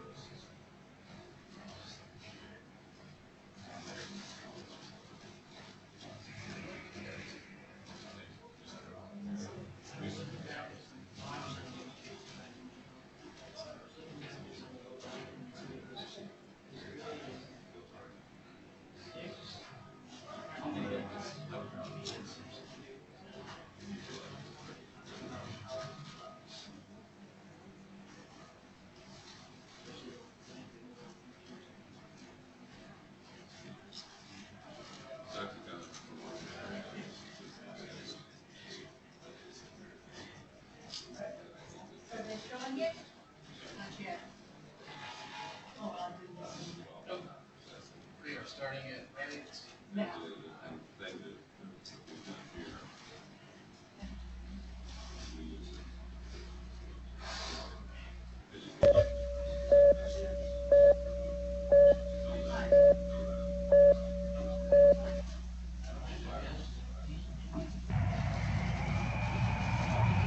Communication is many things.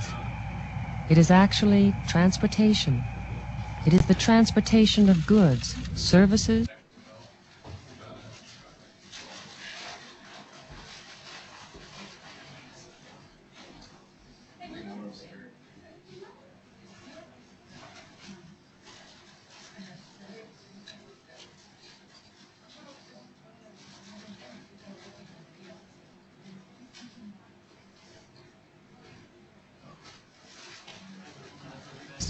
and people.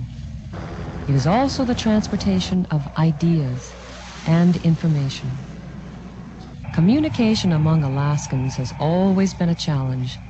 There have been great barriers to overcome: distance, time, and weather. Yet methods have always been found: canoe and kayaks, trails and roads, the frail wings of bush planes, the telegraph, radio, television, and satellites.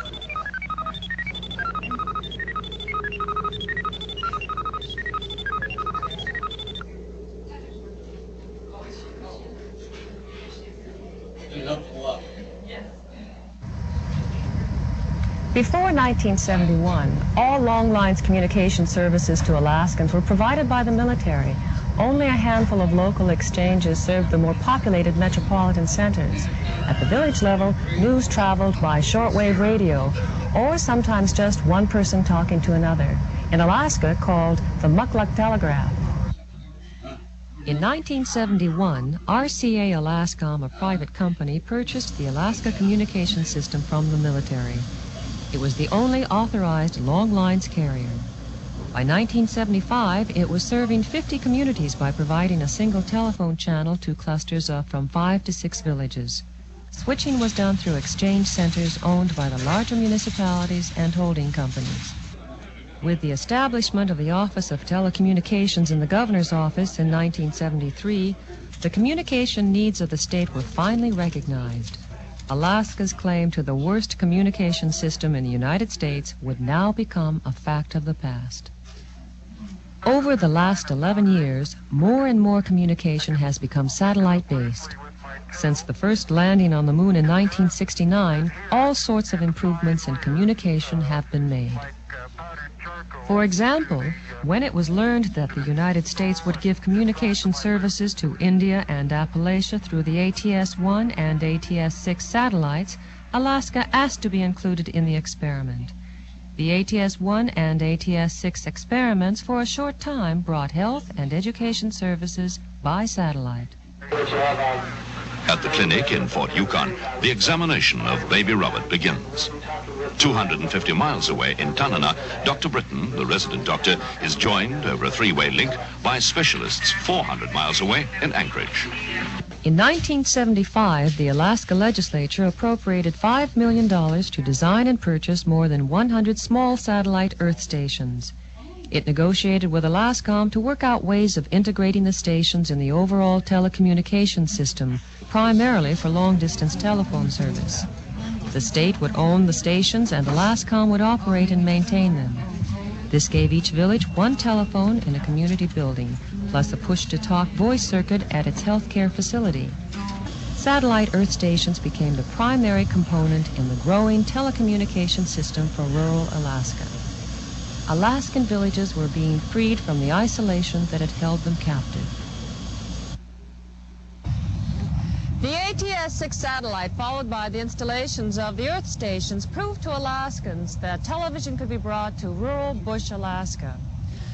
However, the larger cities, Anchorage, Fairbanks, and Juneau, had been broadcasting television on a tape delay basis since 1953. It was the satellite that made it possible for Alaskans in these cities to see their first live television in 1969, the Apollo moonwalk. And we're getting a picture on the TV. It's one small step for man, one giant leap for mankind. But regularly scheduled broadcasts were not available to even the urban cities until 1976, and then only because of satellite technology. In 1976, the governor's office and other state agencies created the Television Demonstration Project, which provided one channel of entertainment, education, and public service television to bush villages.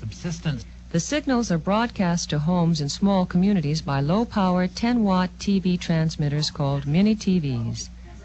Originally serving 23 villages, the project expanded to 90, and now, due to legislative action in 1981, will service 200 rural communities. Is a subject with which In 1977, the Legislative Teleconference Network was created to bring Alaskans closer to their representatives without having to travel from their communities.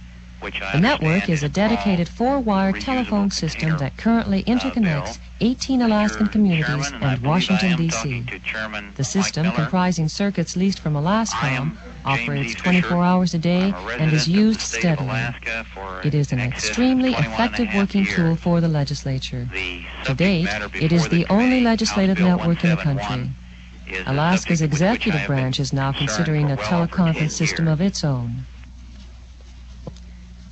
While attention was being focused on television finally reaching rural Alaska, demands for improved telephone service were growing. One phone for each village wasn't enough. People were tired of lining up for hours to use it. Just the communication of the whole thing. Before, we try to do business or order things, and we'd have to go by mail, and this would be very, very slow. It takes sometimes 2 weeks for the letter to get to who you're writing, and then another 2-3 weeks before you get an answer. Companies were formed to supply local exchange and long-distance service through the Earth stations.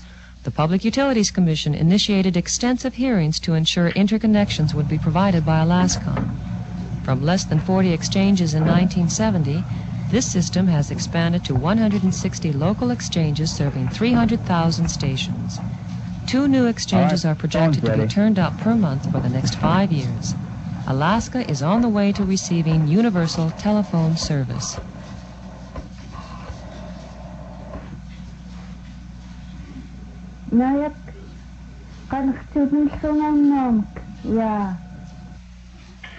However, the most ambitious telecommunication project was yet to come.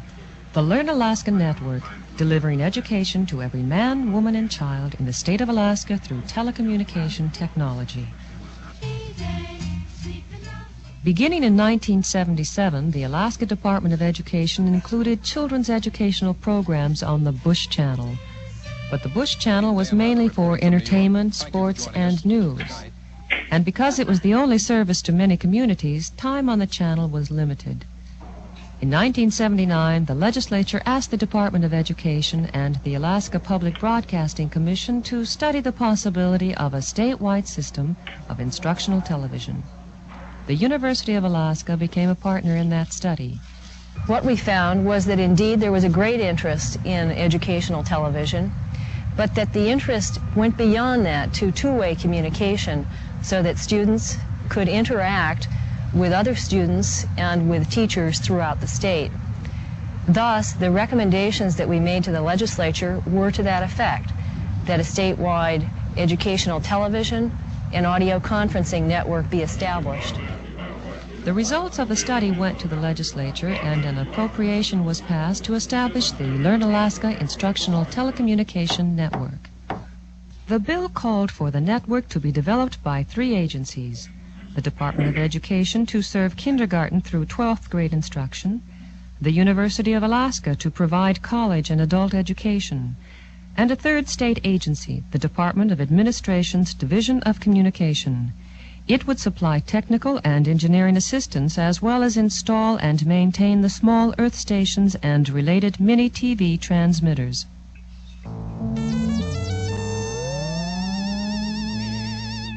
The network is 2 systems: a video system for delivering television programs and for supporting video conferences, and a telephone system providing audio conferences and communication and instruction using computers. Now, using satellites, the entire state is joined in a communication network to deliver educational information to and from Alaskan homes, schools, and colleges. That is the purpose of the Learn Alaska Network: to provide services for lifelong learning from a child's introduction to the ABCs, to college courses and beyond, to adult education projects undertaken throughout a lifetime. Because there has been no well-trodden path to follow, Alaskans have been forced to pioneer satellite technology to meet the critical communication needs of the state. With a mandate from the people, the legislature showed aggressive leadership, enacting laws and appropriating money to finance this expensive technology. With the dynamic growth of telecommunication services, responsibilities were given to a new Office of Telecommunications in 1981. It will coordinate state telecommunication activities and work closely with private companies. The state government, out of necessity, has devised a unique relationship with private business in its rush to solve communication problems in Alaska. The definition of ownership of communication networks will be a major task in the coming years. For example, local telephone companies serving Alaskan villages have filed for ownership of existing earth stations in their service areas. Alascom, the largest private company of the state and operator of most of the state-funded earth stations, also wants to own these facilities.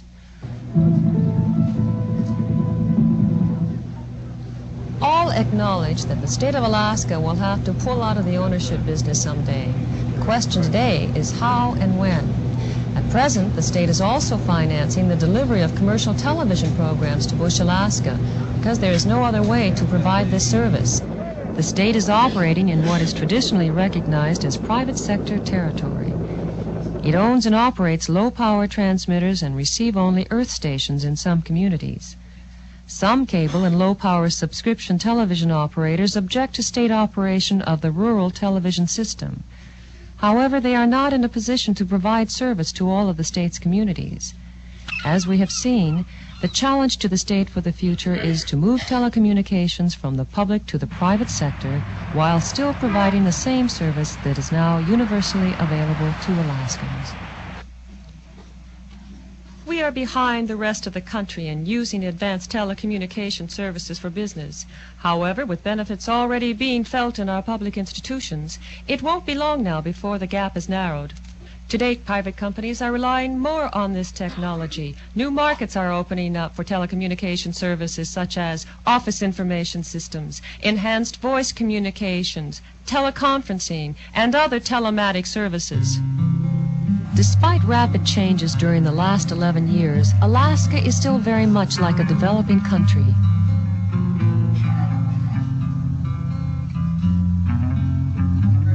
Possessing vast resources,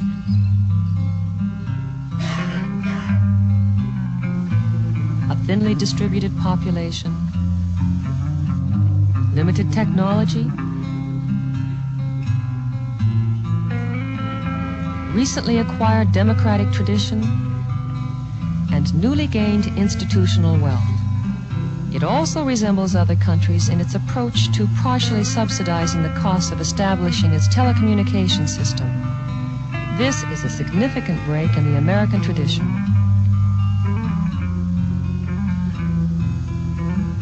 But successful resource development, economic growth, and human services depend on the adequate supply of information-based services.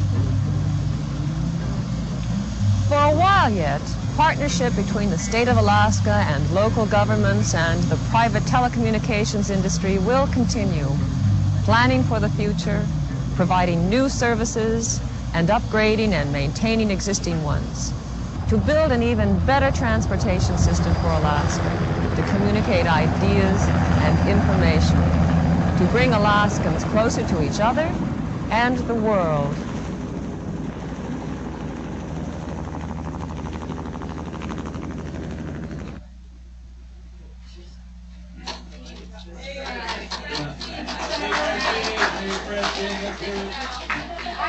I saw this in the archives and thought, this is interesting. This is not a commercial video for a company or another. Maybe we should use this. And then the people at AMIPA said, yes, we have the 1-inch reel of that, and that was done for Bob Walt. And I said, well, now I know. We'll have a short sampler of you. This is, feel free to get up and walk around if you like, about Learn Alaska. Then we'll have a stretch and reconvene, and so everybody can see the satellite house call. But here's another if you're interested. Short one. Yeah.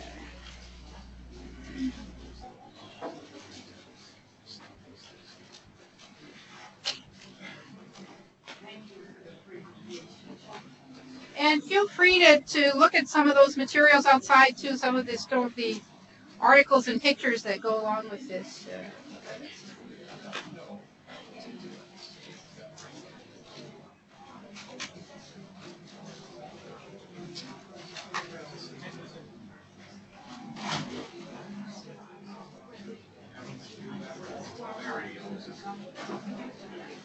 Okay.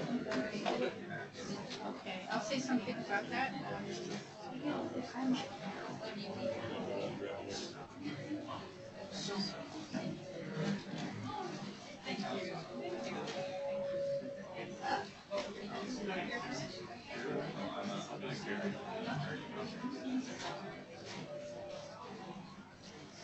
Pretty good on you.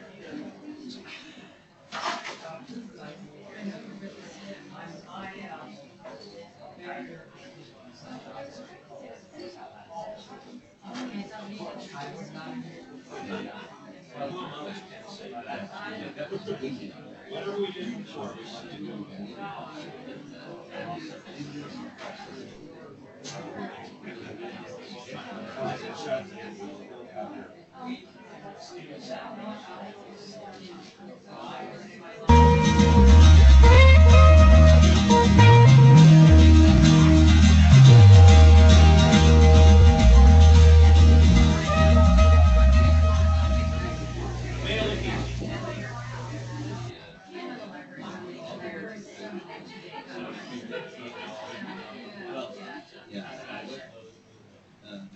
In 1979, the legislature asked the Department of Education and the Alaska Public Broadcasting Commission to study the possibility of a statewide system of instructional television.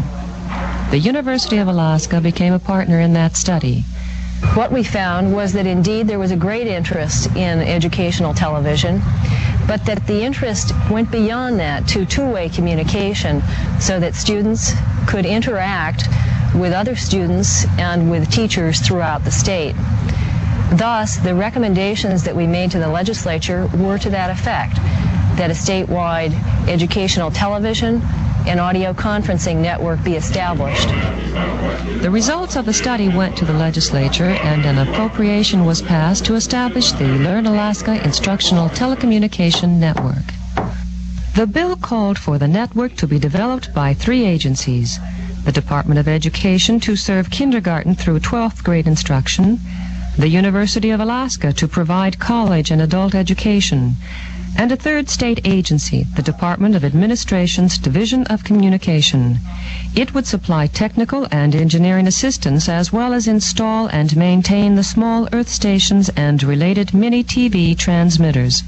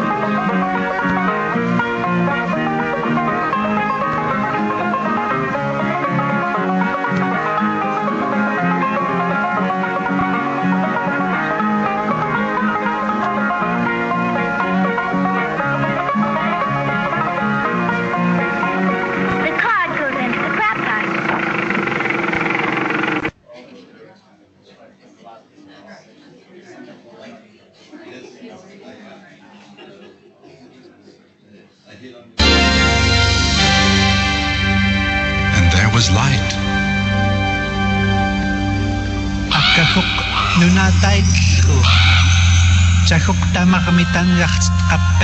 Once there was no earth. Night was everywhere. Raven, alone in an empty world, walked across the heavens. In his tracks, bright stars appeared. At the edge of the ocean, he stopped and called to the seal, "Bring me some earth from the bottom." After 6 days, Seal, exhausted and speechless, returned. Mud was on his flippers. Raven took the mud and flew away. As he flew, he scattered it on the water. Wherever it fell, there grew islands and land with streams, forests, and animals.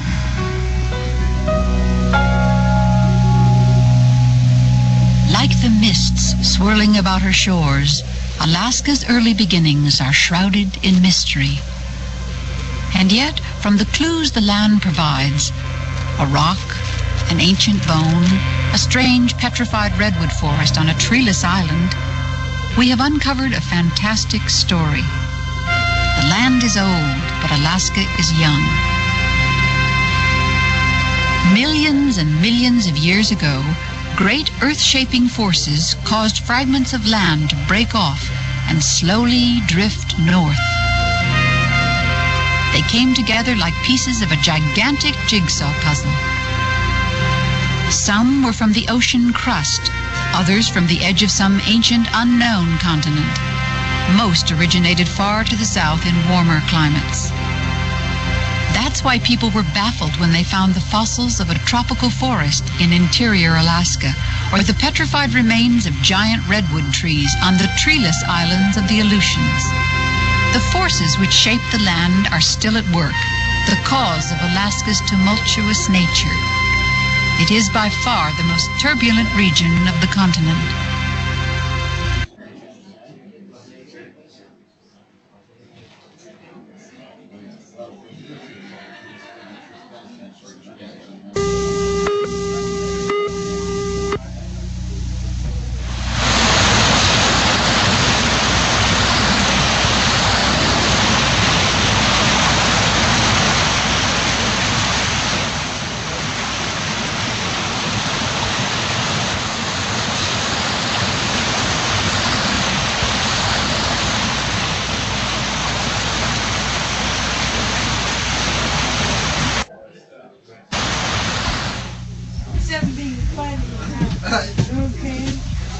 Work every day on your GED. Don't leave it all until the last week. Not only will you remember it better for the test, but it'll stay longer with you. Read carefully. Reread spots that give you trouble.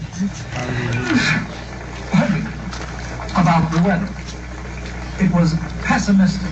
Don't take notes during the program unless it's going slowly enough that you won't miss anything. Abiding respect for the natural beauty that was once this country.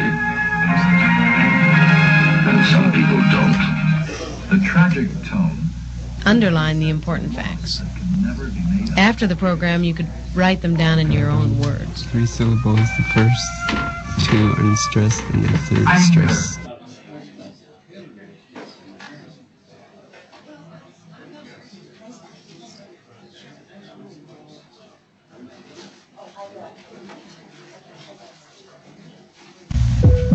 The growing years, from birth through adolescence.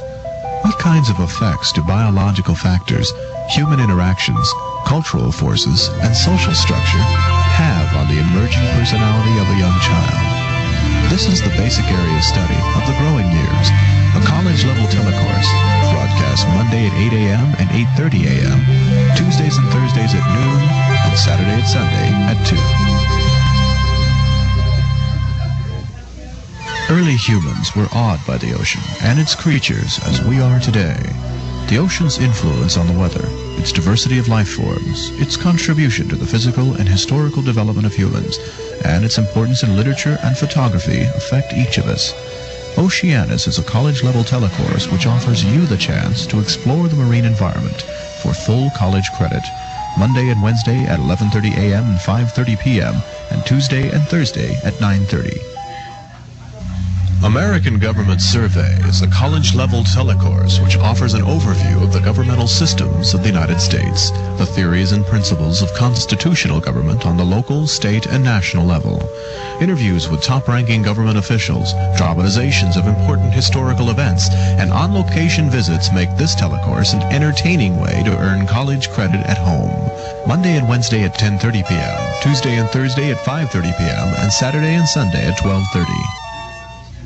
Japan, the changing tradition, reflects the history and culture of one of the most interesting countries in the world.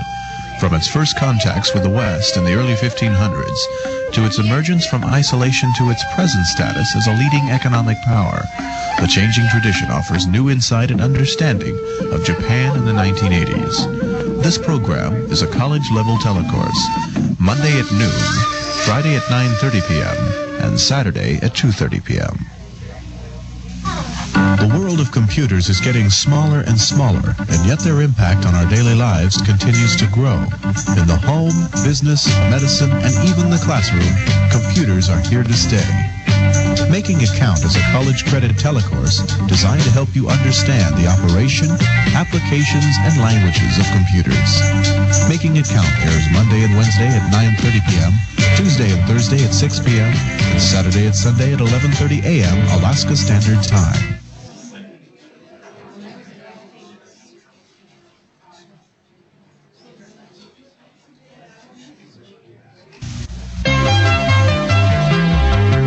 You are watching the Learn Alaska Television Network, which is a cooperative effort of the Alaska Department of Education and the University of Alaska.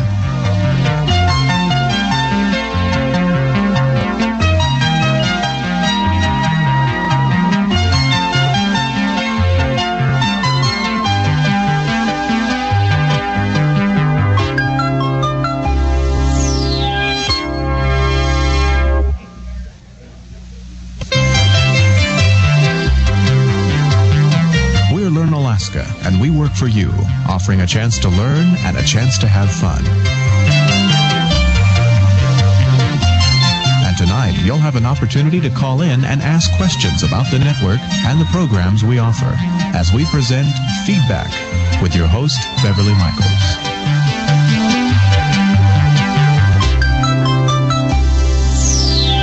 Everyone, I'm Beverly Michaels, Programming Manager of the Learn Alaska Network, and we're really glad you joined us tonight. This is the second in a series of feedback programs. The last time you saw us and you talked with us, in fact, was last March. These programs are designed for us to talk to one another, really, for us primarily to hear from you. Hear me? I sure can hear you. Okay, I'm calling you from Scammon Bay out here in the Bering Coast. Hey! Wonderful. You sound great. First of all, yes, I'd like to say I really enjoy your Learn Alaska programs. I really do. Thank you. And we all do out here. Okay? Oh, that's great. And we enjoy this feedback opportunity. Thank you. The next thing I'd like to say is that I like your idea of 15-minute programs because we can really use them in the school. I'm a teacher out here, as you can imagine. Yes. I have some suggestions. Okay, we're ready for them. I would like to see more consideration of environmental issues in Alaska and in the lower 48, using exactly the same format, 15-minute presentations. The other thing I would like to suggest is that, in fact, my wife had the suggestion, she's a teacher also in the elementary, and she would suggest that in view of the need for consideration of 1991 issues, that elementary and junior high curriculums be presented also for use by teachers in the schools. Those are two suggestions that I think that those are really excellent. needed, things that are really needed out here in the bush. Okay. I thank you so much. Those are excellent suggestions. I'm sure Ben Fuel and the Department of Education, we're hearing both of them, and we're taking down the notes for all of these, and we will pass them on. And once again, thank you so much for calling. Appreciate that. Okay, keep up the good work. Thank you. Okay? Thank you very much. Thank you. Bye. If we have any other calls, we're ready to take them now.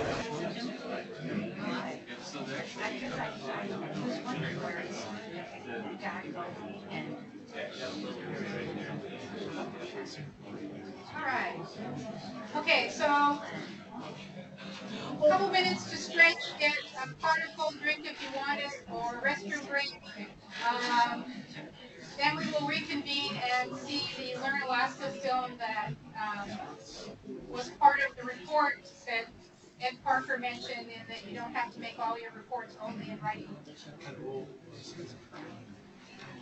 And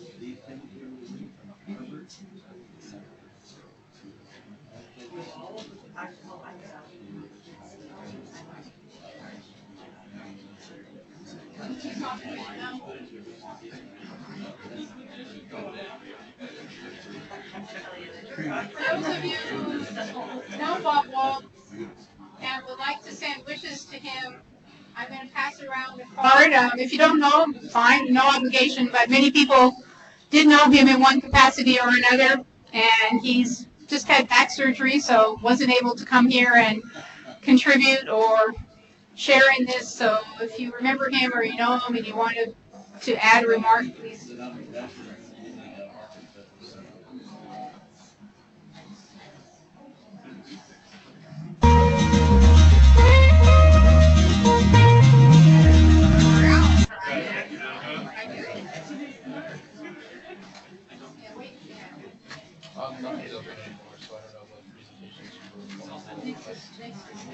Oh, you want to do the next video?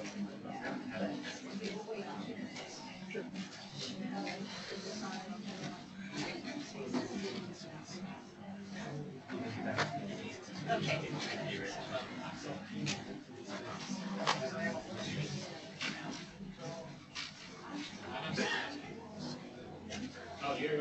Yeah, I'm just getting some heat in my pocket. I know it's exciting. But you're so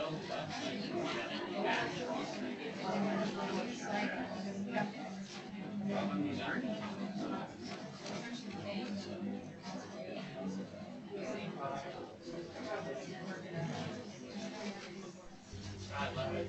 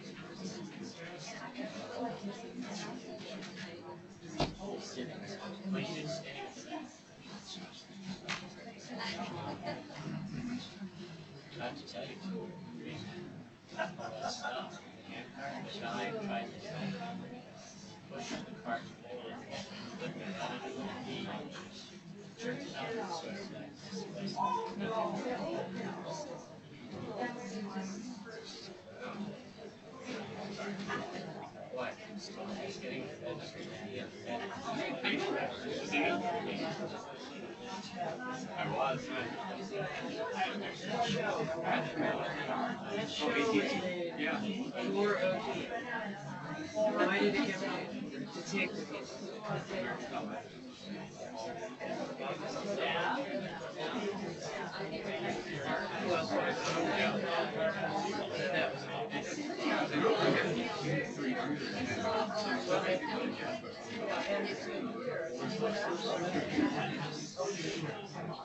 I know, it's pretty cool.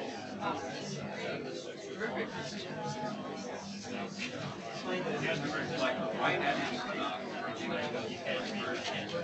we're talking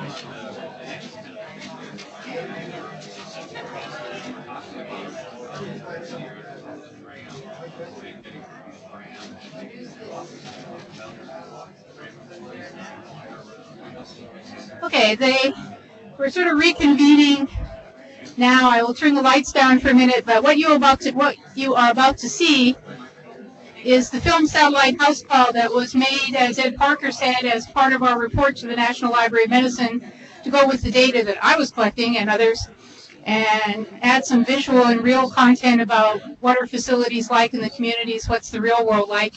I think you will recognize some of the people in the film. And hopefully it will set the stage for the discussion this afternoon of what people tried to do with these early satellites and then what we're trying to do now.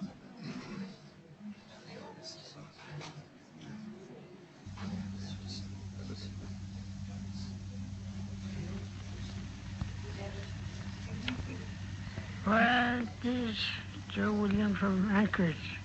Back to my wife. I tried to say a few words to her, if she's there.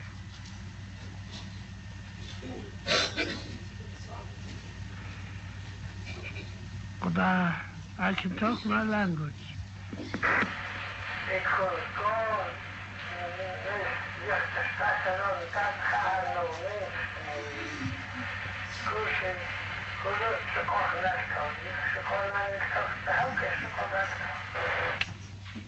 Takung kaditi so tinin sa sala go at iyo kustinosili inko isala.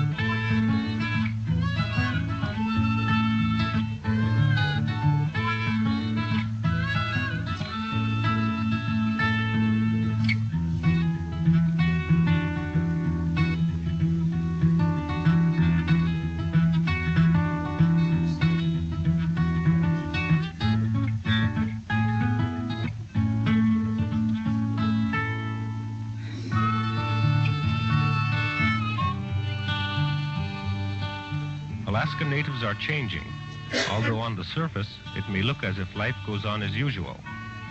Anaktuvik in Eskimo means place of many caribou droppings, a good place to hunt.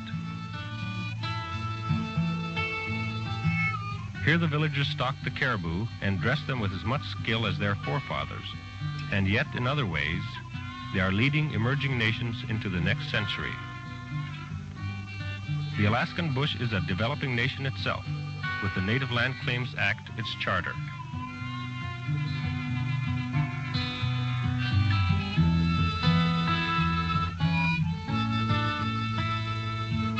With meat safely cached for the winter and dogs fed, we can now, for the first time, see beyond our own immediate survival. To plan for better housing, relevant education, and economic independence, we must have communication first. My Eskimo brothers in Anaktuvik Pass already have communication. Overlooking their simple frame and sod houses on a hill near the school is a strange yet graceful antenna, pointing through a notch in the mountains to a satellite.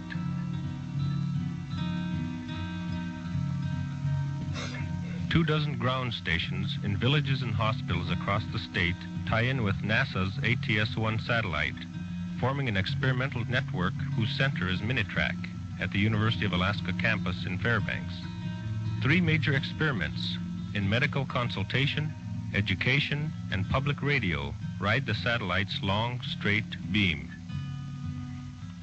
Staff and graduate students at the university's Geophysical Institute man the Minitrack station. Our role in the program is to manage the network and to provide the technical assistance for the potential users.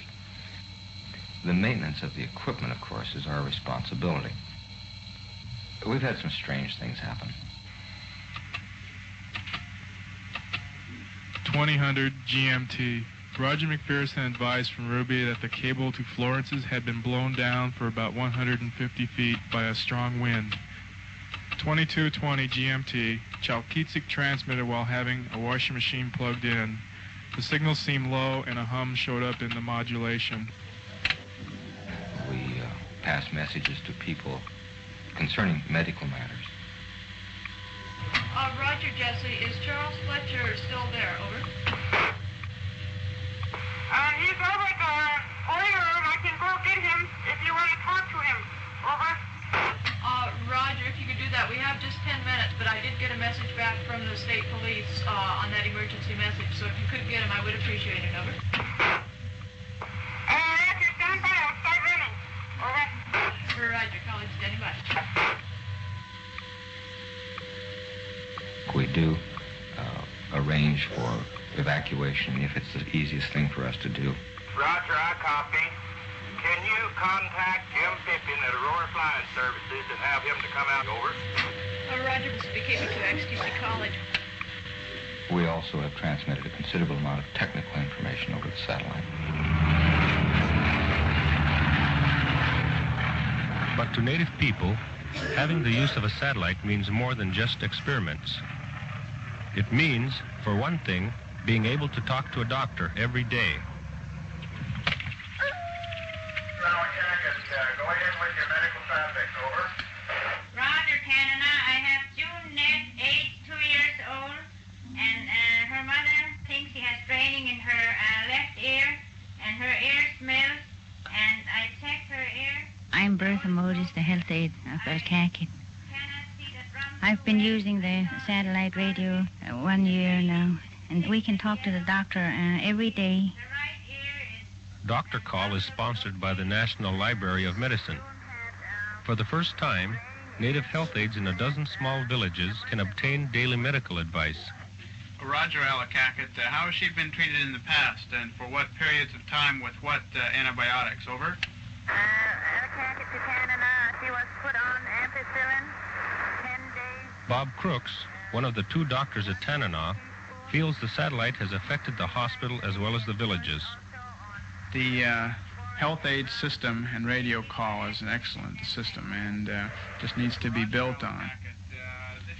We're seeing more cases that do need evaluations that we can offer in the hospital, x-ray, laboratory work, and a lot of minor problems are picked up in the village early.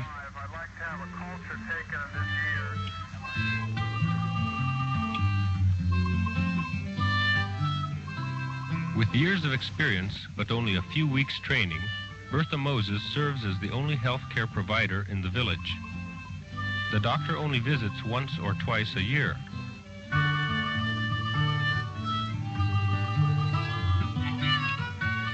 With the satellite radio, I have more confidence in what I'm doing, because there's the doctor talking with me and telling me what I should do. I like it because it's dependable. It's helpful to listen to the other health aides too. One time I was listening again, and they talk about a patient in one of the villages who has a pacemaker. And I think that was helpful for me, because someday someone might have one here.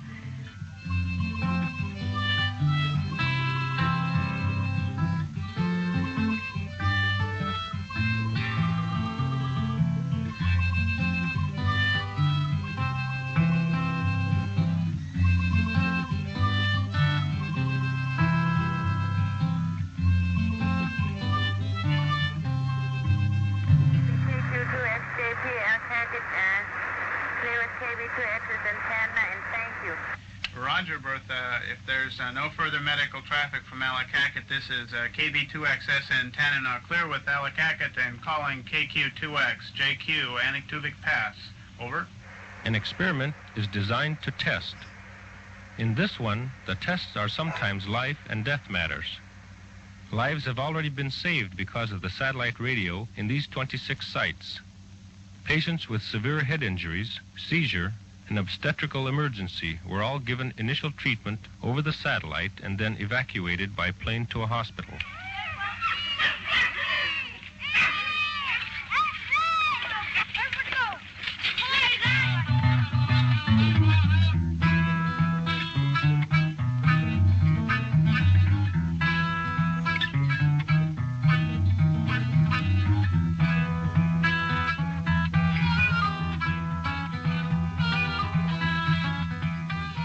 The only way we can get to a hospital or to a doctor from Allakaket would be by plane. We can travel by boat to Hughes and Bettles, and we can travel by Snogo, but that's all.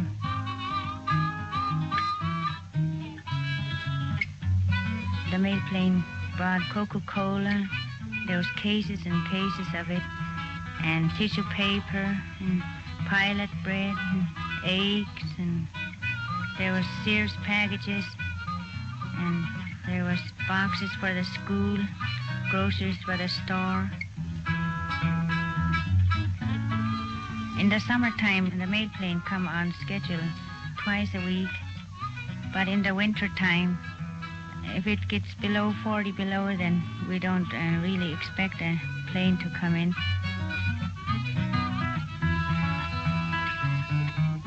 They also get booze too.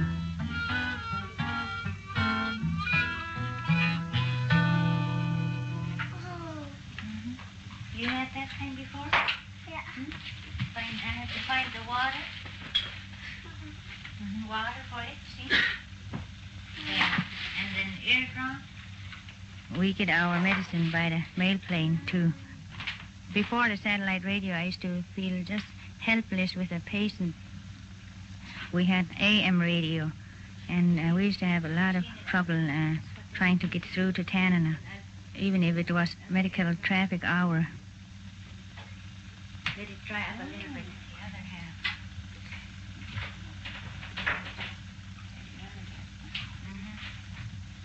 You think that tastes good, Jude?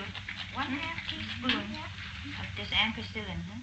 High-frequency radios, still used extensively in Bush, Alaska, suffer from almost constant interference from mountain ranges, storms, and atmospheric disturbances. The satellite system bypasses these problems with a point-to-point beam from the Earth straight up to the satellite, then back to the Earth. There. Now.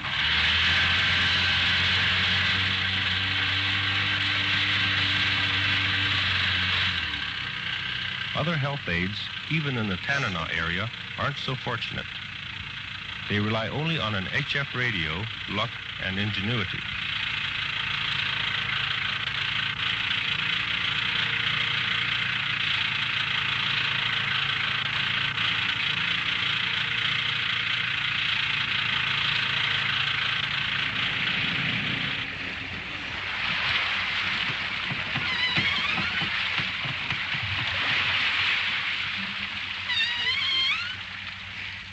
I'm George Weiner. I'm the village aide of Beaver, Alaska.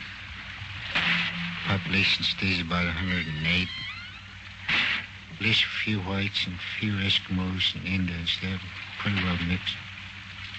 Guys tramp during the winter, and most of them have season jobs like summer firefighting and construction. And the rest of the time they're on what they call rocking chair money during the winter. During summer you get fish. Dog salmon, pike, sheefish, whitefish, king salmon.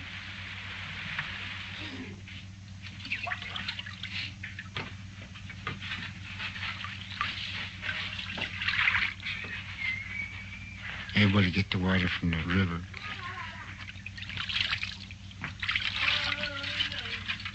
Town don't have no well, just the schoolhouse had a well.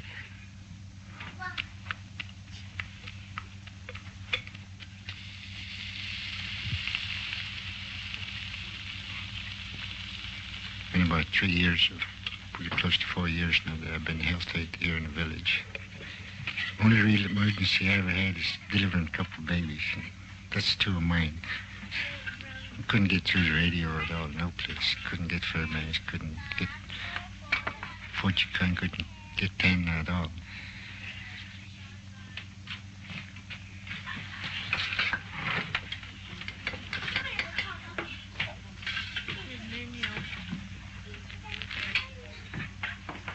George Weiner's refrigerator serves only as a storage cabinet for his medicines. Beaver has no electricity.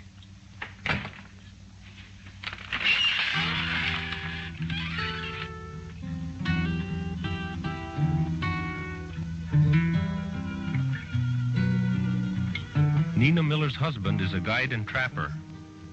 During the hunting season, she is left alone with her children. Hi, George. Have a chair. What's the trouble, Steve? Oh, I've got an earache. Last summer, my boy John was fishing in the slough near our cabin and came home with a fish hook in his neck. He came in with a friend. He was not crying at all. He was just holding his head in a tense angle and holding the pole very carefully. All right, it's just a little bit dry. Someone ran for George. I didn't have nothing to take it out with, so we had to run around and look for wire cutters to cut the fish hook off, so the other ones don't get embedded in his head, too. I didn't try the radio because it was too late. It was 8 o'clock, and they signed off at 5.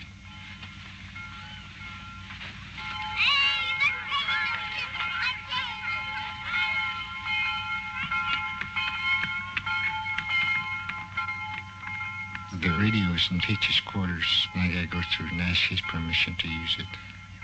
I hate to interrupt during school hours. Besides, the odds are against contact with a doctor.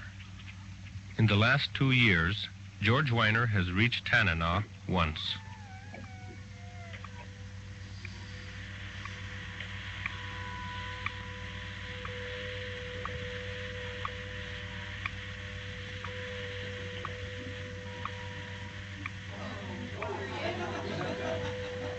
Yes, first time they promised us that next year they was going to put about 16 satellites up here. And they told me that they was too short on satellite radios, and I don't know what happened after that. And when the satellite came, my God, it was a regular system. You could talk to it every single day and get an answer right away. It's a two-way communication. And it showed quite clearly that communication improved health care in the bush. Before the ground stations were installed, these 13 villages all relied on high-frequency radio contact with Tanana. During the experiment's first year, the average number of patients in the satellite villages who were treated with the doctor's advice more than tripled. But it's unfortunate that this is only an experiment and that nearly 200 villages in Alaska cannot directly benefit from it. And it seems to me that it is to the benefit of the entire state, really, to proceed to do everything that we can to ensure that we have good communications in the state. And to me, this means that it could be a system that would be subsidized by the state government, perhaps. The state of Alaska is actively planning for a satellite system. We've only recently named a telecommunications director in the governor's office. The director of telecommunications will be actively working in this field from here on out. And perhaps because of the vast distances in Alaska, we could have some special federal legislation passed that would assist us to get a satellite system in the state. I'm going to offer legislation to try and subsidize this from the federal level.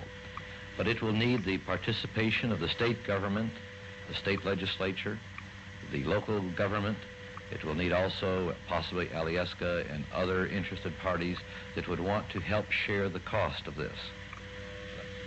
The most important thing for Alaskans to keep in mind is that we can have the finest, the most sophisticated communications available anywhere, but we have to ask for it. It's our right, but we have to seek it. I've got a sideband and it's been a year or so since I got tennis. So I'm lucky to get Fort Yukon once in a while. The weather's good. Yes, I would like to have a satellite radio here so I can have it down my own house and I wouldn't have to bother the teachers during the day when they teach in school.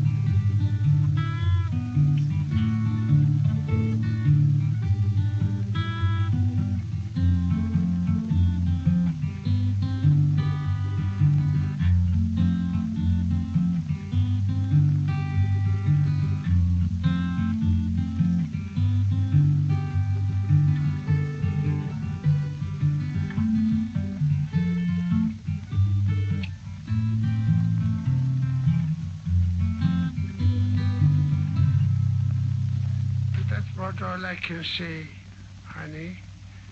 I hope you're all right. I hope the whole village is all right. That's all I can say. Good night.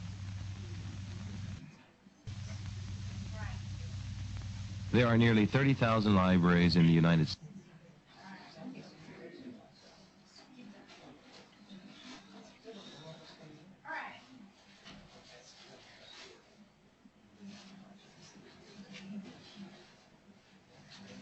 I hope you found that of interest. As I said, a lot of the credit for making that film happen went to Ed Parker, who you heard from some earlier and who is watching all this today and sent us a version of it that we could put on a DVD. And it did make a difference. I think it helped to get across the real importance of communication to people in Washington. And it does show, I think, also very much the bipartisan nature of the communication activity and strategy that went on at that time. You saw politicians from both parties. You saw one governor who was then replaced soon after by Governor Hammond. There were many Native people who were very committed to this project and committed to making something happen. And they kept at it. They didn't take no for an answer. Or they didn't take, well, maybe someday or maybe if it gets cheaper or whatever. So I think that's one of the lessons that came out of it. And so that I think is a good segue into our first panel of the afternoon that will help us look at some of the content, because as I said this morning, the real purpose of the exercise is how do people use these technologies once you make them available. And our panel will look at some of the experience with education, public broadcasting, and telemedicine that went on following that period. And then we will look at some of the challenges today. There was a card going around. It's up here. I'm not sure if it made it across, but for those who would like to send best wishes to Bob Walp, who I mentioned in the beginning, and Bill Melody spoke at length, was one of the real, not only pioneers, but visionaries in making this happen, and unfortunately had to have back surgery rather than come here, and is recuperating, we hope. So I will pass that around, and he was very much committed both to providing service throughout the state and then taking the lessons learned here and trying to use them as a model in other parts of the world as well. Okay, if you need to just stretch in place, we'll try to get this panel set up right away. And meanwhile, I will look for the material. Okay. So, PowerPoint on this, so you might want to really switch back. So you guys are 10 minutes each, is that right? Okay. You're just going to share your I have to get my slides. I understand.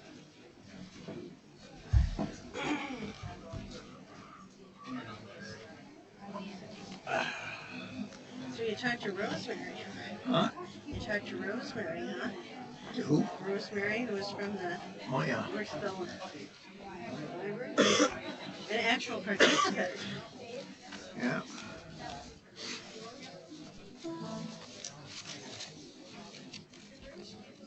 You ought to go with radio first. You should go with education first. Hi there. Hello. Jennifer. Oh, is this, you want this seat? Nope. Nope. Okay. Oh, I'm sorry. No, I think they're just a little squished. Wait. There. There.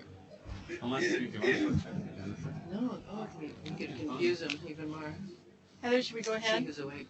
Yes, please. Okay. Well, good afternoon, everyone. It is true that you should get up and stretch after lunch and listen while you're stretching, because we have a great panel, and we do want to talk about content and service delivery and what difference technology made in healthcare, education, cultural development through public broadcasting to our state. And we have a great panel to do that. I'm Karen Perdue. I have been involved just peripherally in several of these areas, and just wanted to make a couple of opening comments. You know, we struggle with the less than one person per square mile. It sort of defines our service delivery, both in education and health and in everything we do. We have 0.8 people per square mile, and that's not really changed over the many years that we've been doing development. So technology, has been a huge gift to us in terms of spanning distance, and nowhere probably more than in health and education. This afternoon we're going to hear a little bit more about the subsidies that were discussed today about universal service, but they have played a huge role in both education and health, and the service delivery system we have today. We would not have the health aid system, I think, that we have today without the technology that we saw in the films. And then I wanted to just make a comment about education and then turn it over to Walt as our first panelist. Spent about a decade working at the University of Alaska as a vice president, and just during that time did quite a bit of work in distance education. The University of Alaska is now delivering about 30 to 35% of its credit hour production by distance education. So as we listen to the discussion about Learn Alaska, we'll see that even if one system failed or didn't evolve fully, another system has taken its place. So distance education is not only a defining aspect, it is the future of education, especially higher education.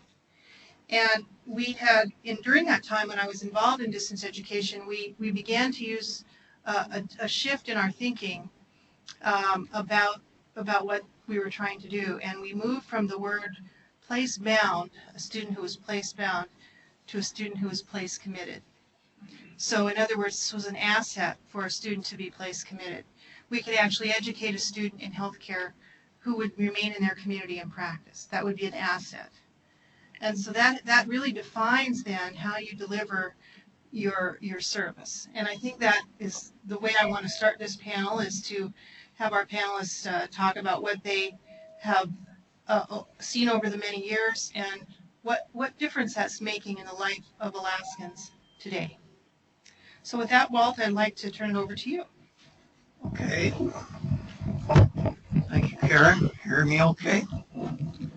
The bringing ATS-1 to Alaska, you've heard a lot about it already, but it was a joint effort of the state of Alaska, the University of Alaska, and the Federal Field Committee for Development Planning in Alaska, who worked with the Department of Commerce and the Department of Defense to take care of their particular questions and so forth.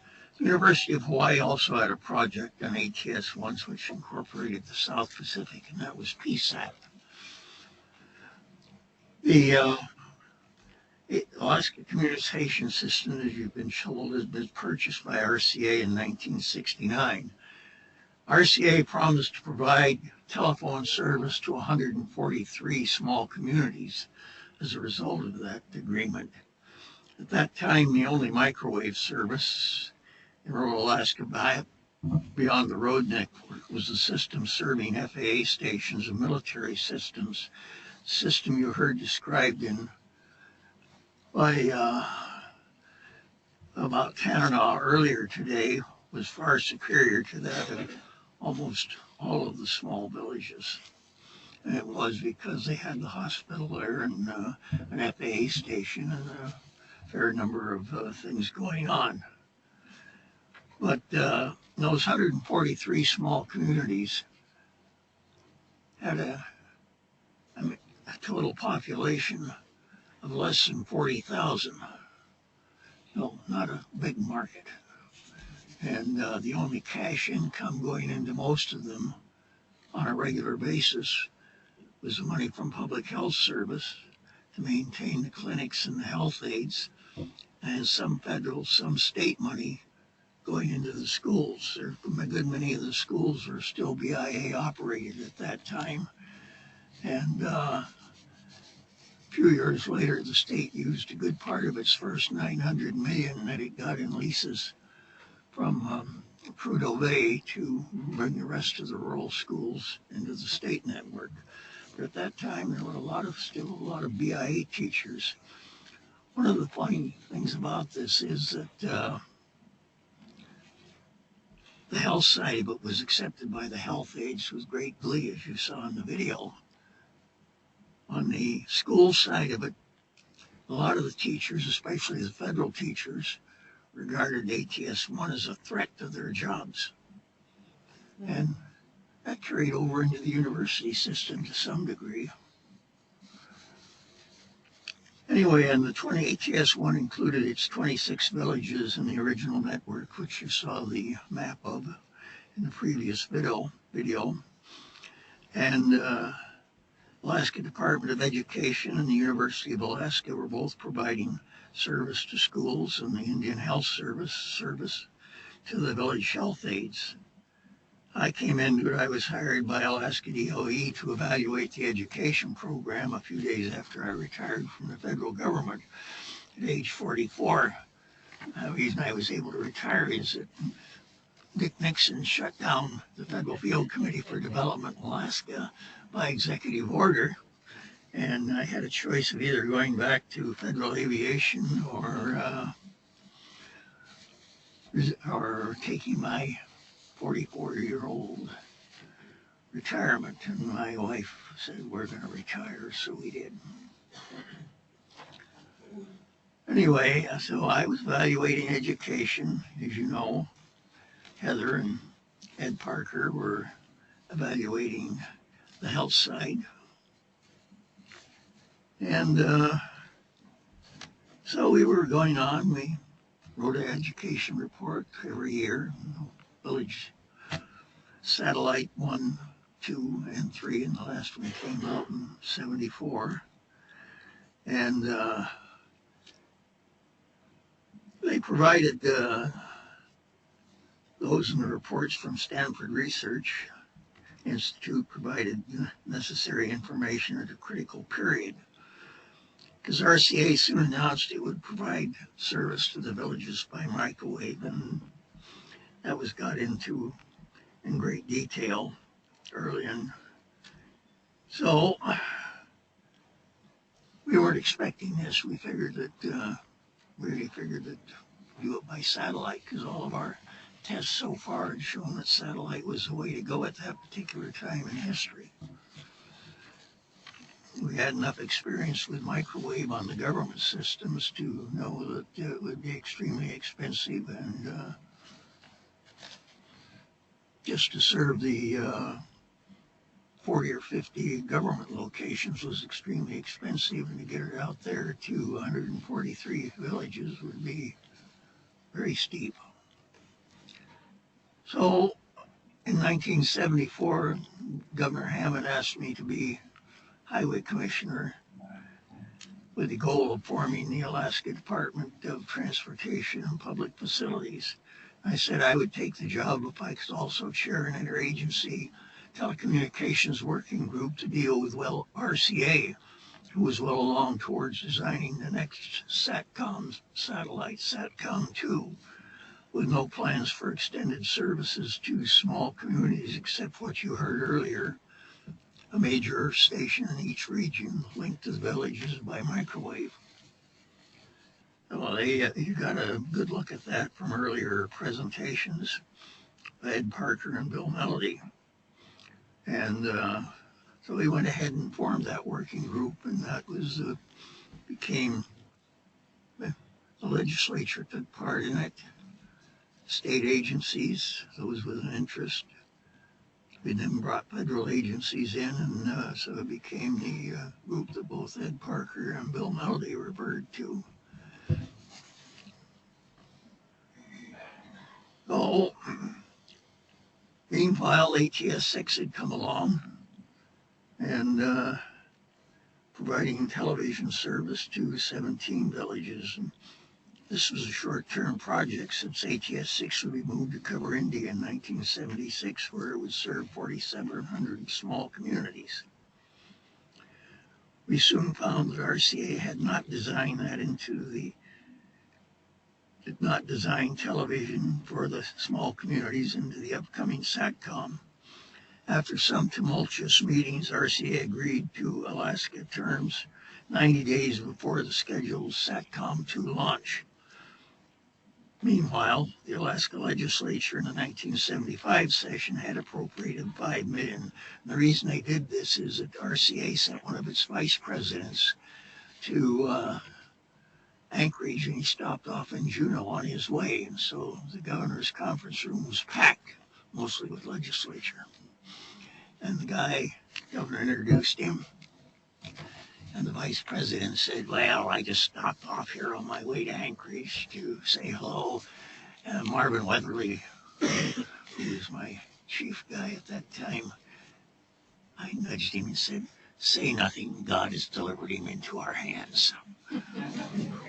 Because the legislature rushed right downstairs after the meeting ended and started to work on the $5 million. So, having finished convincing the legislature to change highways to DOT, I took over in 1976 as state chair of the Federal State Land Use Planning Commission for Alaska, where Governor Hammond and I had served on the advisory panel since the commission was formed in 1972. I had on staff people who had worked with me on ATS-1 and ATS-6, so I was able to keep the dialogue going in telecommunications. Then we began to plan for the next stage, Learn Alaska.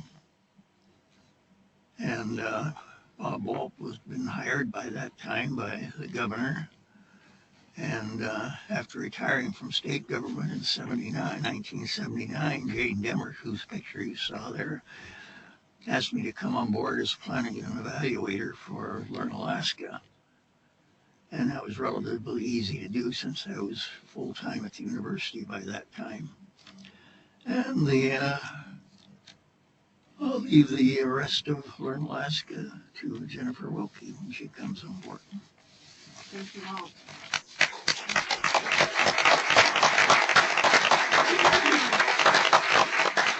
By the way, you probably noticed I dispensed with introducing the panel.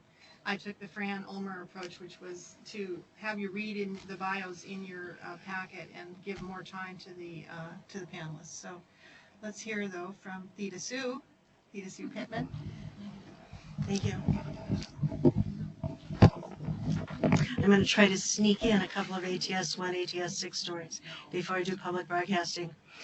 In my recollection, the education portion of ATS 6.1 was the stepchild of the experiment. It was developed at the last moment. It was the medical experiment and the work with the health aides that really drove the thing.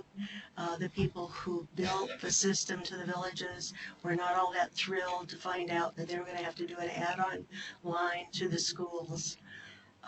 The group, and they were a dedicated group of policy people from education, seemed to be afraid to ask the villages what kind of programs they would like to have. Now, I, as a broadcaster, didn't think that, was bad, but I think their fear was that we wouldn't be able to deliver what they wanted, and that somehow that would cast, a cloud over the project and over all the other good things that were happening. My favorite story is that Harry Carter was traveling back and forth to D.C., as were many other people during the land claims. And villagers for the evening programs, some had asked if we could get Harry Carter to come on the radio. And he was happy to do that, and I think it was a good program. It was a good session. About 2 days later, a man from Anchorage, who shall go unnamed, called me. I would call him a self-important man. He got me on the phone and he said, "What the hell are you doing putting Harry Carter on the radio? You are," expletive deleted, "the natives." Well, they liked the show, so I wasn't too concerned about his opinion. ATS 6 had 3 television programs. Amy and the Astros was English as a second language.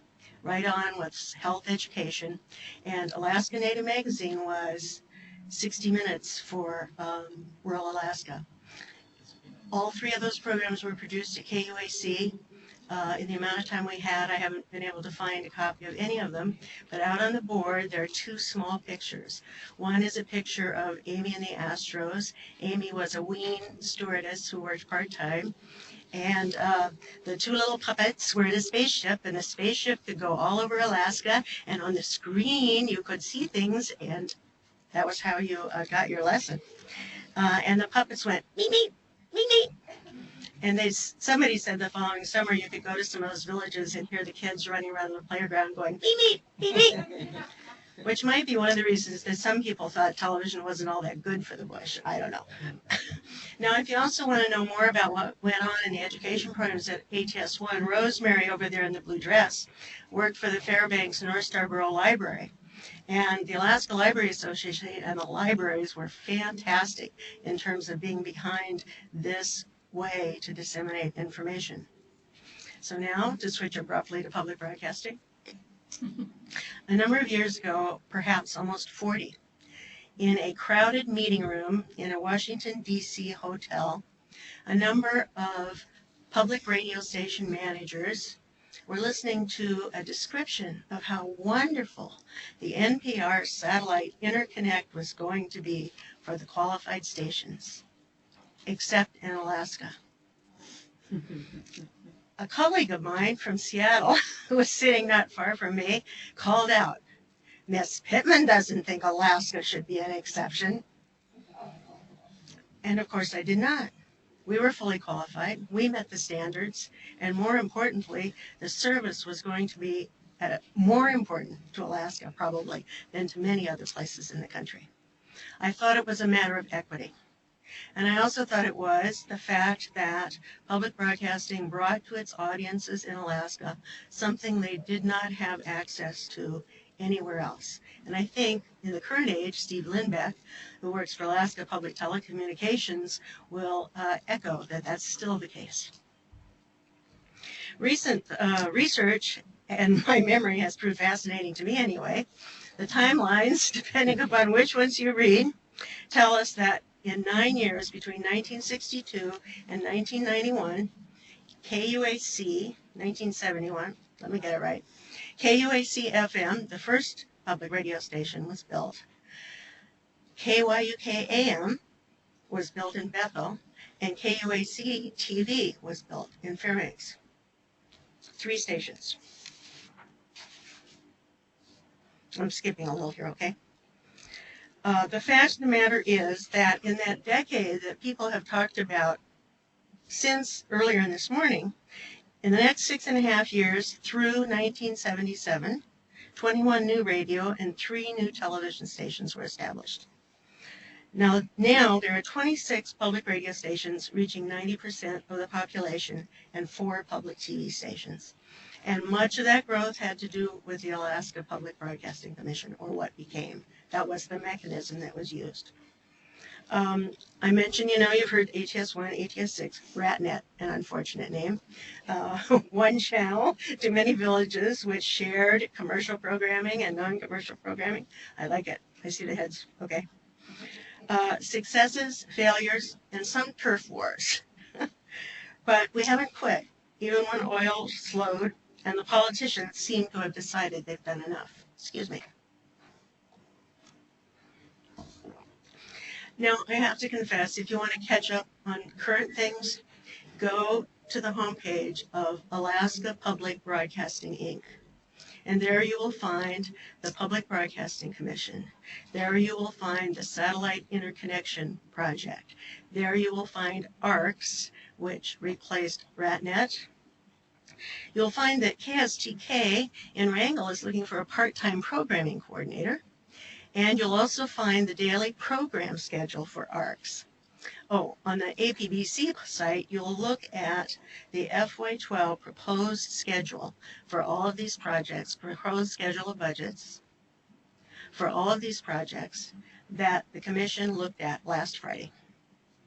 You'll also find the daily program schedule for ARCS, and I don't know if they got to see Dallas take Miami or not. Steve might well know. David McCullum was on Charlie Rose just a couple of days ago.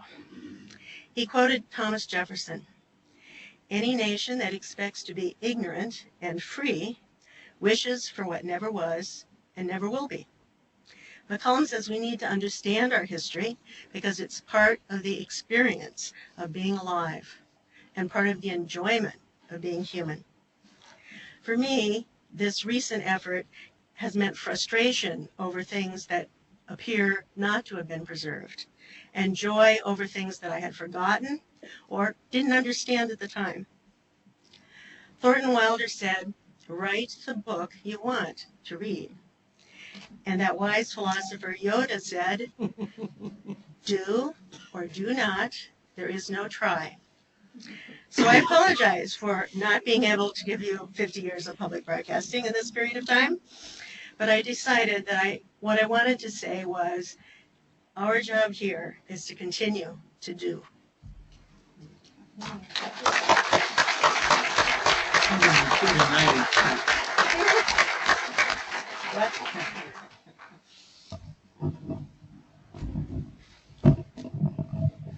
Theta was always a hard act to follow.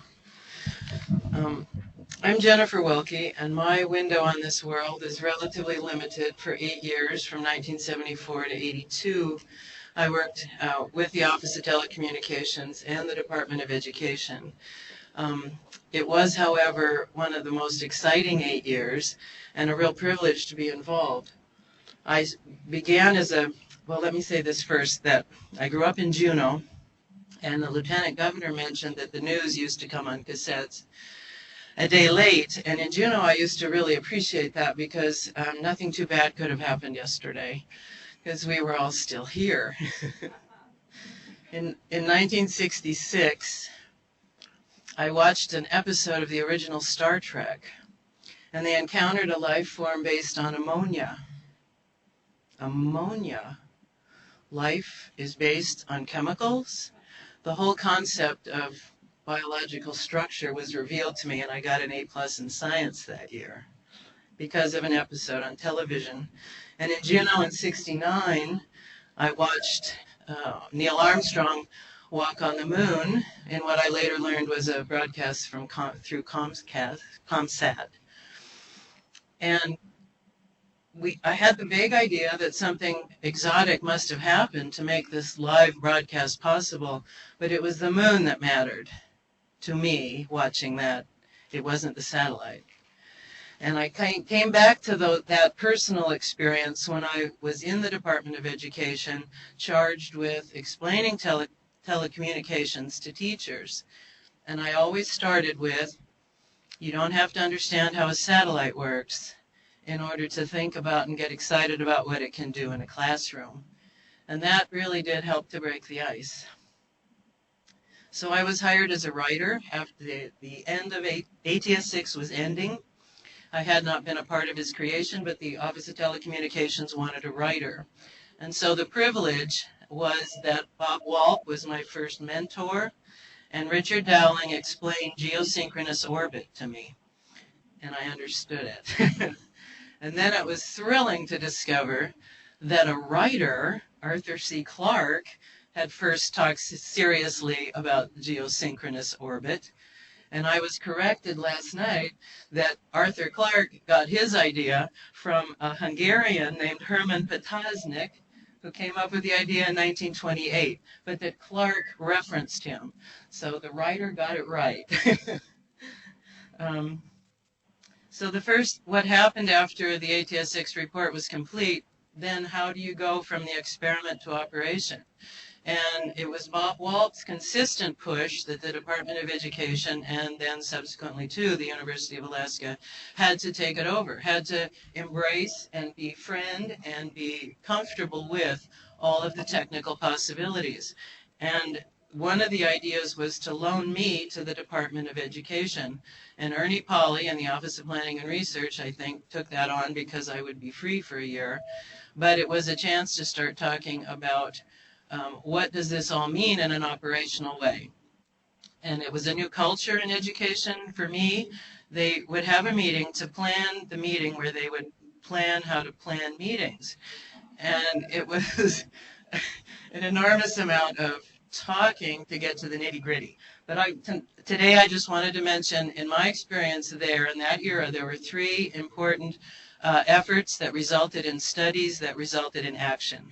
And the first one was called the Technology-Based Educational System for Rural Alaska, an overall plan co-authored by the Office of Telecommunications and the Department of Education Office of Planning and Research. So they were beginning to accept it. And here it may not sound like a huge development, but in these circles it was huge. That the Department of Education in that study in 1975 said that they had three goals for technology. And the first was it had to be cost effective. The second was that it had to satisfy students, teachers, and administrators. And I love that verb. They didn't explain it any more than that, but everybody knows what it would feel like when you were satisfied. And it had to integrate education with the existing. It had to integrate with existing education services. It had to help what was already being done. So it wouldn't be top down. It would be, these are the things we need to do, and these are the technologies we're going to make to do them. My mentor, Ernie Pauley at the Department of Ed, had the idea that if you needed to convince large constituencies of something, you needed to figure out what they were most afraid of. And so I switched that to a more positive, but superintendents were going to have one area of concern, of course, administration.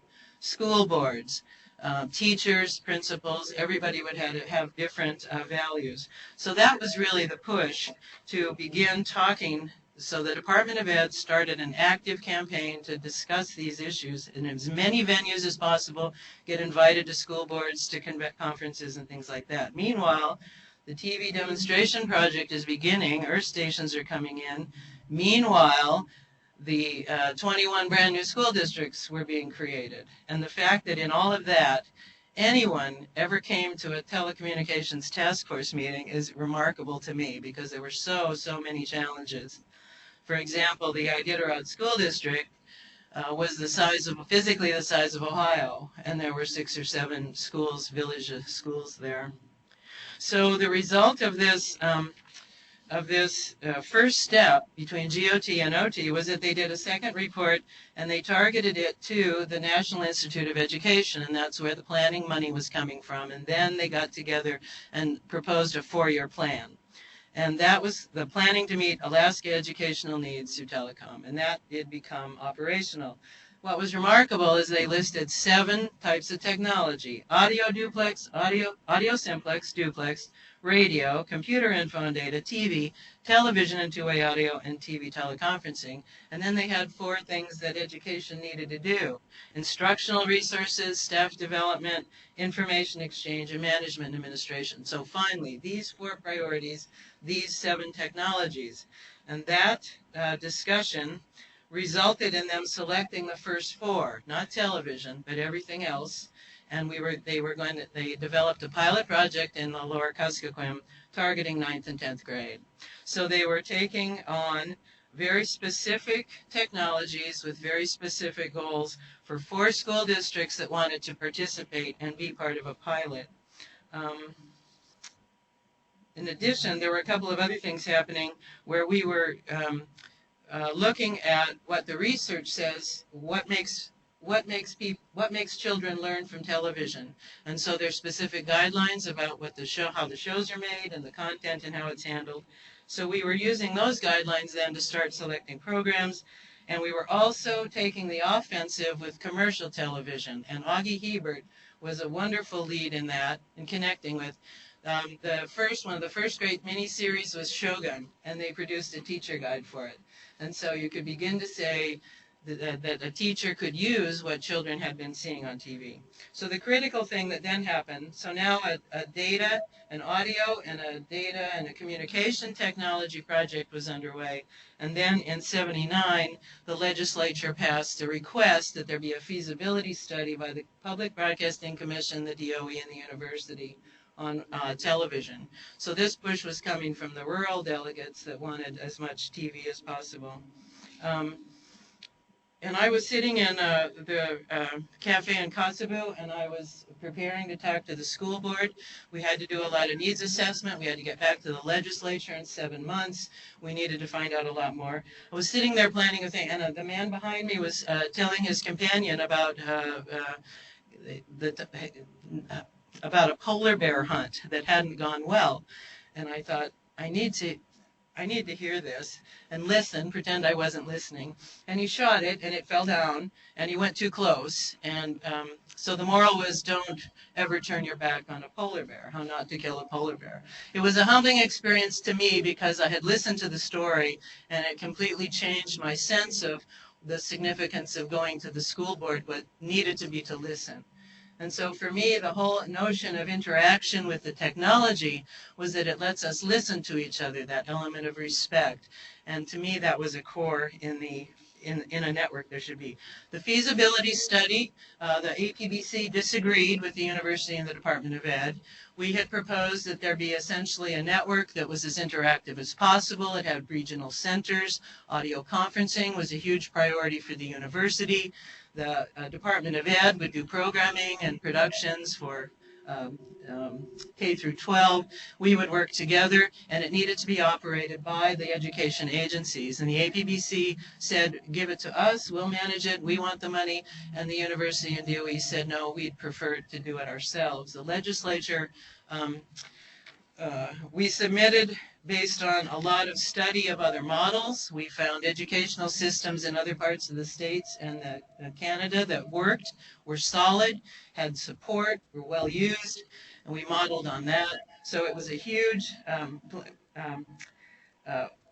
interagency plan. It was for $12 million of a capital investment, $10 million for capital, $12 million operating. There was a modest portion of that requested in fiscal year '91. We would phase it in. It would build support from users. And on a Friday afternoon at the Department of Ed, I got a telephone call. It was from a rural legislator, and he said, that's not enough. Excuse me, sir. Asking for $5 million for the next year wasn't enough. Next week, they wanted a request for $17 million. And I hung up the phone. I'm a middle agency employee. I knew I would never get a call like that again. I knew I had to take it up the ladder to the commissioner. I knew they would probably respond to the request, and I knew that that meant they hadn't read the report. This incredible, this all the ways we were trying to integrate what makes a network really shared and successful was probably not going to be in the mix. And that's pretty much how it happened. So instead of building slowly over time, for example, with a huge network of any entity or agency with an educational need sharing a channel, would have been a way to really solidify and create it. So that politically, etc., wasn't really able to happen. And I think in '85, later, when the oil money was lost, Learn Alaska hadn't had enough. Learn Alaska went on the air for 2 years while I was still there, and we were able to make a lot of pretty cool programming about by professional people. We gave a lot of grants to school districts who were making their own, teaching their kids about video. That kind of groundwork was really well received. We won some awards for the programming. It could be done. So that was just my experience of the network. My overall sense of it was that it gave me a great sense of respect, not only for Alaska, for all the people that were working through the technology, but for how hard the educators were working in some incredibly impossible situations. And the culminating image I had when Heather asked me to talk about the vision was that I got weathered in on Little Diomede once for a week. And I spent the day with Alice Suluk in the teacher's living room. She was babysitting their child, who was a toddler, and he had blonde hair and blue eyes. And she told me that he had seen a ghost. That's why some people have light eyes like that. And she told this to me while we were sitting on the couch watching The Price is Right. So the vision thing, any 10th grader now has access to what we were trying to do with Learn Alaska 30 years ago. So all is well. I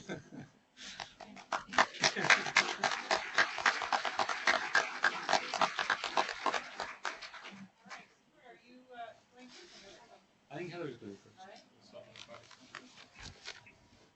Yes, please. Are we in the way? No, I think you won't be in the way. You may want to swivel. I actually have a little data. Can you believe? We're going to pick up the story and the evolution of telemedicine in Alaska, about which you have heard in the film. And this is a presentation jointly by myself, pulling out what we learned from some of the early research, not only some of the data, but what some of the lessons learned I think that are relevant. And then by Stuart Ferguson, who's the director of AFCAN, sitting here, the Alaska Federal Healthcare Access Network, and the CIO of the Alaska Native Tribal Health Consortium, who's going to tell us about what he's learned in the last 10 years of AFCAN. And Stuart I've known since I first met him in the early part of AFCAN, and I have to tell you, it's been a treat. But also, when he said, well, I have 10 years of data, there are not many people doing real projects in this field that actually have and keep data. So I'm going to show you some of the early data, and then we'll see some of the rest. But first, I think, as you saw in the film, HF radio was what people were stuck with. And I love this quote that came from a history of the health aides in Alaska. We went from house to house taking care of the sick. Our tools consisted of a thermometer, stethoscope, a blood pressure cuff. We had no phones, but we used the school's HF radio to report on our patients. There was no nonsense about confidentiality. So that was a health aide in the 60s describing how she did her job. And it was not a paper about communication. It was about health aides and what we do and how we do it. And then you met by film Bertha Moses from Allakaket, and there were some other health aides, and you met the health aide from Beaver, in a sense, by the film. Another very enthusiastic one was Rose Ambrose, and I found this quote going back through some of the reports, and she said, I use the satellite radio every day. And what was interesting about that was she didn't say that after the first month. This was actually about, year 3 of the project. So it was very important to the people to have the health providers to have communication. I won't go through this whole chart. This will be posted online, but this is an example of this was not a bad communication area. What you saw, and I will talk about with ATS-1, is where communication was considered to be worst. These data I found in the archive. Somebody who must have been the medical director at Nome sent a memo to Ted Stevens and said, we've got bad communication. So this was a reasonable area. And you can see that the percent of days with radio contact, there was only a handful when they got through more than half the time. For a good third of the communities, they got through 1 day in 5, 1 day in 3 if you were lucky. And the self-reported quality, I'm not too sure about the validity of these data because they were likely reported by the health aides, but was lousy. Very infrequently, except in a couple of communities, did they have anything they thought was really good. So communication was mediocre to poor. The quality of what they had was fair to poor. And this was an area that wasn't even targeted to be in the initial project because it wasn't the worst. So you saw some of the facilities that were used in that initial project. And this is the region that was targeted because the data showed initially that this was the worst service area, although others would have certainly said, well, we're pretty bad too.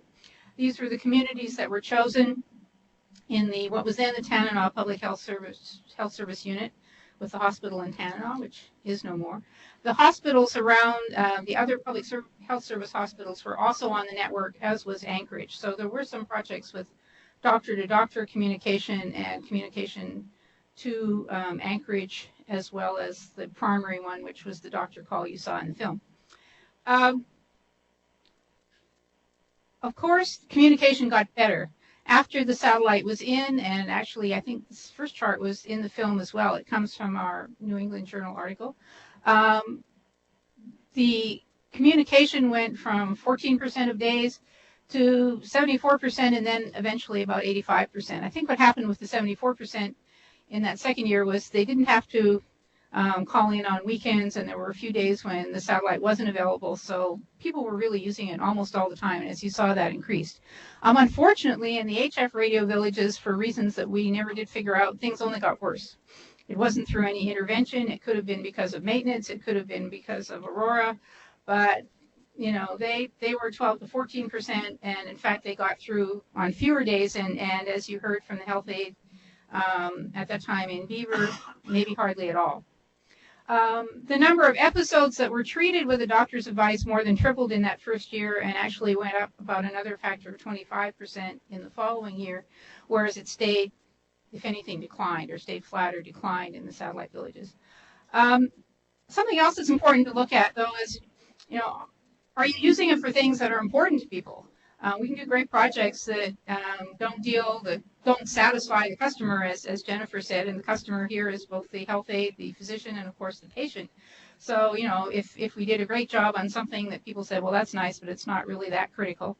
But so really the cases that were seen, in quotes, or heard with the doctor's advice really did address many of the priority problems. And you heard a lot about ear problems, and that was otitis media, and I think that's improved in villages, but I think it's still a problem in Alaska, unfortunately. But those were pretty well mapping the high priority pain problems that the health aides were likely to see. So that was good. We were addressing, it was being used for what we might have thought. As I said, the contact went up to over 85%. Patients, health aides had patients to present about 2/3 of the days. They were on every day at a fixed time. We asked the physicians to review the cases because you want to find out, well, so what? It's nice to have a physician, but there's a chain of inference here. Consultation with a physician could make a difference. And they found that in about half the cases, what the health aide was proposing probably was fine. But in the other half, there were differences. About 20% of the cases led to a change, minor change in the management plan, and about 30% a significant or major change. The satellite was also used for information on patients in the hospital and administrative matters. And here I'm thinking about Dave Whalen this morning saying, that thing couldn't be used for commercial purposes. And you were right. And one Glenn Stanley, who you saw in the film, was very concerned when we said, well, patients talking to their families in the villages, patients who are away in the hospital, this is important. And one of the quotes from a study done by another Stanford colleague and student at that time quoted one of the patients talking to the village, and the person in the village saying, last year we didn't know if they're dead, still in the hospital, or what. Now we know. We can find out what's happening. We also found that administrative matters, no surprise to you, ordering medicines, even finding out if your paycheck was coming. We weren't really supposed to mention that. But the health aides, I mean, you know, they wanted to know if they were going to get paid. And they wanted to know if their medicine was coming, and that was health communication. And the Native leaders said, yes, this is important, and we would like to put it in other villages in our region. And Georgiana Lincoln was very instrumental in making that case and sticking to her guns. Okay, I will be quick. I'm gonna take the prerogative of the mic here. We did more on ATS 6, with, as you heard, which was really much more successful for the instructional and broadcasting, because the time was very limited. We only had small blocks of time at fixed periods. The video technology really wasn't really up to much yet, and so we learned some things that you might not be surprised to know, that voice was really still a priority. You really needed on-demand or at least daily contact to be useful in dealing with serious problems. But we helped them put in a computerized record system, lo and behold, and that was one of the most useful things that came out of the whole project, and it had nothing to do with full motion video. After the ATS experiments, as you heard earlier, the state purchased these earth stations that were put in. The Public Health Service leased an audio conference network. The only thing I want to say about that, Ed mentioned it was set up along the model of what we learned from ATS-1 in closed conferencing circuits, because we learned that the health aides learned from each other. We were concerned about privacy. They were, so you couldn't just listen in from on any frequency, but they could hear each other. I put in here what was paid by the Public Health Service, which I discovered doing some digging here, $875,000 per year. Anchor tenant, for sure. Then two other projects began in the 90s, which began to involve other players in Alaska, and including the native corporations, and began to get into using other technologies. And that's what you'll hear about from Stuart. But I'm going to take one more minute to talk about what did we learn from these things. Yes, reliable communication can be really important for patient diagnosis and treatment. You can reduce the need of moving patients from their communities if you can get advice from a physician, but sometimes, as you heard in the film, some serious conditions can be identified earlier, and you will move those patients. So you save time and money, but not necessarily for every patient consult. If patients can return to their communities and be monitored, they may not have to stay in the hospital so long. Very relevant still today.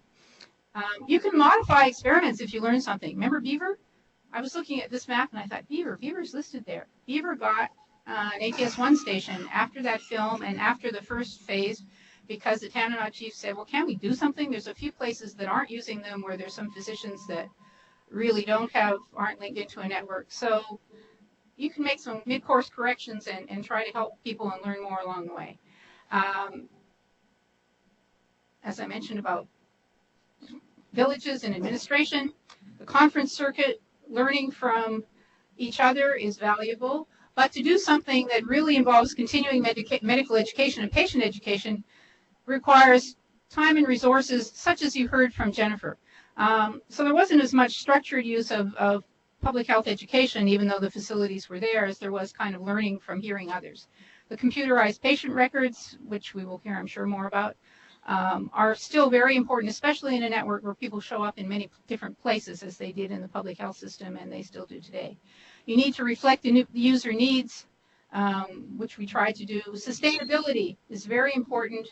How do we get the funding to make this happen? We heard about other projects today. The Public Health Service and the Indian Health Service and its successors bought into the importance of communication. They had to find the money, but without it, the whole thing would have died. And as we've seen, and we will see, anchor tenants are important. So I will turn this over to Stuart. I will just say, as he's standing up, one of the sustainability issues that I came across going through some of these materials about Learn Alaska was one line in somebody's timeline that we were consulting to put this together that said, 1986, oil falls to $10 per barrel, Learn Alaska defunded. So there you are. Sustainability remains an issue. And thank you. I will turn it over to my colleague here.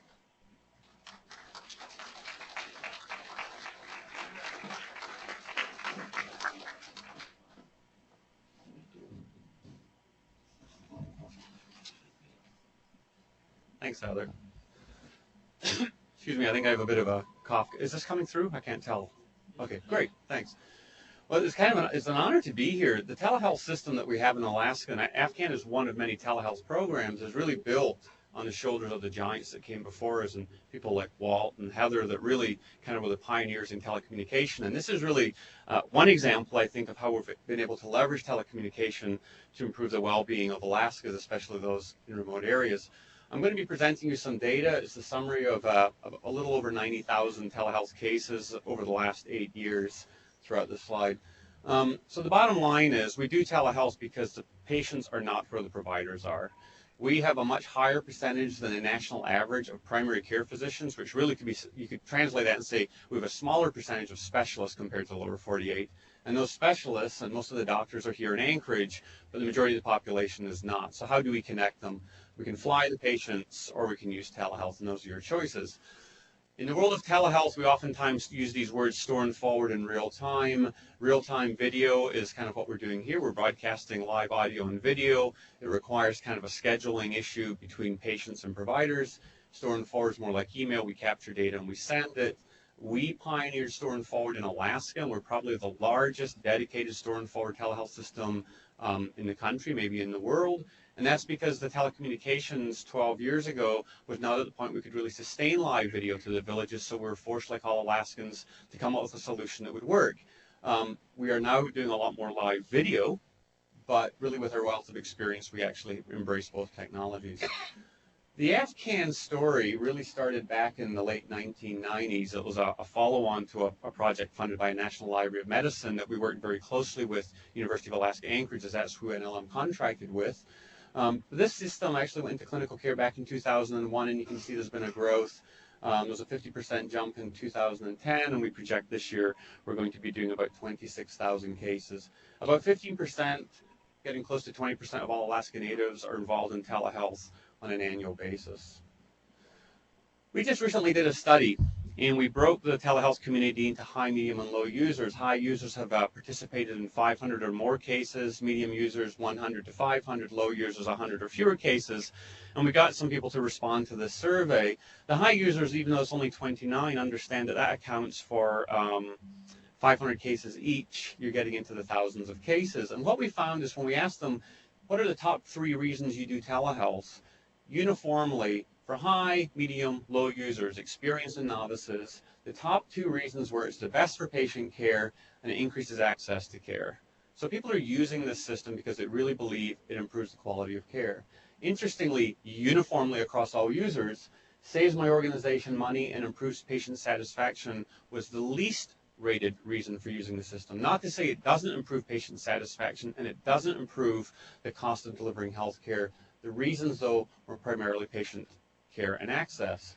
Within those other areas, those black areas, we got differences between the providers, and I kind of want to point this out to you. One of those was gives me confidence in doing the right thing for my patient, and somewhat obvious perhaps in retrospect, low users and medium users rate this as being one of their top reasons about 25% of the time.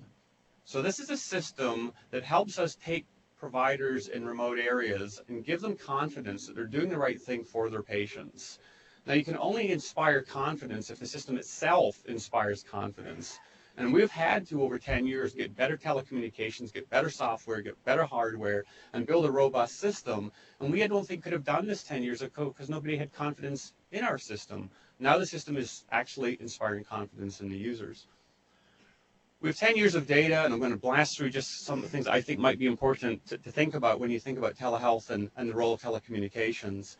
We plot the annual savings on an annual basis for primary care cases, cases that never really leave a region. They go from a village to a regional hospital, and specialty care cases that come in to the Anchorage area or go to a tertiary care facility. And you can see there's been some changes over time, but really in the last year, 2010, we're saving about $5.5 million solely on patient travel. We're not factoring in per diem or lost job time or other costs, economic costs. We're kind of curious in terms of what that means to the payers, the people that actually pay for health care. And so we did this study last year. We just completed it. We looked at about 5,000 patients that were Medicaid patients. Now, these are patients that would have flown typically from a village to one of the regional hubs that's circled here, and I think we have 6 of them in this study. And when we looked at these patients and we tried to determine if telehealth prevented travel just to a hub, not into Anchorage, we found that Medicaid, if they had paid for that travel, would have spent over $3 million on that patient travel. What they did instead was they spent $269,000 on professional fees to providers to actually review the telehealth cases. So Medicaid saved about $10.50 to $11 in travel costs for every dollar they reimbursed in professional fees. Now, we're really blessed in Alaska. We have probably the most generous reimbursement landscape of any state in the union. The Commissioner for Health and the state and the Medicaid program have been big supporters of telehealth. We have over 100 payers that pay for telehealth in the state of Alaska. And I think the reason is because it does make sense to the payers. When we finished that study, one of the things we looked at is how often do we prevent people losing days at work, and also how often do we prevent children being taken out of school. And what we find is on average, every telehealth case pretty much creates an extra day on the job, and about 1 in 3 cases will keep a child in school, and those are obviously additional benefits. In terms of access, it's a very hard thing to quantify. This was a study that was done up in the Norton Sound region by Phil Hofstetter, and he had done a retrospective study going back to 1991. And he looked at a couple thousand patients that were being referred to specialty clinic. And he looked at how long they waited from when they were referred to the clinic until they actually saw a doctor. And the startling piece of this is that 47% of the patients from 1991 to 2001, so about 11 years, 47% waited more than 4 months, 5 months or more. Now, most often these are children. Children with sore ears, children that aren't learning in school, children aren't developing their speech the way they should. When they implemented telehealth in 2002, that went down to 8%. But again, because you don't see the benefits right away with telehealth, when you have a backlog, that dropped to 3% 3 years later, and I think that's where it stayed. Interestingly, we get a lot of telehealth cases that will lead to a surgical intervention. And we like to use the information in that telehealth case to kind of plan the operating room, to kind of plan the procedure, so that when the patient shows up, we don't at that time try to schedule the OR, because that's kind of an Achilles heel and a delay in the hospital. So we did a study, and we actually went back and we looked at a series of telehealth cases that led directly to surgical referral, and we found that there was no statistical difference between using the information in a telehealth case to plan the OR time and the procedure versus a specialist seeing this patient in person and planning the procedure and planning the time. So we feel fairly comfortable, if it's a good telehealth case, going ahead and planning the OR time. This is really, I think, the most amazing stat that we have developed over time. We look at how long it takes a telehealth case once it hits the campus of the Alaska Native Medical Center to be turned around and sent back to the village or the region where it originated. And we find that somewhere between 15 and 20% of the time, those cases are turned around within 60 minutes. The majority of the cases, over 60%, are turned around within 24 hours. What this means is that you can get a level of care with telehealth that you cannot get in a major center. I cannot take my child into my pediatrician and get a specialty consult and have that consult within 60 minutes of arriving at the pediatrician's office. We can provide that level of service to remote Alaska. We could not provide this if we're trying to do it over video, because we would not be able to schedule the physician to be available within 60 minutes to provide a consult. So with this technology and the telecommunications and the stability of our system, we're actually able to provide a high level of care. So how important is that? Well, going back to the survey, we asked folks how important is the speed of reply. And if you look at the high user initiators, these are the people that have created 500 or more cases, all in remote Alaska. Almost 45% of them say it's extremely important. So about half of our clinicians are saying this is a 5 out of 5. Speed is important. That means the software needs to work. It means the telecommunications needs to work. It means you need service level agreements. You need a repeatable performance by a provider. And now you get into kind of complex program design, but that's what we've been doing for years. So we had this idea that we could maybe take newer technology, more sophisticated technology, and travel out to a village and screen folks. We're trying to use a technology that was too expensive to literally buy one for every village. So we're looking at diabetic retinopathy. So retinopathy, damage to the retina, it's seen in diabetic patients. It will happen in diabetic patients, and untreated it will lead to blindness, but it's completely curable if you catch it in time and you do laser coagulation. In order to catch it, you need to do an annual eye exam. Well, the sad thing is, in the Alaska Natives for 7 years, the annual eye exam rate for diabetics declined from a high of around 60%, getting down below 50%. When we implemented a telehealth program where we flew one of my staff, a non-clinical person, out to the villages to screen all the diabetics in the village, we managed to reverse a 7-year decline in the annual eye exam rate for diabetics. Probably the most startling statistic is that 1 in 3 of these diabetics had retinopathies and needed to be flown in for treatment. So it's good we caught them. It's bad that it's happening. So I'm going to try and finish on time. So one of the wonderful things about telehealth is that you're not just doing things you've done before and doing them faster. You're able to do things that you never imagined you could do before. And this is a very good example. We have a surprisingly high rate of children that are born deaf in Alaska, in 1 or both ears. And the solution in these newborns is to do a cochlear implant, to put an implant into the ear. It could not be done in Alaska because it takes a year of therapy. You have to go through speech therapy. And we couldn't do it to the villages. So parents were faced with this very difficult choice of letting the child be raised deaf or relocating to the lower 48 for a year to get the surgery and then do the therapy. Well, now, with video conferencing, something as simple as audio and video to the villages, we can do this follow-up therapy. So we can do things and keep folks in their villages and get these children hearing, which we never imagined was possible before. So this is one of my favorite concepts here. Is we've developed a system in Alaska because we needed to. And we built it around the technology that was available at the time, and it's improved over time, but it was really designed by our health aides and our docs. We don't add features without health aides and doctors telling us to add it. And what I'm very proud of is the fact that about a month or 2 months ago, I got a call from the Canadian government wanting a software upgrade, and we had no clue what they were talking about. And it turned out they'd actually bought our software and they were using it on the space station to do telehealth. And the same day we found it was being used in Kenya to treat a hippo bite for a man that had his leg bit off. And this is the beautiful thing, right? We've developed systems in Alaska that work here, and now we're finding they work in high tech and low tech. So I'm going to finish with this, a shameful plug. I'm the president-elect of the American Telemedicine Association, and for the first time in the history of this association, they're having an annual conference in Alaska, outside the lower 48. This is going to be in September. It's going to be here in Anchorage at the Egan Center. They normally have 200 to 300 people show up for this. It's now looking like they may have as many as 400 to 500 folks. It's going to be done like the TED Talks. You'll be able to stand up there. You get 10 to 20 minutes to talk. You'll have national speakers, national experts on telehealth. I'd highly encourage you to look into this. There is going to be a special rate for Alaskans, so it'll be cheaper for you to go.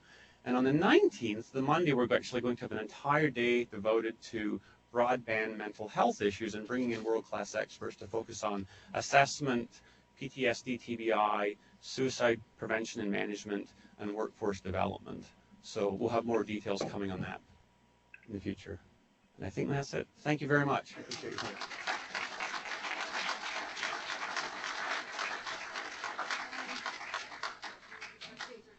Yeah, we could take a couple of questions.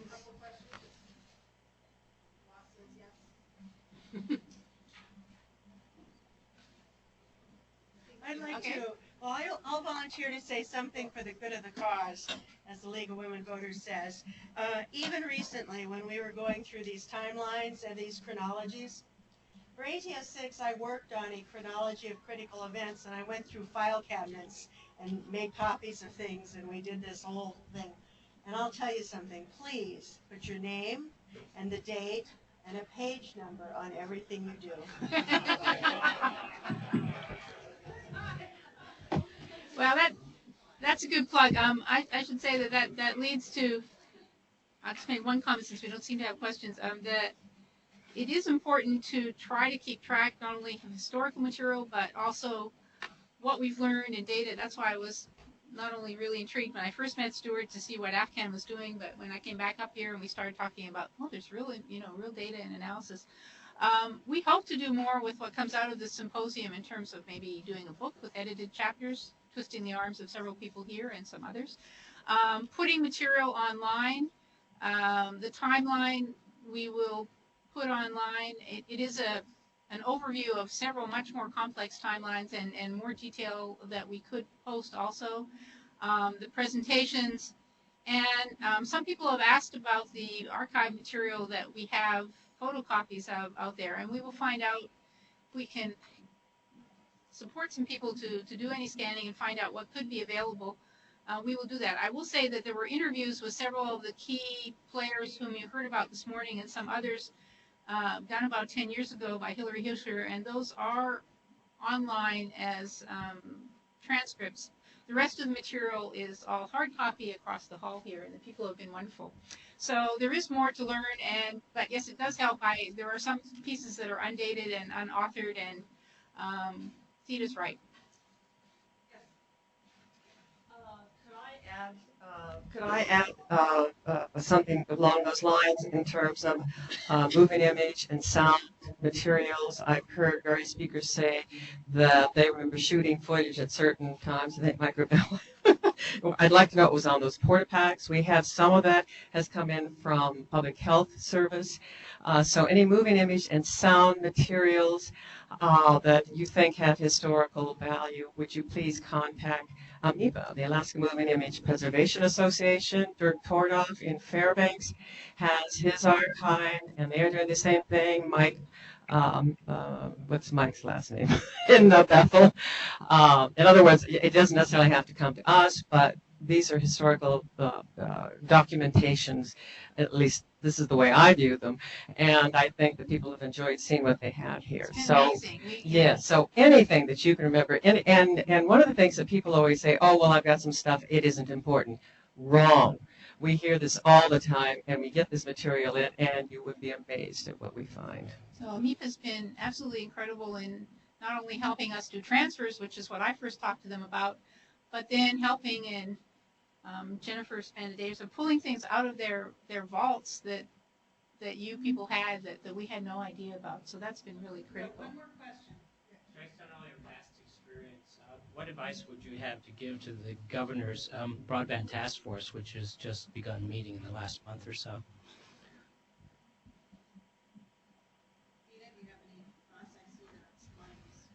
No, it's spinning wildly. Ask the users, talk to the users, talk to the potential users. I'm really not the expert. I just know that there's a difference between, and that we were talking about this the other night. What do you want to do? Richard Allen was the first engineer I ever worked with, who came up to me, a program director, and said, "What kind of programs are you going to do? I need to know so I can build you the right system." Which is far different from the program people saying, "Well, what can you build me?" I think the answer is you have to be bold, because I think what we heard this morning was big stakes, a lot of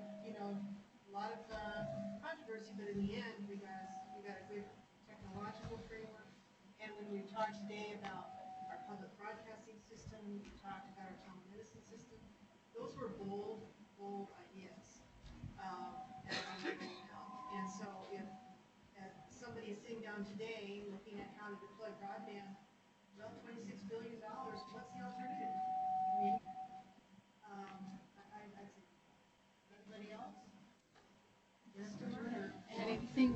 Since Stuart is it, we will spend the last, as much time as we have left of the conference in a panel where we're going to try to address exactly that question in an hour. But I think Stuart may be leaving, so if you have something you would like to add, please do. Yeah. And if you can stay, please do.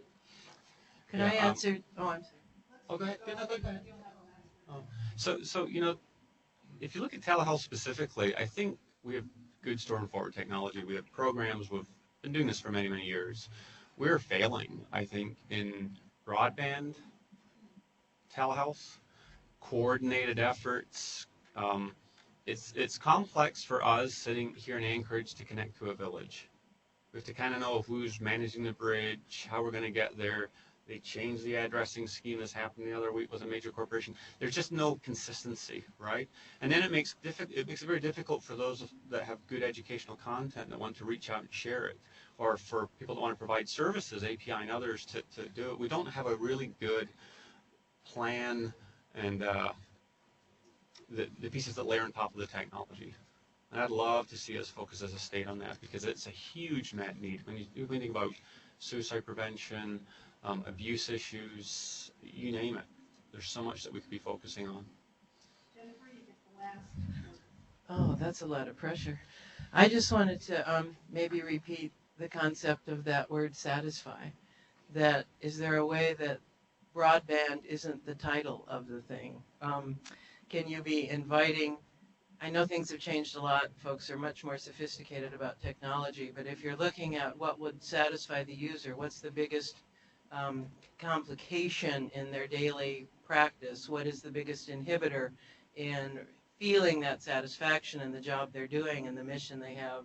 If it's from that inside out point of view, I think you'll get some meaningful answers that can then look at what can communications do to resolve that.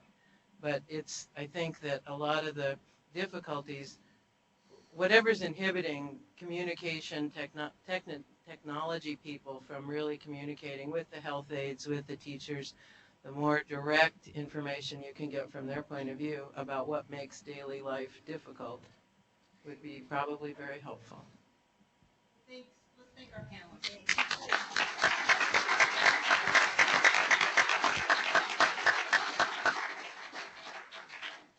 Thank you. Okay, 5-minute stretch. If you need a break, a hot or cold drink, then we will reconvene for the final experts panel, and then we'll have some time, hopefully, to address the questions raised by Rich and others about where do we go from here. Probably at this point.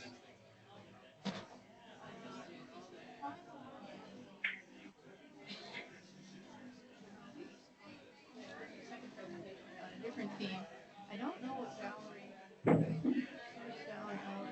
here. Send me anything, I believe. Hopefully I'm not sure how she's doing what she's doing. Is he up first? She's up first. Get the names in. I got 3. You brought the thing.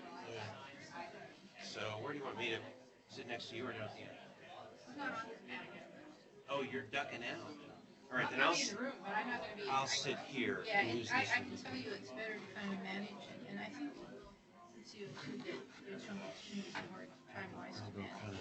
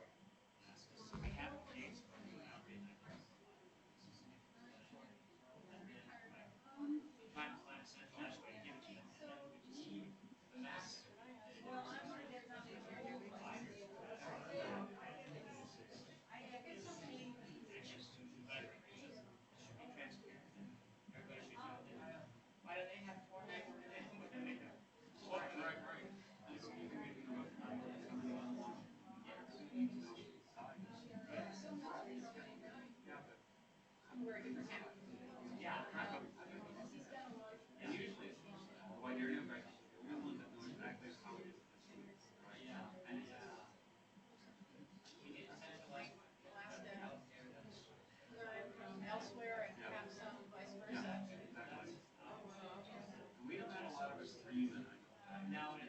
And that should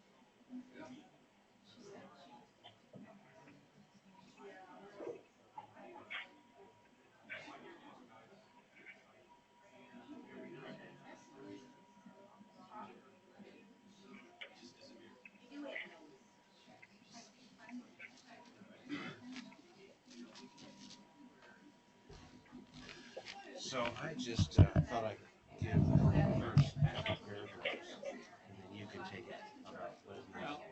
This is just a general.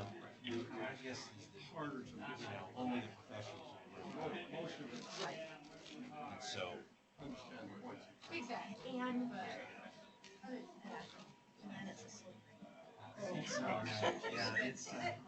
And so you can talk about what's been done here and how you see it evolving and just helping to answer the question of broadband deployment and how much it'll help.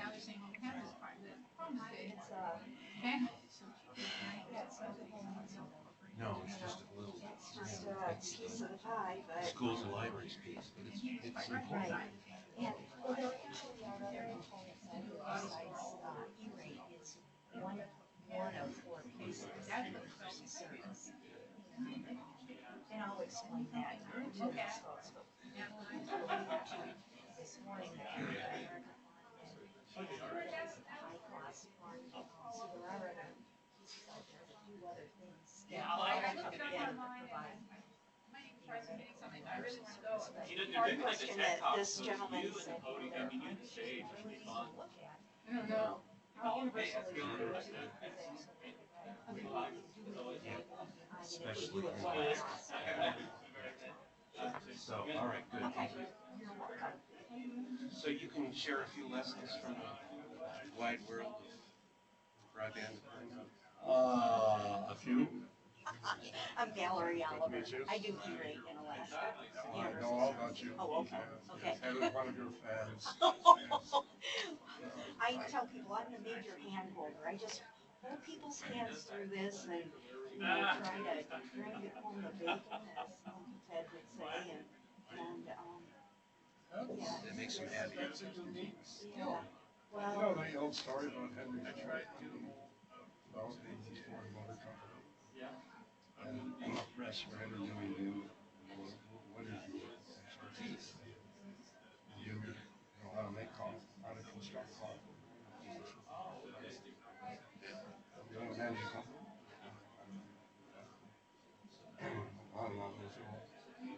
You don't know anything.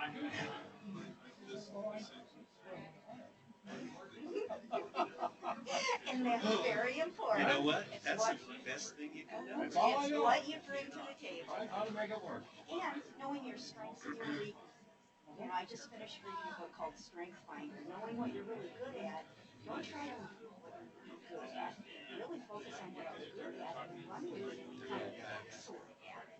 And I thought, oh, let's pick up the book for a lot of those things I never quite could master. So we're gonna try to finish by 4. Okay. It's not gonna be too difficult. And if you want to wrap up soon, that's open to it. No, I'm much shorter. I'm targeting mine to stimulate some discussion. Because, in a way, this happens all the time. The idea is if you have a discussion on each panel, then it's time to. So what I'll try to do is I'll try to facilitate questions. You guys already get over it. Yeah. I don't have any speech to make here. You know? You don't? You gotta say something. Come on. You're on the Otherwise, you'll be very shy. Yeah, well, yeah. I'm like him. I run the public broadcasting thing. I don't know anything about engineering, broadcasting. I was thinking I should have made myself sound much more interesting on that bio.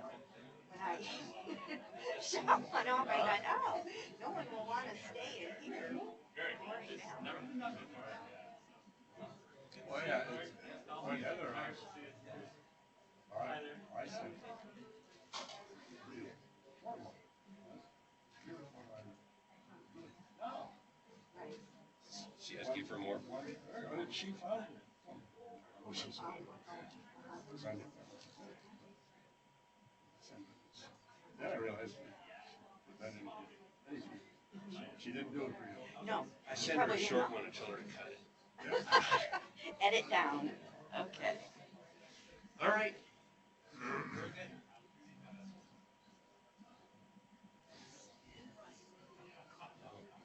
Heather and tell her it's over. Yeah. She missed it. That's right. And they were fabulous. They've had a long day.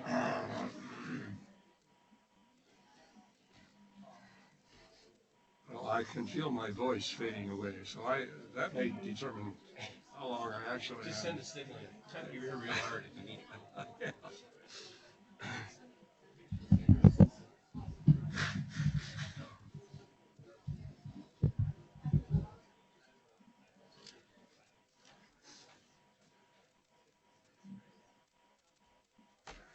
These are my options, Lynn. I can either see the people I'm talking to or I can see the paper I wrote on. Not sure which is more important. Gets worse too. Oh, I don't want to hear that. Beats the alternative, that's all I can say. That's right.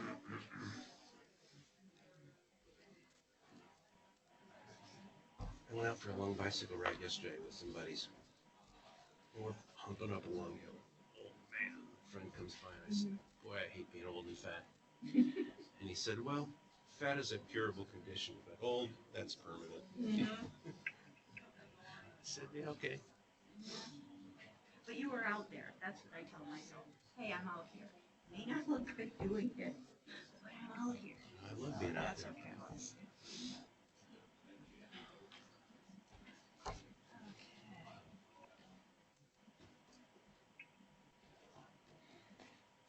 Oh, I have to go to a fundraiser tonight and show 40 dozen oysters. Wow. A Habitat for Humanity. I think that's almost 500 oysters. I will, I'm already trying to look ahead to a nice big glass of wine at 9 o'clock tonight. My arm is sore. Yeah.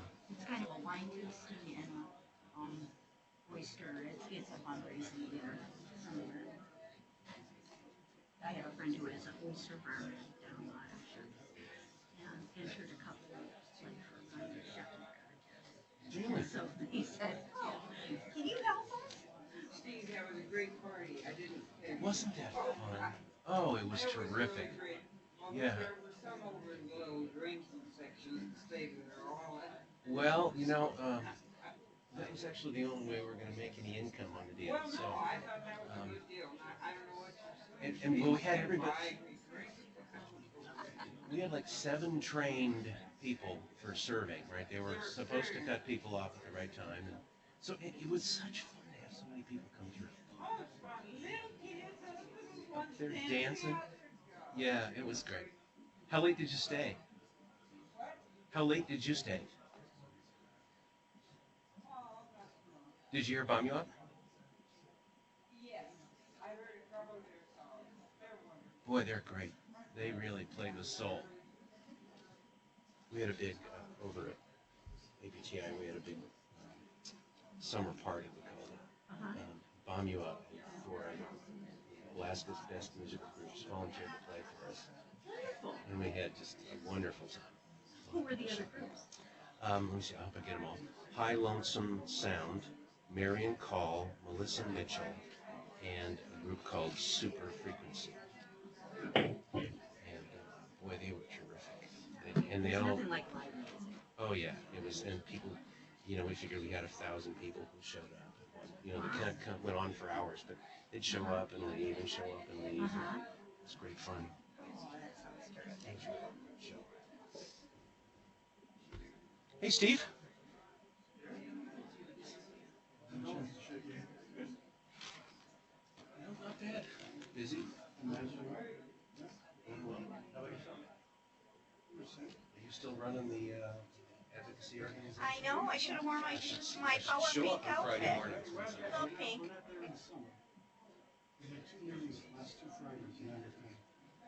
Call us up. Cabby.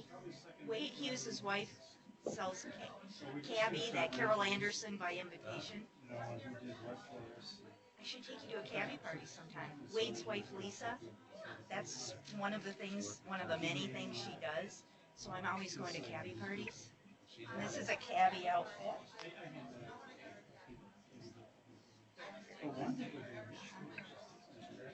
Is that right?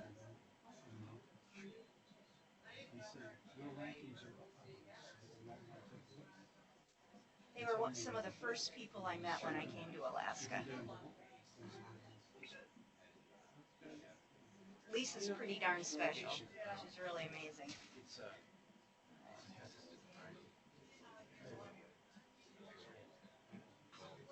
When Wade doesn't get along with somebody, you know it.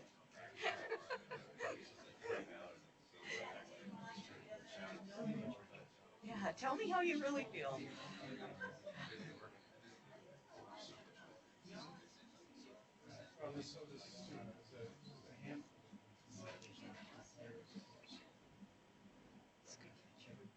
Just find a work beside.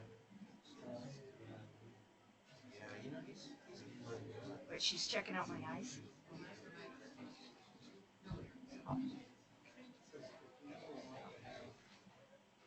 Because I was just going to segue into my eye lift. Did you hear Art said, did you have LASIK surgery? I thought, it's not polite to ask.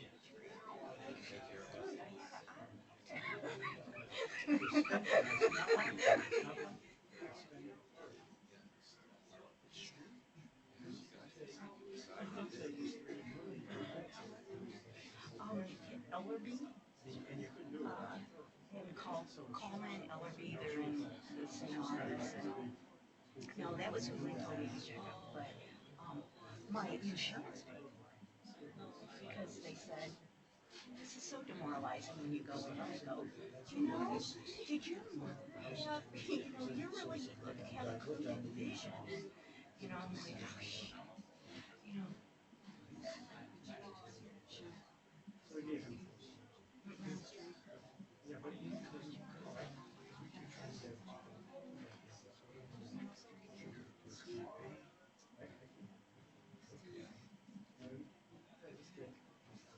Steve Martin? Uh-huh.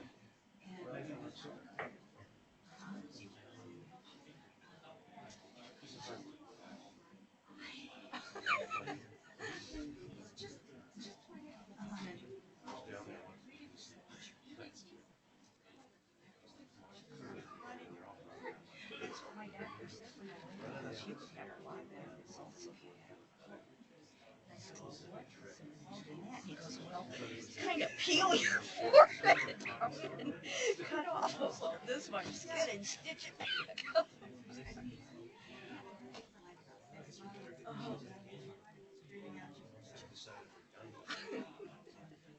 I said, I'll take it from there. Someday I hope I have courage enough to, I don't know, I could really stand to get my bladder stitched up. That would be like,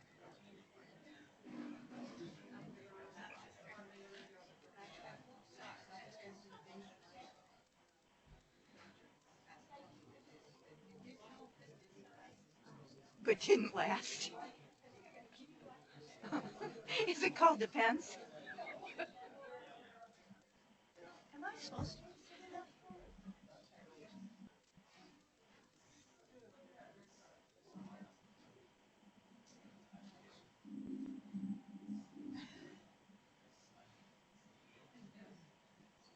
Do I need to be sitting here?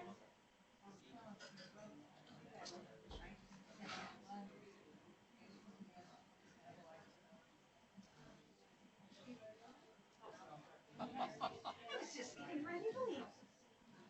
Nope, now you're ready to go. Okay. Back to work. They're trying to herd everybody back into the room, so.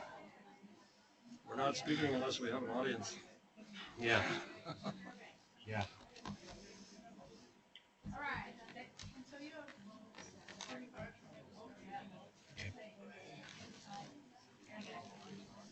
Let's try to finish by 4.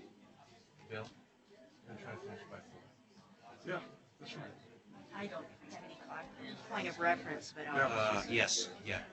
And you take your full blast. I've already had one shot, and I also have another chance on the panel afterward. Okay. So you do your full shot, and I will take I just want to give everybody Valerie's a little bit of an first, understanding and then of Bill. E-rate, universal service, and It's how important. it impacts. And, So I'll speak first, and then Valerie. Yes. That's probably a little bit better. Yeah. So I'm going to be swapping the screen between you guys. Should be good, but I'll leave it on. I'll just direct view. move away some. So you have a PowerPoint? No. No.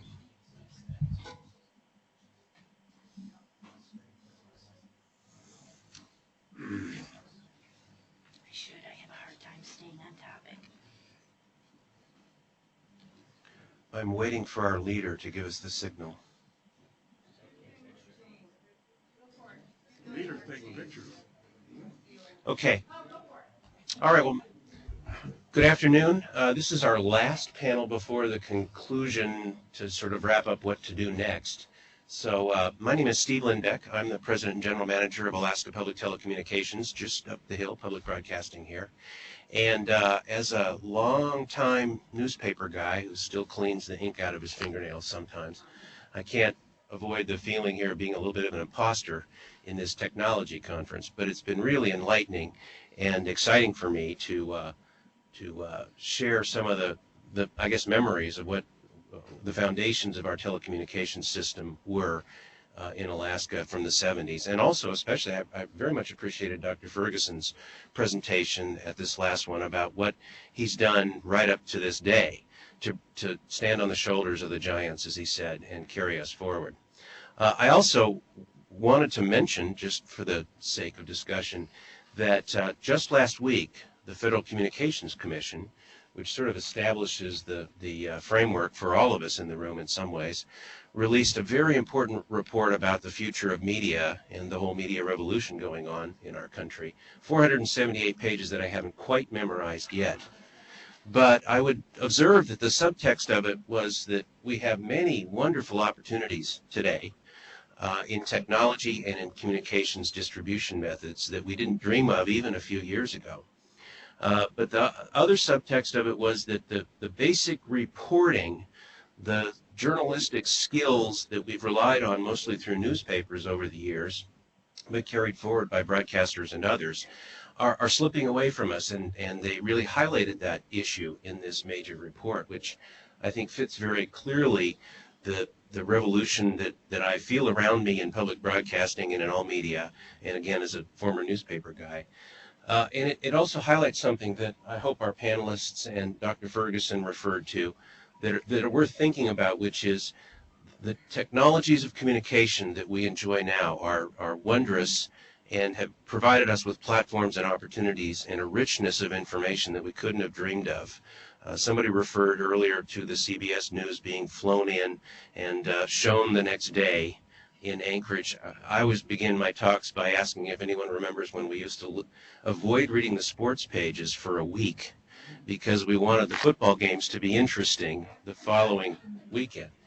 And if you think about the difference where any of us now can reach for our iPhone and call up the latest stock quotes for any stock you want to find instantaneously.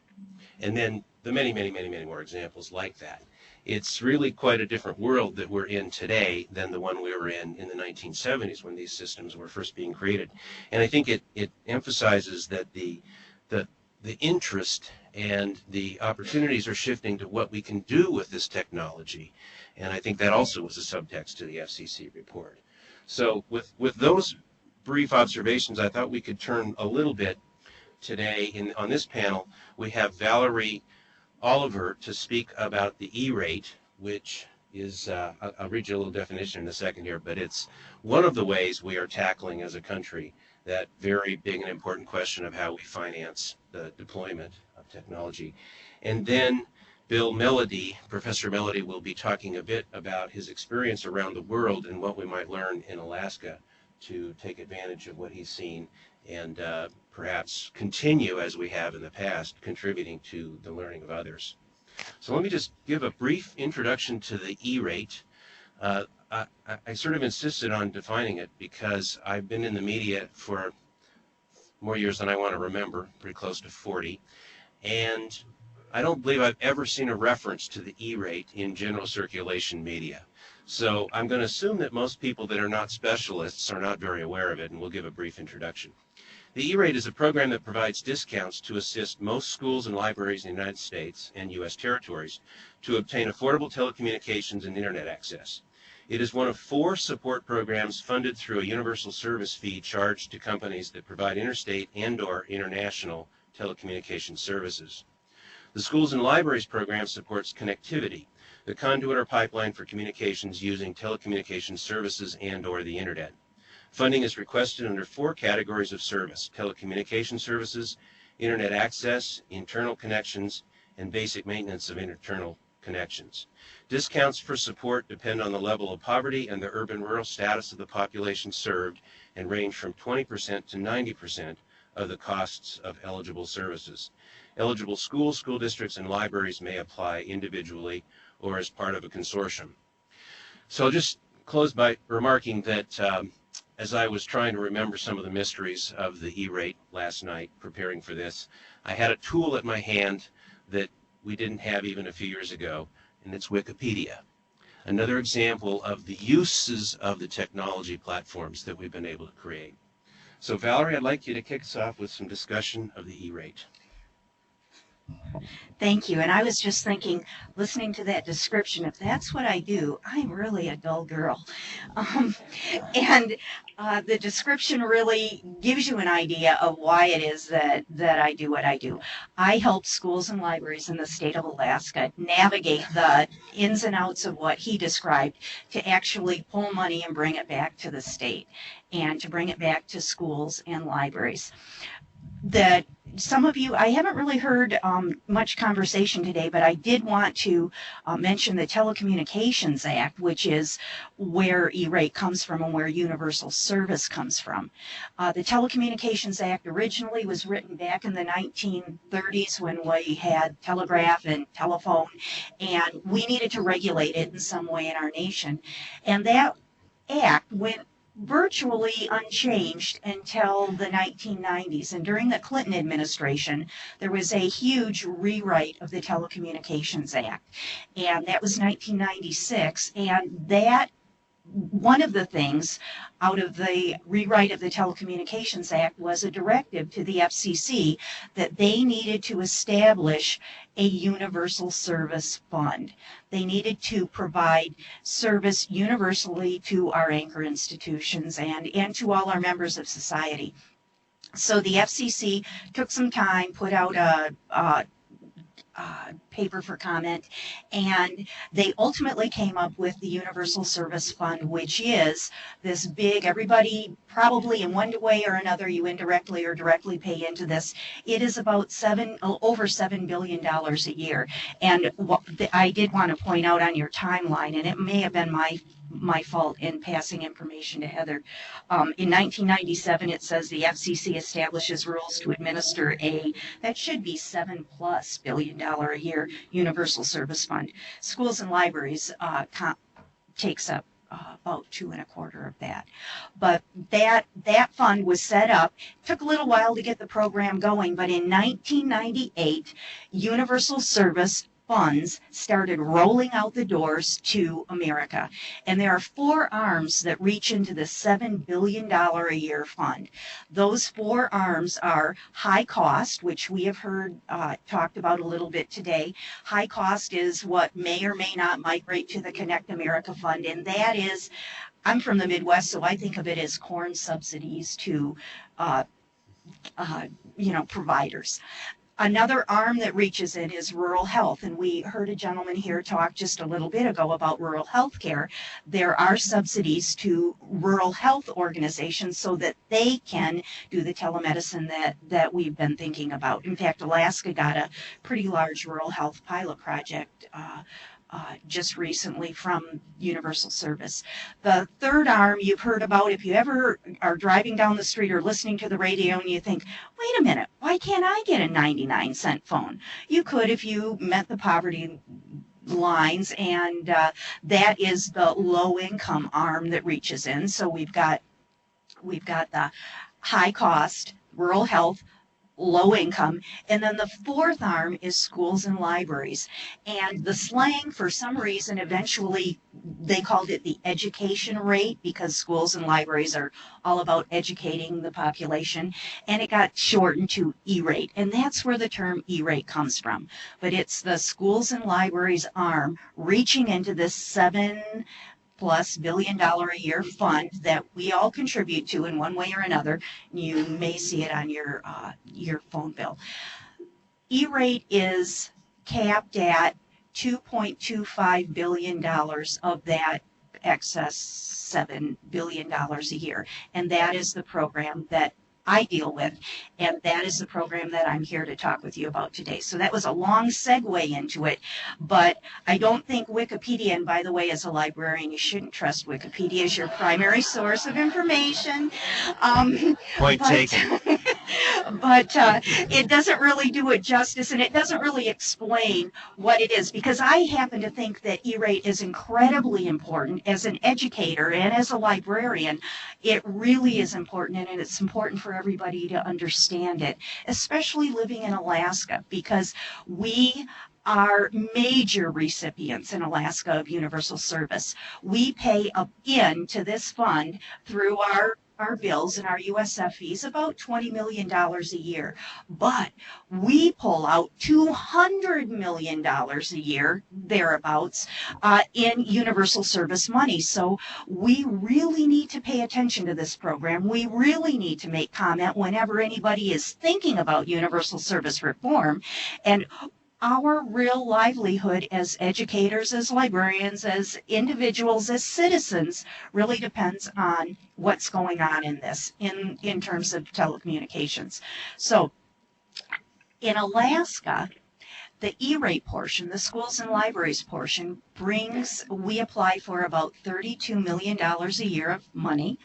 And that money mostly goes to offset the high cost of communication, your phone bills, your internet bills. A little bit of it also goes for purchasing things for infrastructure and for maintaining that infrastructure. But most of the service, and the service that you're guaranteed money for, is Priority One services, your bills, your service charges. And while I say we apply for $32 million a year, we don't actually get it. This is a pretty tough program to navigate the ins and the outs of.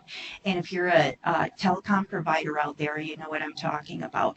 Any federal program is laden with rules and regulations and oversight. And the potential for waste, fraud, and abuse means that we always have a lot of scrutiny. In Alaska, our level of scrutiny is huge in this particular program because our costs are so high. I, on a regular basis, deal with people in Whippany, New Jersey is the most common place, where they just do not understand why a T1 connection.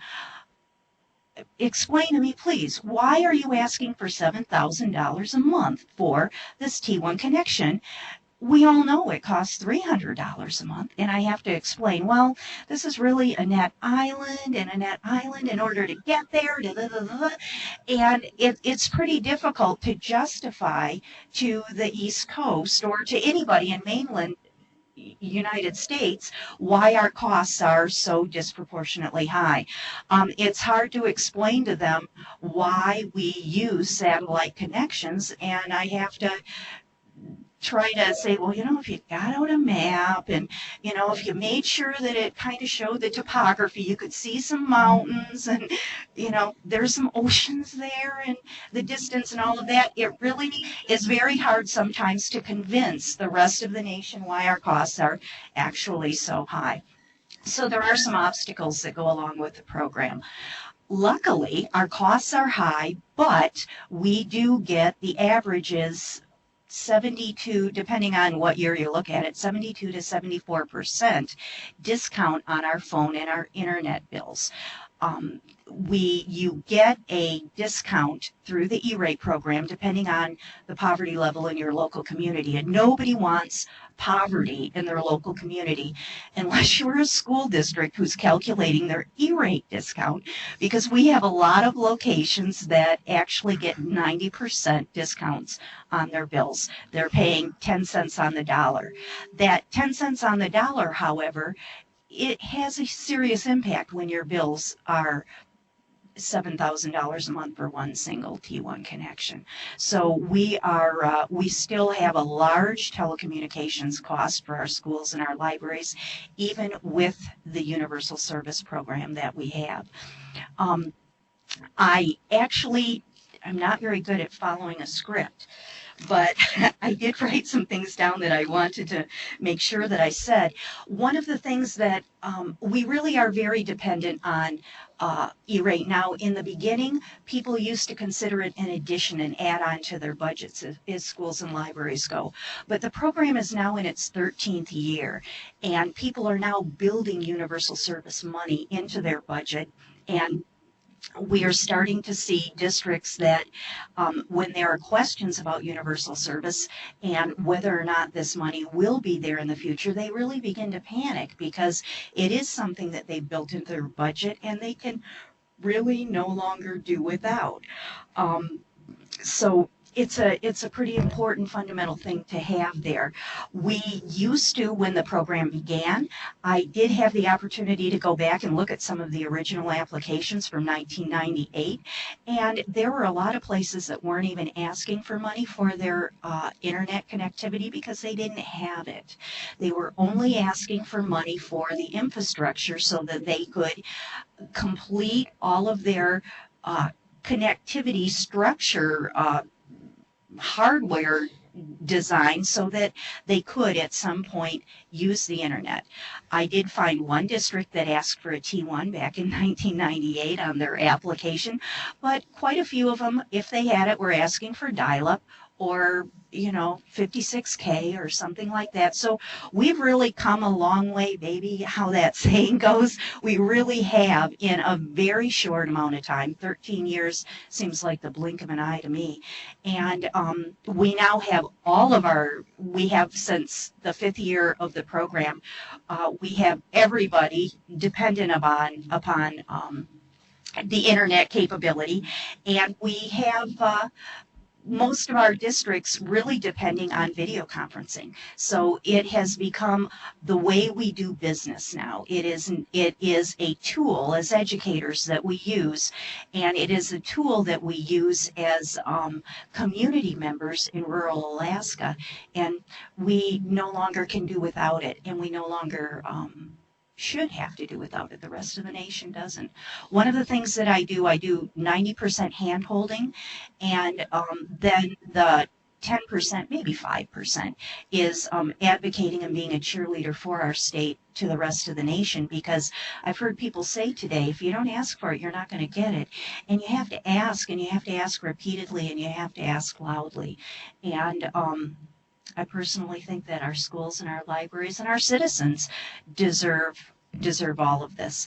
I could probably ramble on and on, but I don't necessarily want to, because I think that you might have questions. But I did want to mention that the one of the things that we're doing for rural Alaska through the E-rate program is through broadband VTOP money through NTIA. The Alaska State Library applied for and was successful in getting a $8.2 million grant, and the Gates Foundation and the Rasmussen Foundation partnered with us for that.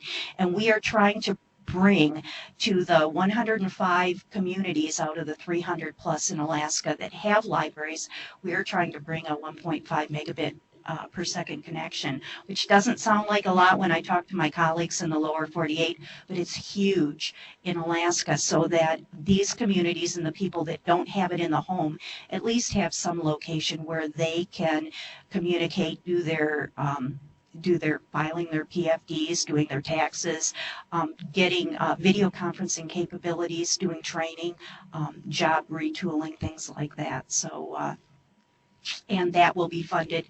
The offset of the cost will be through, again, universal service. So. Thank you, Valerie.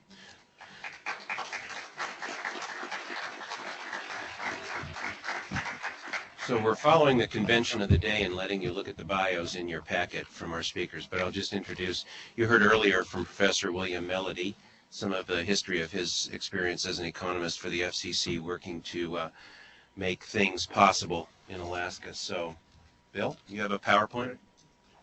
A short one.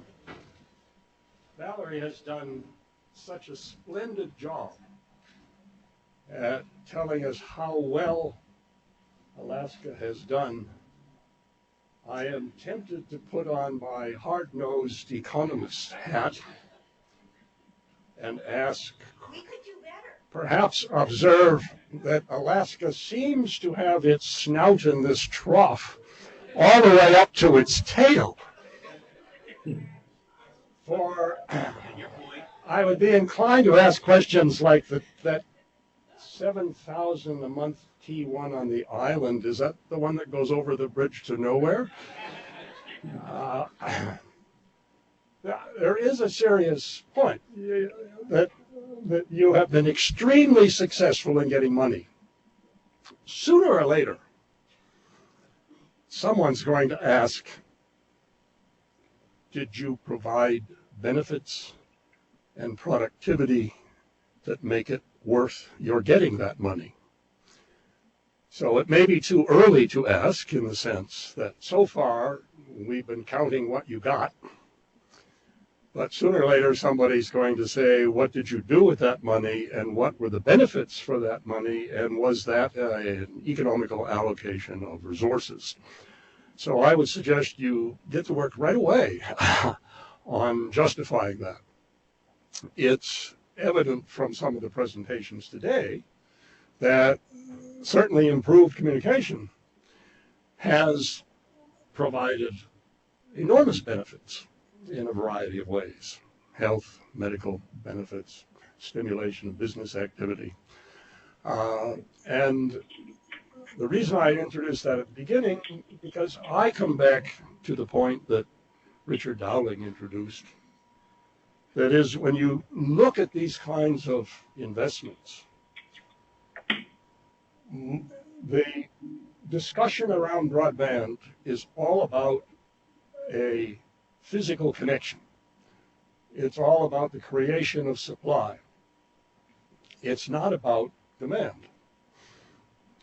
Does anybody need broadband? Does anyone want broadband? Does broadband provide anything that people wouldn't get otherwise?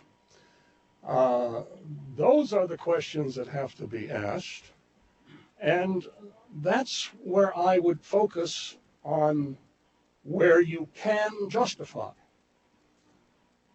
Because something like an improved communication system that one finds broadband capable of providing is much more important in a place like Alaska than it is in New York or Washington. Simply because the provision of medical service, of education service, any of these services, not only can be provided much more easily in the urban concentrated areas, but the costs are much lower and the alternatives are much greater. So a broadband can bring things to remote Alaska that cannot exist in remote Alaska without them. That is an enormous, much greater benefit than a broadband can bring when it comes down my street in Copenhagen or Washington or elsewhere.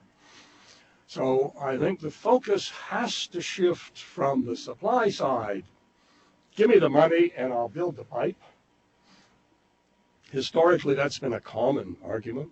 I remember with the introduction of ISDN services, I might say a predecessor of broadband, right? That came to be known after its first few years as information services people don't need, simply because the supply was rolled out and there was no indication of demand for anything that couldn't have been provided better elsewhere.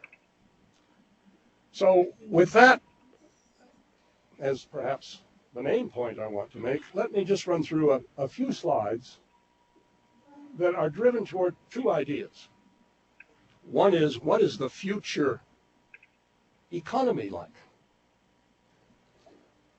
You need to think of broadband as one element in the future economy, often called the information economy. And to tell you a little bit about what some other countries are doing that in some cases are innovative in their context. Whether it's innovative in your context, I think, requires study, and only you can decide that. Well, I call this telecom reform Mach 2. So telecom reform from the 1970s to the 2000s essentially focused on liberalization, the removal of restrictive regulations and barriers to entry in telecom markets, letting others participate. This is what stimulated the development of the internet. Now many governments are becoming proactive in developing policies and programs to stimulate broadband and information economy development. That is, the focus is not so much on broadband for broadband's sake. It's not so much provide a broadband connection because you don't have it. The question is, we want to stimulate the economy. And if we look at the future economy, the economy is built on a modern, sophisticated telecommunication system. So if you do not have a modern, sophisticated telecommunication system, you can't participate in the new information economy. So we're seeing governments at all levels, national levels, regional levels, and local levels. Say, why are they getting involved?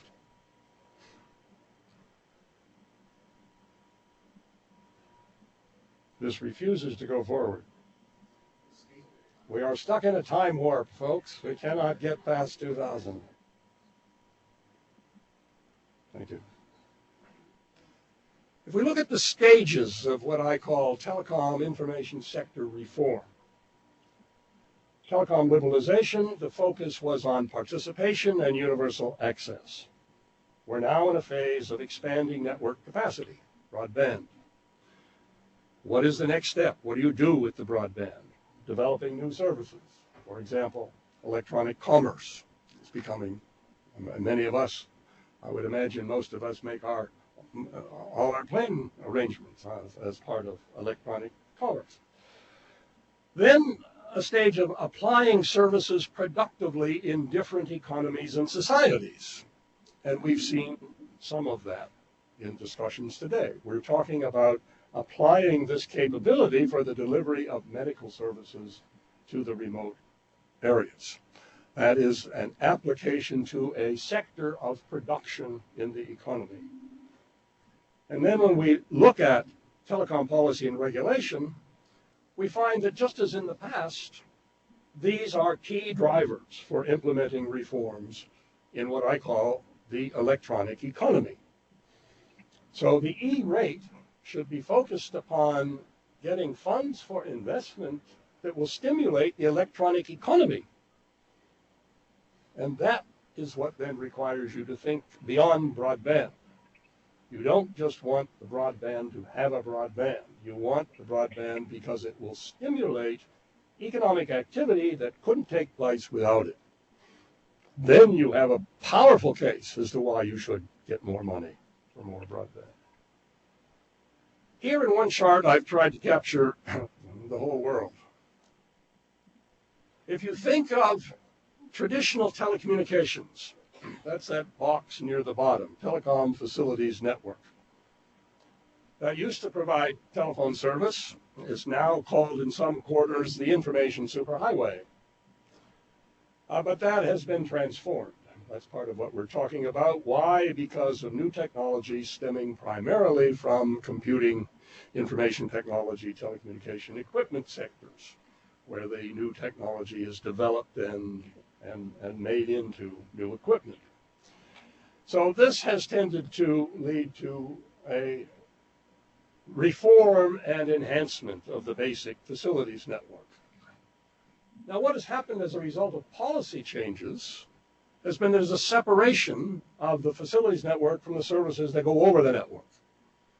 That was necessary for the development of the internet.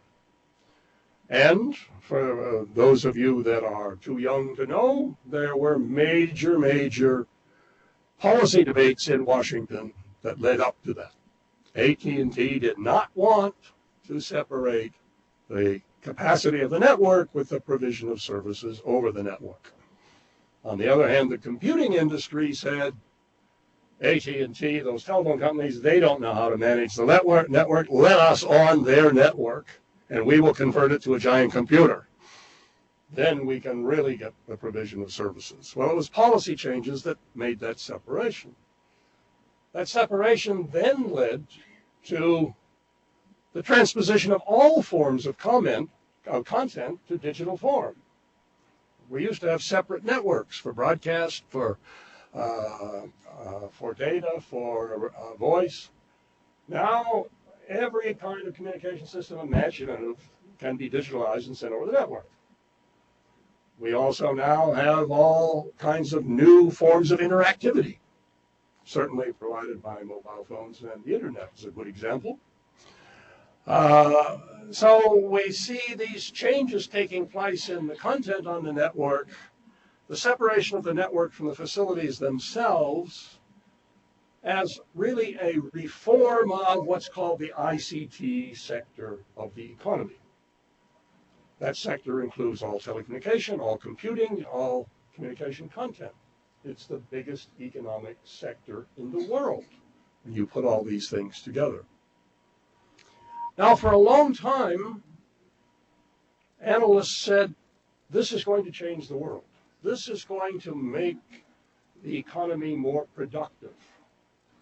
And economists did studies on, has this made the manufacturing industry more productive? Has this made agriculture more productive? Has this made services sector more productive? And the answer kept coming back, no. No evidence is making them more productive at all. What it is making more productive is the ICT industry.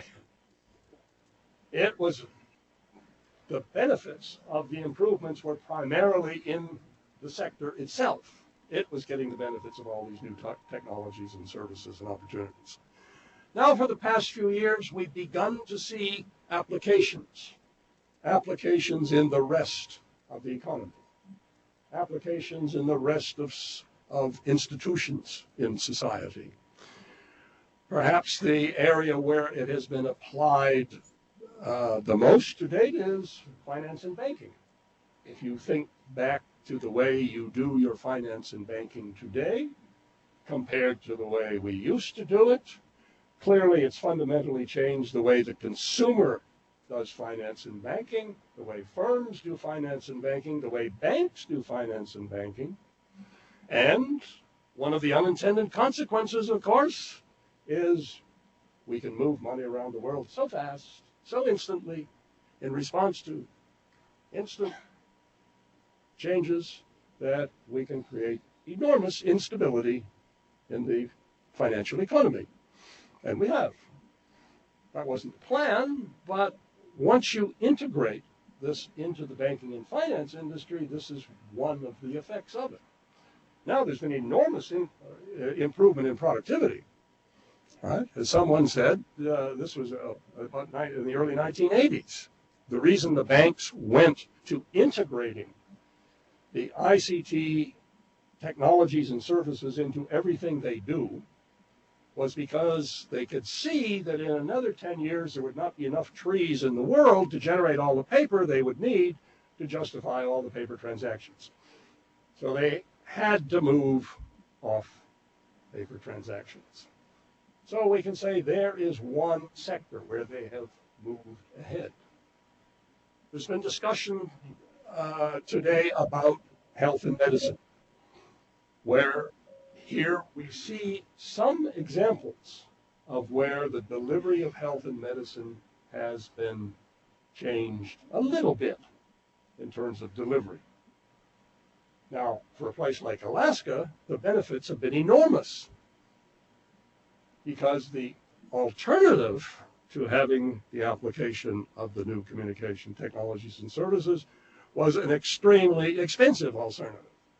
Either you don't get the medical service or it's solved with an airplane. So you can say here there is an overwhelming case, which is why we would say you're much better off having that communication capability here in the remote area than you are having in the big city, where you have alternatives to this kind of service. So we're just beginning to see the application in these areas above. Certainly one of the slowest moving sectors for the application of ICT, I must say, is education. We might say still, 90% of education is done in the same way that Aristotle did it. Right? Somebody standing in front of a group talking. So in a way, we have facilitated it as we are facilitating it today, but it hasn't really permeated the educational system and the delivery of education. We're seeing it with regard to a lot of outsourcing in the services sector. Law firms, accounting firms, insurance firms, who can outsource their work anywhere around the world. Telemarketing companies. You never know when you're dealing with a telemarketing company whether the person answering your phone is from the company you're calling, or whether it's someone in India, or whether it's someone in jail in Arizona. That the work is outsourced all over the place. So this is a step in this direction. Now, we might say we are just at the beginning of this process, this transformation process. And that's where I think the focus has to be on the new demand. And in many cases, the new demand only gets discovered through experiment. So you could certainly make an argument you have to have broadband so you can experiment on how you are going to be able to use this in remote areas to fundamentally change the way you do things. But as an economist, I'd say you better have some information for me on how you're fundamentally going to change the way you do things when you get broadband. If it's only there to deliver internet and television service, well, then we can say that's really not a justification for broadband. So here, this is the future economy up at the top. The integration of information and telecommunication services to change the way industries do things, to change the way institutions do things, to change the way people do things. That involves proactive policy and regulation. What does proactive policy and regulation want to do? Create a favorable environment for investment in both physical and human capital. Why human capital? Because in the information economy of the future, common labor plays a much lower role. Skilled labor plays a much greater role. If you don't develop the skills, then the skills can't take advantage of the new jobs that are associated with the electronic integration of services into the production of different services. There's still the question of minimizing the barriers to participation. Those barriers come up in a whole variety of ways. And one of the difficulties is in any regulated sector, we have an inherited set of rules and regulations. This has really struck me about telecommunication. I thought we had knocked down all the barriers to participation, but I keep finding them everywhere I look. So my early career, I am still attempting to do it. Now, sometimes the barriers to participation are not just government. Barriers to participation can be monopoly power. And I think that is certainly a problem in the lower 48 in the U.S. right now, where we are seeing the merger of communication companies. And I know the FCC is worried not only about concentration in the fixed network in the lower 48, but even in mobile, where mergers and mergers and mergers. Reminds me of a situation when I was working in Europe after AT&T was broken up. I invited a colleague from the FCC to come and speak to the Europeans about what happened in the breakup of AT&T, and this was in the days of the facsimile overhead, 1985, And he showed that there's AT&T, and it was broken up into these 8 companies, and he had all the charts and arrows. And then at the end of the question, he said, and now for the future. And he took his chart and he turned it upside down. I'm sorry to say, I think he might be right. Facilitate demand as well as supply. I really emphasize that point. Apply skills and strategic management to achieve the spirit of policy objectives. This is something that doesn't happen very often. Most policy and regulatory people are rule implementers, and some of them do a pretty good job. But if you really are looking at a time of change, then to make it work, you really need people who take the spirit of what you're trying to do and just go and do it. That was the joy I found in working in Alaska in the 1970s. Most of the things that were done were not approved. Forgiveness had to be obtained fairly regularly. And Bob Walt, to his credit, he decided what needed to be done and said, let's do it. And when people said, oh, you have all these barriers, he said, well, too bad. Let's do it and see what happens. Of course, what happened was he eventually got fired. But I think, that's generally the reward for those who take the spirit of things and try to implement them. And that can only be done if policy and regulatory structure is clear and credible, informed, transparent, and accountable. Finally, some evidence. This is taken from a recent World Bank study trying to relate internet, broadband, and economic growth. That is there a relation between investment in the internet and access to the internet and investment and access to broadband and economic growth? And you can see with the numbers here that this study says for every 10% increase in the penetration rate of different communication media, these are the numbers that were obtained in terms of the stimulus for the increase in economic growth. Now, as an economist who knows a fair amount about economic growth, my first observation in looking at these numbers is this looks a little exaggerated. All right? That the normal growth rate for most economies, we would say a good successful growth rate is 3%. So having broadband stimulate, let's say, economic growth in remote Alaska by 1.3%, by giving a 10% increase in broadband connections, strikes me as something I would want to look at in more detail before I subscribe to it. But I put it up because this is coming out of the World Bank, a major international agency, and they use this as a foundation for their investment of their money in communication systems, granted in developing countries, but that's where you can get some good case studies that might have evidentiary value for your case, for your situation in Alaska. So my interpretation of this is it shows that we are beginning to recognize a relation between internet access, broadband access, and as a stimulating factor in economic growth. I don't put too much faith in the precise numbers, but the positive part is there is a stimulating factor, and that is something you can study and assess in Alaska and use that as a basis for justifying why you need even more E-rate money. Thank you.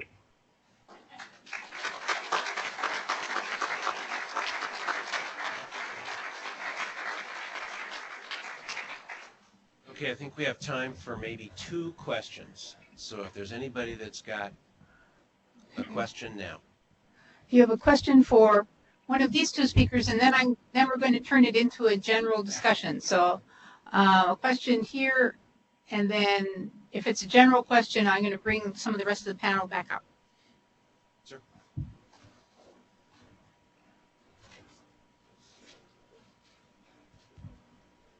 If I remember correctly, the federal E-rate program has requirements for content filtering for educational institutions.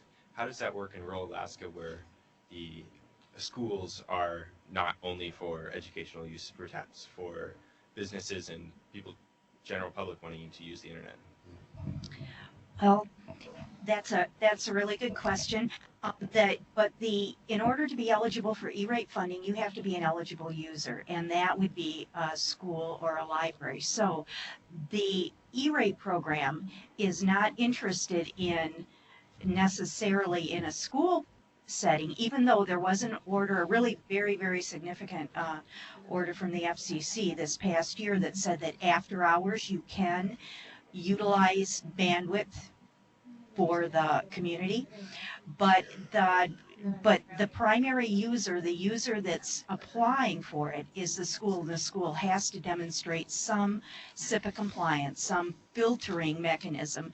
Now, the level of filtering that you do has always been a reaction to whatever your community values are. And so you can filter as much or as little as you would like to and be in compliance, as long as you are filtering items that are, visual depictions of obscenity, but yeah, bad stuff. In a library, however, you do need to, if you're receiving any kind of federal funds, you need to comply with SIPA. Children's Internet Protection Act is that law, which was kind of expanded probably 18 to 20 months ago with Protecting Children in the 21st Century Act. And that you do have to demonstrate that you are filtering, but in a library, you can turn that off for adults doing bona fide research. So while you are using federal dollars, you do have to comply with the law, the act, but you can turn it off for bona fide research. Did I answer your question? Okay. All right, one more, and then we're going to open it up to the big group. Any others? We're on time Okay, and well, under budget, Madam Chair. Thank you. Don't leave, panel. I'm going to bring some other people up to join you, but thank you very much to the panel.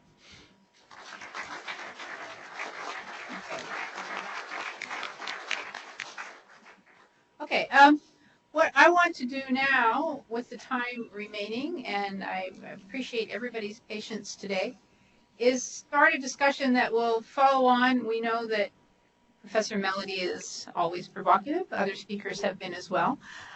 We have had suggestions and requests from some people who have been with us during the day, from the state government and from other agencies, but who had to leave, some people who are back, some people who have said, well, where do we go from here? And so what I just wanted to show you to stimulate your thinking, and then I'm going to get all the panelists who are still here to come and join us, perhaps builds a bit on what Bill was just saying.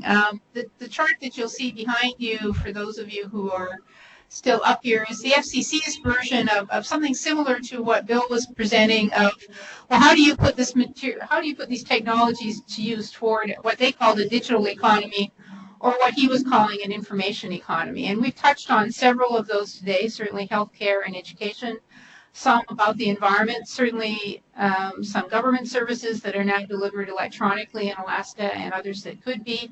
Public safety, we haven't mentioned too much, but that there is activity going on in Alaska to improve communications and integrate it for public safety.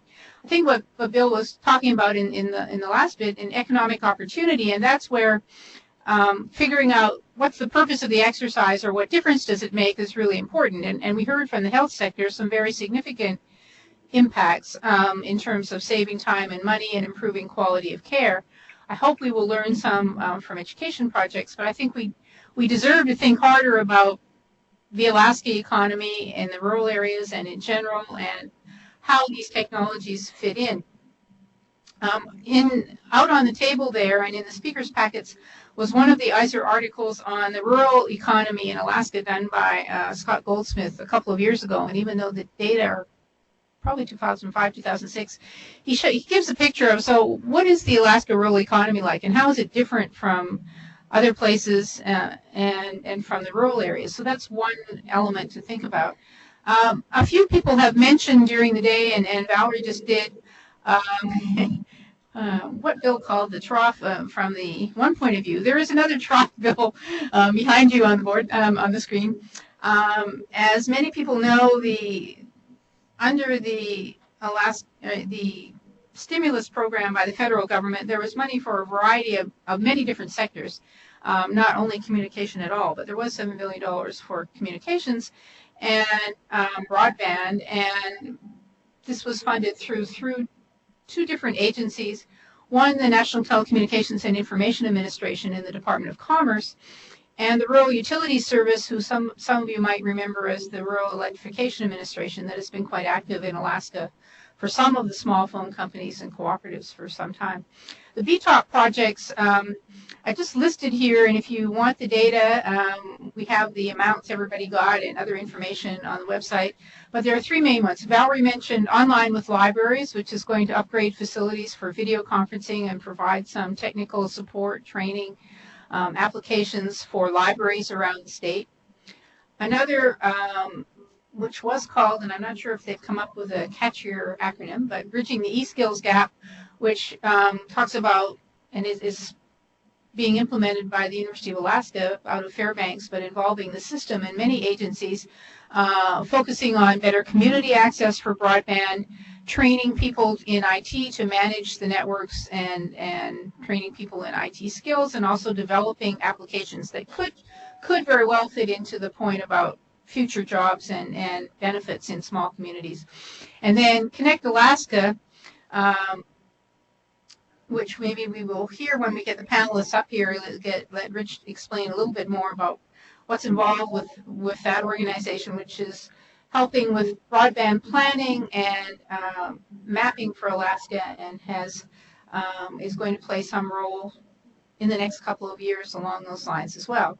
Under the Connect Alaska and the state's initiative funded by NTIA, is support for not only the maps, but for planning for the future, so what we could talk about in this room, and also a broadband task force that's been recently set up at the state level to focus attention on where should we be going with broadband in Alaska. And if you're interested, we can certainly put in links. And I know we have Rich and colleague here. Do we have anybody else from the state's Department of Economic Development or anyone else on the task force? All right, so maybe we'll get you to say a word about this. Thank you. I've seen people hiding here after. There are many, the Rural Utilities Service is the one that's funded through grants and loans infrastructure projects, of which we heard reference from Richard Dowling this morning, and he came back, which is great. A project called Terra, which will be upgrading with middle mile service in Southwest Alaska for broadband with some fiber and some microwave. And I'm not sure if Richard was still here when one of the speakers, David Eller, said, yes, or Don Eller, I'm sorry, middle mile is really the issue in Alaska now. And here was a small phone company saying, we need this and we're actually going to invest in it. We have another potential project in that region with wireless last mile, and a couple of smaller projects trying to overcome some gaps in access to broadband in Cordova area, Copper Valley's cooperative, and around the central Alaska, Tanana. There are many other initiatives with funding for what we call information and communication technologies, ICTs, in other parts of the government, and certainly Alaska has received some funding in the electronic health record system and Department of Education and Homeland Security. So there are others that I did not break out. Just one other point, coming back to Bill, is Alaskans have figured out how to be very successful with going after this funding. And I learned actually when I first started asking this question about how are they so successful that one person who was very helpful was Valerie's predecessor, who, as a state librarian, on a half-time basis, helped the state school districts apply for this newfound funding. So you'll see, as Valerie pointed out, Internet for Schools and Libraries, Alaska received about $25.5 million in 2009, a little bit more. I think we heard from Valerie last year. $155 million in the 10-year data that is available and for Steve and others, a good website is universalservice.org, which has not only all the information on how you apply, but is making data available on what they've dispensed for the FCC. Highest per capita of any state until quite recently. I think the District of Columbia was higher at one point. Are they higher than us now? A large amount of money. On telemedicine, there's a separate rural health care program. Alaska received absolutely the highest amount, as well as definitely the highest per capita, but absolute numbers.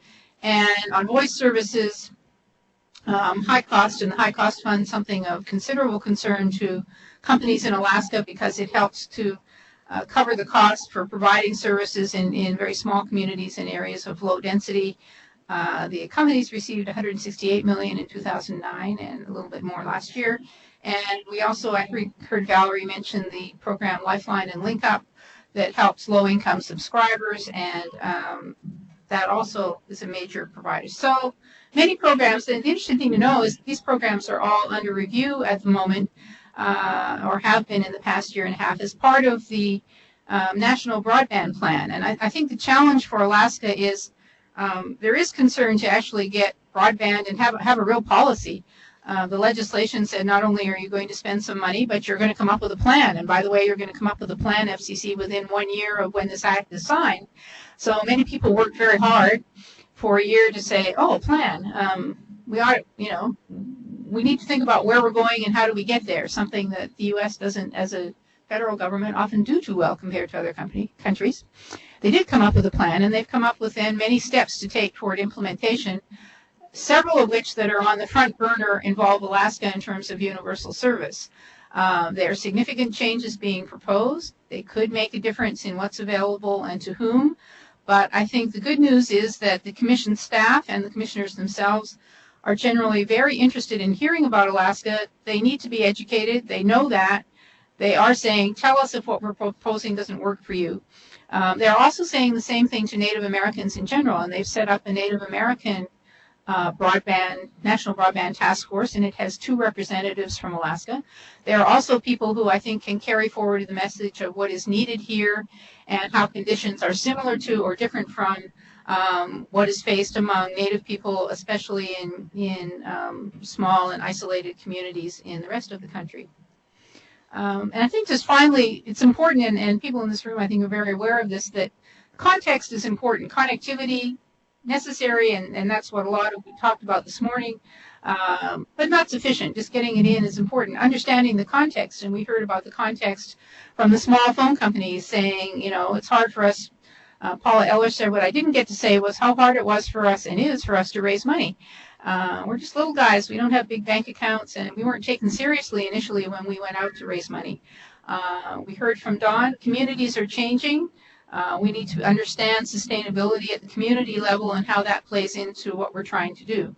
There are many changes happening in Alaska. There is also need for other infrastructure. Power supplies, as you heard in the film, there were some villages then that didn't have power. There are some villages now where power is extremely expensive, and ISER is working on some studies of that. Transportation to get whatever you're ordering or whatever you're shipping out, coordinating in and out of those communities. Funds transfer, ATM, and banking is a problem. Bill, like in some developing countries, some villages here don't have good financial services, so people who want to be entrepreneurial say it's difficult for them.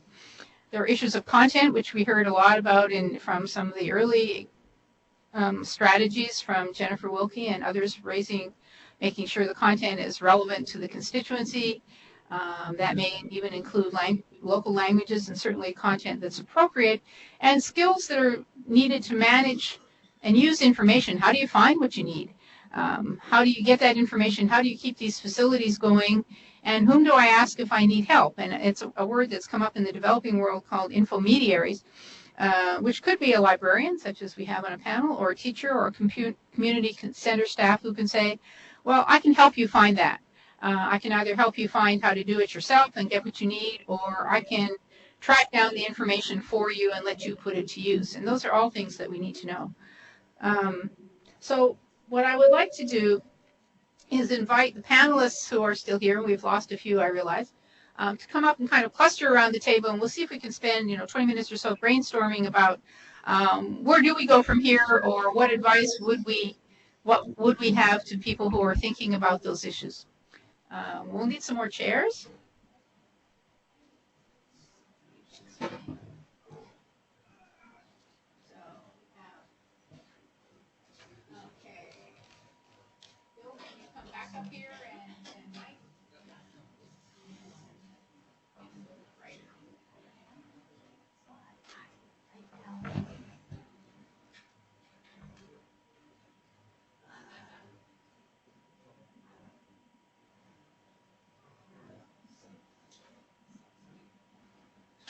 Walter, can you come back up?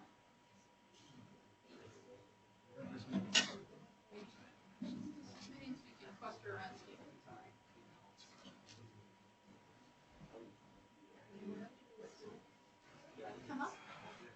Jennifer, Theda, you want to come up and join the table, sit around the table? You're most welcome.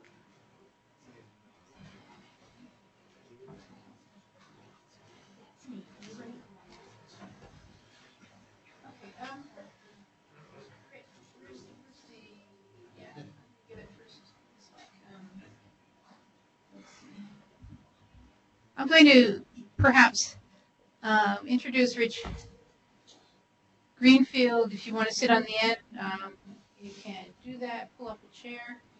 And I was going to hand you one of these mics. And the people recording this have asked to please speak in the mic. That's hard because we only have 2 mics. So I may give you one, and then if there's questions in a minute. So Rich, maybe you can tell us a bit about the Connect Alaska initiative, or where that you mentioned the Broadband Task Force, and now would be the time to just tell people what that is and what input you're soliciting. Well, there's an organization called Connected Nation out of Kentucky that had done a lot of work in broadband deployment with the governor there, maybe, I don't know, 5 or 7 years ago. And when there was something called the Broadband Data Improvement Act, which preceded the Stimulus Act, which was passed by Congress, and it was all about gathering, mapping information. They felt that that was a necessary precedent to really doing a national broadband plan. It wasn't funded, but it was funded then with the Stimulus Act. And every state had the opportunity to get $4 million or so, and then sometimes a supplemental $1 million or 2 or 3 to do broadband mapping.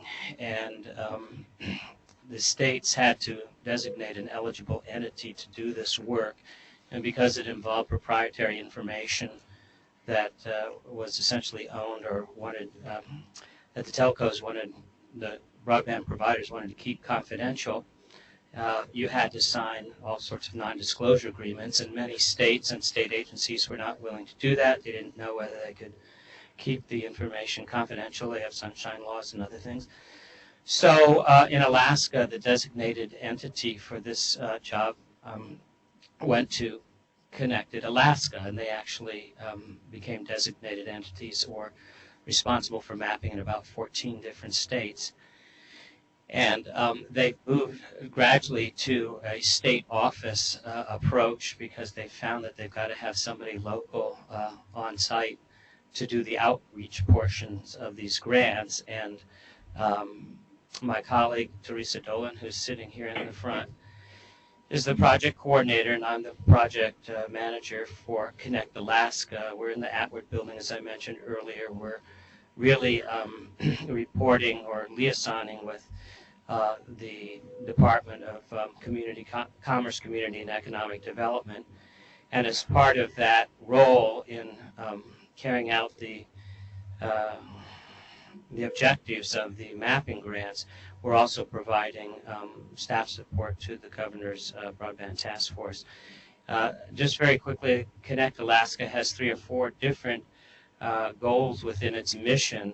It's not just about getting the mapping information out there, which is provided by the broadband providers, massaged by Connected Nation staff in Kentucky, and put on a map of Alaska and then updated every 6 months. It's also about identifying at a state level and more specifically at community level things, all the obstacles to successful broadband adoption. In other words, the presence of personal computers in residences, the PC skill abilities of Alaska residents, and you can just go down. I think most of you, the value of the internet. How do you inform people about how the internet, and here I mean broadband, might affect their lives? And it was much of what Professor Melody was talking about. We don't have those metrics, and we haven't been collecting them. But under the Stimulus Act grants, including the VTOP grants and the other series of grants, we're all supposed to establish those metrics. So we'll be here to work with any of you involved in those projects in trying to get you appropriate data for your baseline metrics. And so when these projects end, and our project ends 4 years from now, we'll be able to show progress and not wait to the fourth year. We'll try to show progress every year. So I'll leave a pile of my cards here. Thanks. And you can pick them up on your way out. Thank you. And we're really pleased now to have the people Richard and Teresa hired to take on this role so that it becomes an Alaska-based project and that they will be working, we hope, with groups, researchers, as well as resource people in the state to carry out some of this work. One question was asked by somebody who had to leave early, but who has significant interest in this question in the past and the future, was, well, please ask people to talk about what should the role of the state be at this point. We've certainly heard this morning and this afternoon several different roles the state had played in the past. So I'd like to put that question to the panel. Who would like to tell us what role, if any, or if you think that, things are going fine, just get out of the way. Let us know that too. But if you see a role for the state going forward, looking at broadband planning, looking at affordability or quality of service, other issues that Bob Pickett brought up this morning, other things that you think we should be paying attention to, and if you think you have an idea of who should be doing that, that would be helpful. Anybody would like to kick that off? Sure, Bill. As an outsider, I can speak less constrained than all you insiders. But it seems to me you have to. The FCC has said if you want this money to keep coming, you better have a plan. And that fits in what's happening around the world. I cut that short in my presentation. But certainly if you look at most countries of the world, including the United States, they have a broadband plan at the national level. And that exists absolutely everywhere. Then if you look at lower levels of government, states within nation states have broadband plans, or they're not always called broadband plans. A lot of them are called future information economy plans or digital economy plans, but broadband is a center of those plans, and municipal governments. Now, perhaps the best example I can give you is there are about 200 major cities around the world, including cities like Amsterdam and Seoul, South Korea, and I think San Francisco is one of them. Toronto, who basically have looked at their city economy. What's it like for the future? And they have, on the one hand, been looking at opportunities to attract information-based industries to locate in those cities. And the other hand, they have been fearful that if they don't have a first-rate telecommunication system that includes broadband, they're going to lose the companies that are already there. And that is prompting a number of cities to build their own fiber networks within the city. They don't want to provide services, and they don't construct the networks themselves. They basically simply outsource the construction. It's constructed for them, and the capacity of the fiber is then leased to anyone who wants it, including the phone company, including anybody else. And that has been in response to the criticisms, particularly that corporate users have made about the availability of the local telecommunications services. So if you look at who's doing broadband planning, everybody's doing it at all levels. So quite aside from the FCC saying you should anyway. And if you're getting all this money that Valerie talks about, as an economic consultant, I would say you better do it, or you're going to be called to account before too long. And this joyride you're on now is not going to continue forever. So what I strongly recommend you do, you get a plan, you monitor what is happening, you assess, get independent assessments of what is happening, so that you, when you're criticized, you can say, here are the benefits.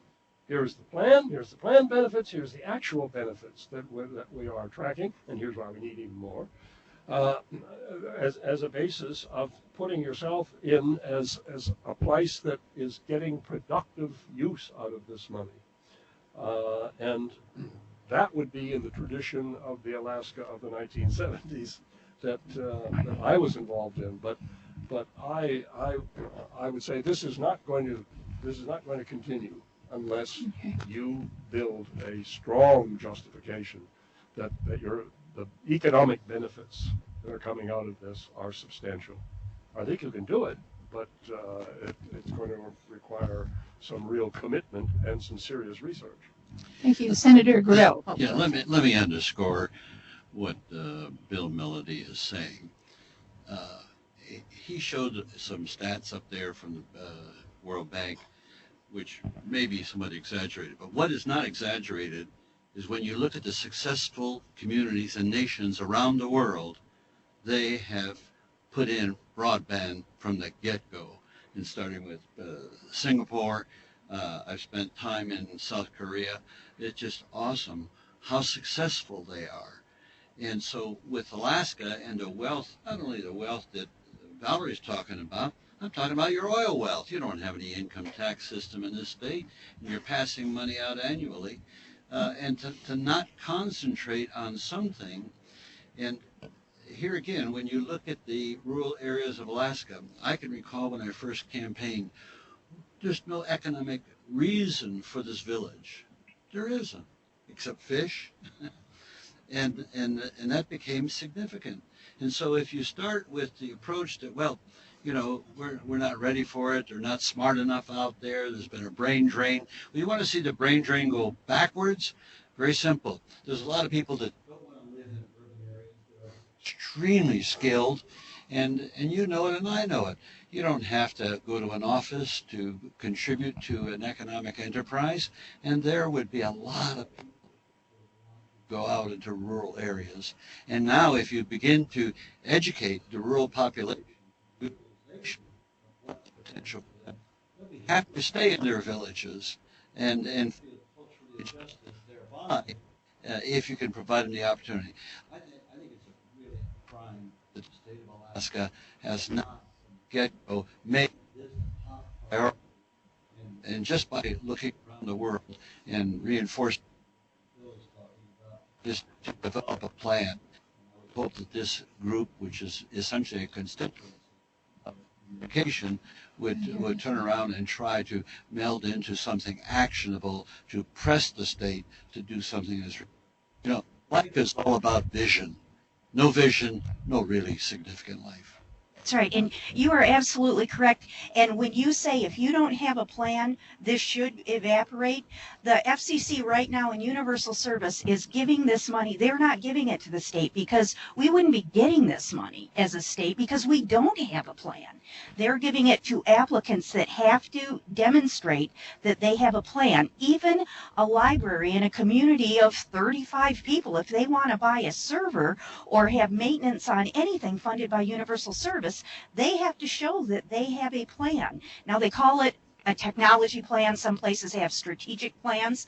But if this program ever became a pass-through through the state, I think we would be woefully short because we don't have a plan. And I heard a gentleman here talk earlier from the RCA about these are the 5 questions that we kind of need to look at and address, and what are the costs, what are the benefits, can we leave, 1/2 of 1% behind? Those are some very hard questions that I think that as a state we need to answer, and they become a part of our plan. They become our philosophy of what's important and what we value here in this state, because we are losing or have the potential to lose even more people from our rural locations because it's very difficult in an e-commerce world to live in a location that doesn't support that. So I completely agree. We do need a plan. Nobody should dole out money and not have accountability for any of it. And I guess the last thing I want to say is, as a librarian, this is a prime opportunity for us to tell our stories, to tell our stories of why this is important to us. What difference does it really make? If it doesn't make a difference, why would we do it? But I think that we have a collective number of stories to tell that would help to validate why this is. I think in our gut, we know we need it, but I think we have a story to tell about why we need it to be compelling and dramatic. Okay, thank you. I see a question or a comment. Bill, maybe whoever's got the wireless mic, can you pass it to this person over here, and can you identify yourself? So we know I was designated for. Thank you, Professor. My name is Robbie Graham, and I'm with the Commissioner's Office for the Department of Commerce and Economic Development. I can tell you that among the many things that we're working on in the Commissioner's Office is a plan. So I guess that would mean I'm from the government and I'm here to help. The task force, when last I was in this room in November with you all, there was a lot to be accomplished under terms of the grant that Rich has outlined. And a lot has been accomplished since then. We've established the task force, and I'd like to just point out two of my fellow task force members, Rich Gasway, who's hiding in the back, and Jim Kohler, who's raising his hand to be acknowledged. And the task force in total is 21 members. We've met now monthly. We'll continue to meet monthly until we feel like we have some headway being made on the plan. So there's a lot to be discussed. We're going through strategies. We're establishing our goal and our vision for the state.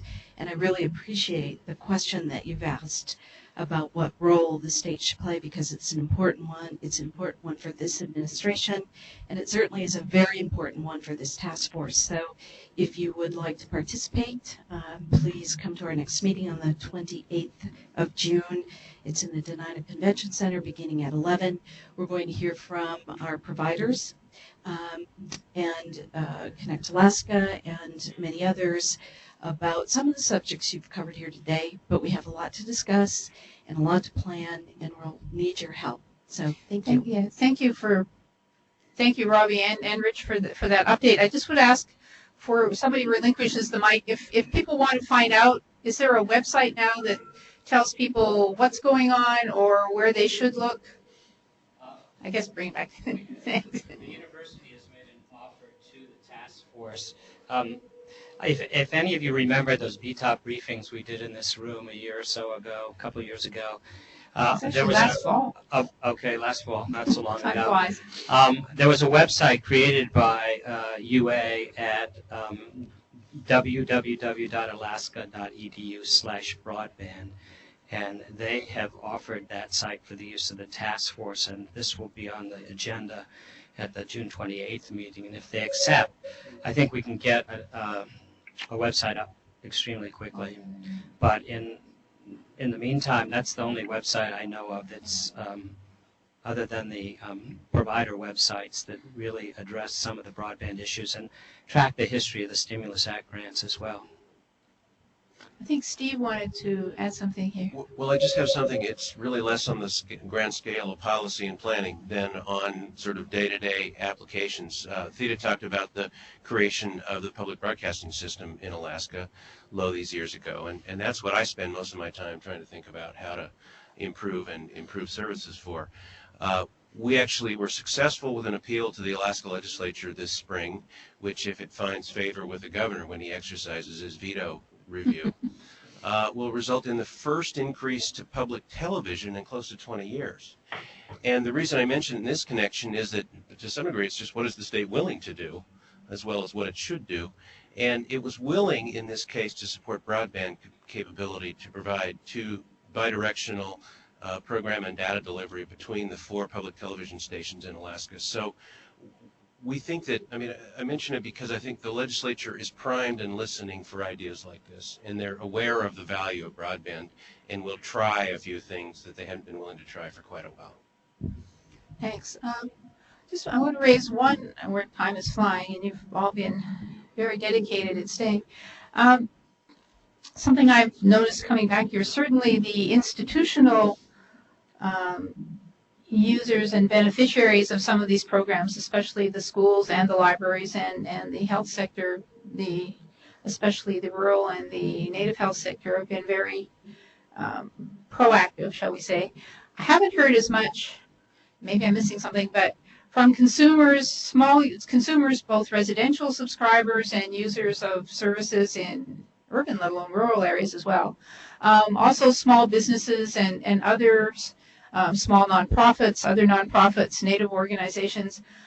I think those are voices that need to be heard. I think that the task force is trying to represent some of those constituencies, and I think that's a really good step. The FCC has had notices, several on universal service, and they continue, and now one on native lands. They continue to be getting out front faster than most federal agencies or regulatory bodies and policy bodies you might care to remember. And we need to tell them what's important. We've heard certainly some of the industry has I think, also been proactive. There's a lot at stake for them, and it's very useful.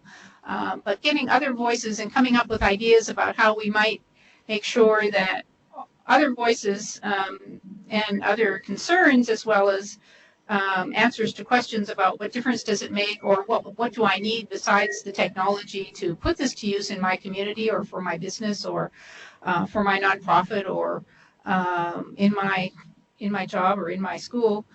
We need to hear those, and I would like to throw that out as a challenge for people who would like to follow up and say, well, how could we kind of bring that voice and voices to be heard? Because I think the time is now, and there are people with lots of very good ideas and suggestions. I know from working with consumer groups in other parts of the world, it takes a while to figure out how do you get involved in this process, whatever it is in terms of regulation and policy in your country. It's not so transparent. And then how do you get organized and collect the information, some of which Bill was alluding to, as to what difference does it make or what do I need to make a difference. But it's also a great opportunity for Alaska to do that. We're running close to out of time. Are there any other final comments, suggestions that members of the panel would like to make for us to think about the future? And then I'll give the audience one more shot. But yes, Dave. Two brief comments. One was I was struck by the amount, how much federal telecommunications policy and state telecommunication policy has affected the deployment of telecommunications in Alaska. I don't think you'll see anything like that anyplace else. Second comment, I was in Argentina recently, and I was at a place called San Luis, and it's one of maybe 15 states in Argentina. It has less than 1% of the population. It has a broadband for everyone policy that is affected in most of the state. It's a very big state. It's got one big city, 100,000. And after that, it's pretty much small places. It's ranching, it's agriculture, and extractive industries. They pretty much populated the state with broadband. And the governor of that state, a state with 1% of the population, is right now the leading candidate to possibly dethrone Cristina Fernandez de Kirchner, who's the modern Peronist Party candidate. He's running on just that. He's running on having provided broadband to one of the fewest, lowest population per square kilometer states in the Argentine Federation. You can do that. So politics and telecommunication broadband. Any other panelists? Any other person who would like to add any last 2 cents worth? Mr. Parker, Walter, you've had to. When we were quite poor and had, 300 or 400 million a year coming in, why we did a lot. Now we have 13 billion in loose change on the shelf and our 40 billion in the permanent fund, and we're doing little or nothing. So we need to think about that. A challenge from this end of the table. So any final question or comment from the audience? All right, I think we have one over here, and then we'll call it a day. My name is Suzanne Fleek. I'm the state director for Senator Mark Begich, who has been and is very engaged in broadband issues, who frequently says that we need to make sure that there is broadband access to every Alaskan in every region of our state. And I would just like to reiterate the challenge that it is going to be hard to do that from a federal perspective. The Stimulus Act did give us a big slug of money, and we had some very smart Alaskans that were able to tap into that money, thank goodness. But it's going to be hard to do that again. And I would just say, as Walt Parker said, with the state sitting on a very large surplus, we need to think of this as a utility like every other utility in the state. And we still have places in Alaska that don't have running water, and I hope we don't end up in this situation 20 years from now with broadband as well, where we're leaving people out. And I think especially given that, the marketplace has gone, I think, about as far as it's going to go in terms of reaching those last consumers. It's going to be very hard from just a market perspective to reach a lot of Alaskans. So we do need to think about the federal, state, and local partnership to make sure that we reach them. So my challenge is similar to what our speaker said, that we need to engage Alaskans, and you need to make sure that the FCC hears from you, that your congressional delegation hears from you, but also that your state hears from you. So thank you. Okay. All right, and Sita, Bill, I think give Sita the last word here. She doesn't need a mic. Yeah, she's never needed a mic. It's probably a joke. Well, I would just remind you that the Alaska Redistricting Board just adopted a plan. They are subject to the Department of Justice Voting Rights Act. Alaska Natives are the only group in Alaska that are protected under that plan. So this plan has to get through that review. It's also potentially subject to review or challenge under the Alaska Constitution. By the time the 2012 election comes around, you will have certainly some changes in legislative districts, and more probably that means changes in the body that you're going to have to be talking to if you're going to get access to those funds for these purposes.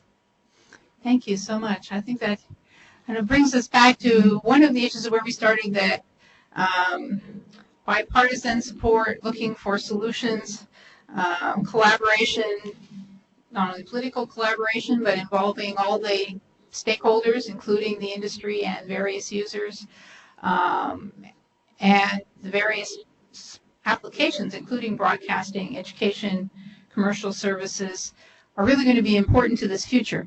As I said at the beginning, we only promise to try to give you an overview and some highlights. Obviously, there's much more to know and much more to cover, and many other people who had made contributions and have contributions to make. So please take this as a step along the way and not the end of the process. It does follow the broadband briefing that we started last fall to kind of make people aware of what we're doing. ISER is very happy to try to contribute to this activity in the future on the research side and the information dissemination side. The University of Alaska, as Rich mentioned, is a member of the task force, and I should say the president of the system, Pat Gamble, really sees that broadband is very important for e-learning and is a very strong proponent of trying to get broadband available for students of all ages and of all disciplines throughout the state. So I think we have a lot of support. Mead Treadwell was hoping to come back. He's probably been pulled in many directions, but we had some very good discussions with him earlier, and he's very interested in hearing what we suggest, what we would recommend, and you've heard from the State's Department of Economic Development about their role in helping us, and also we have administration here and helping us to take the next steps. I would like to thank a wonderful panel who came, many from a significant distance, the farthest from Denmark, many who came back who hadn't been here for a long time, other people who have been here and have many useful things to say that we should be hearing, and who are willing to contribute their time and effort.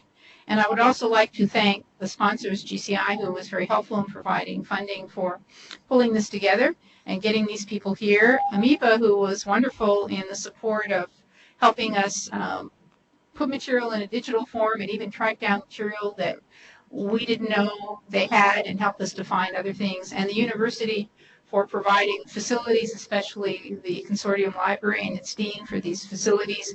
And as I was thinking, not only wonderful, helpful archivists, but even a library where you can walk around with a cup of coffee and eat something and get away with it, at least on this part of the building. Not too many places that might happen. So thank you to everybody. We hope you have your contact, you've given us your contact information. We will post all the presentations and try to get the notes from those who spoke from notes on the website, put a link into the site that Rich was mentioning, and hope that this will be the beginning of a process where we can take these ideas forward, do the research and planning, contribute to that, and involve people in Alaska in the future of telecommunications as they have been in the past. So thank you, everybody, for staying with us for a long day.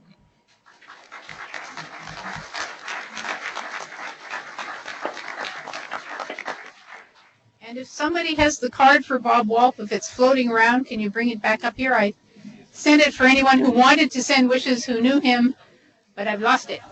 Thank you. Thank you. Thank you for coming today. Maybe we can get. Oh, there it is. You too. Dinner. We should get some. I set your camera right there. Just about, if not over.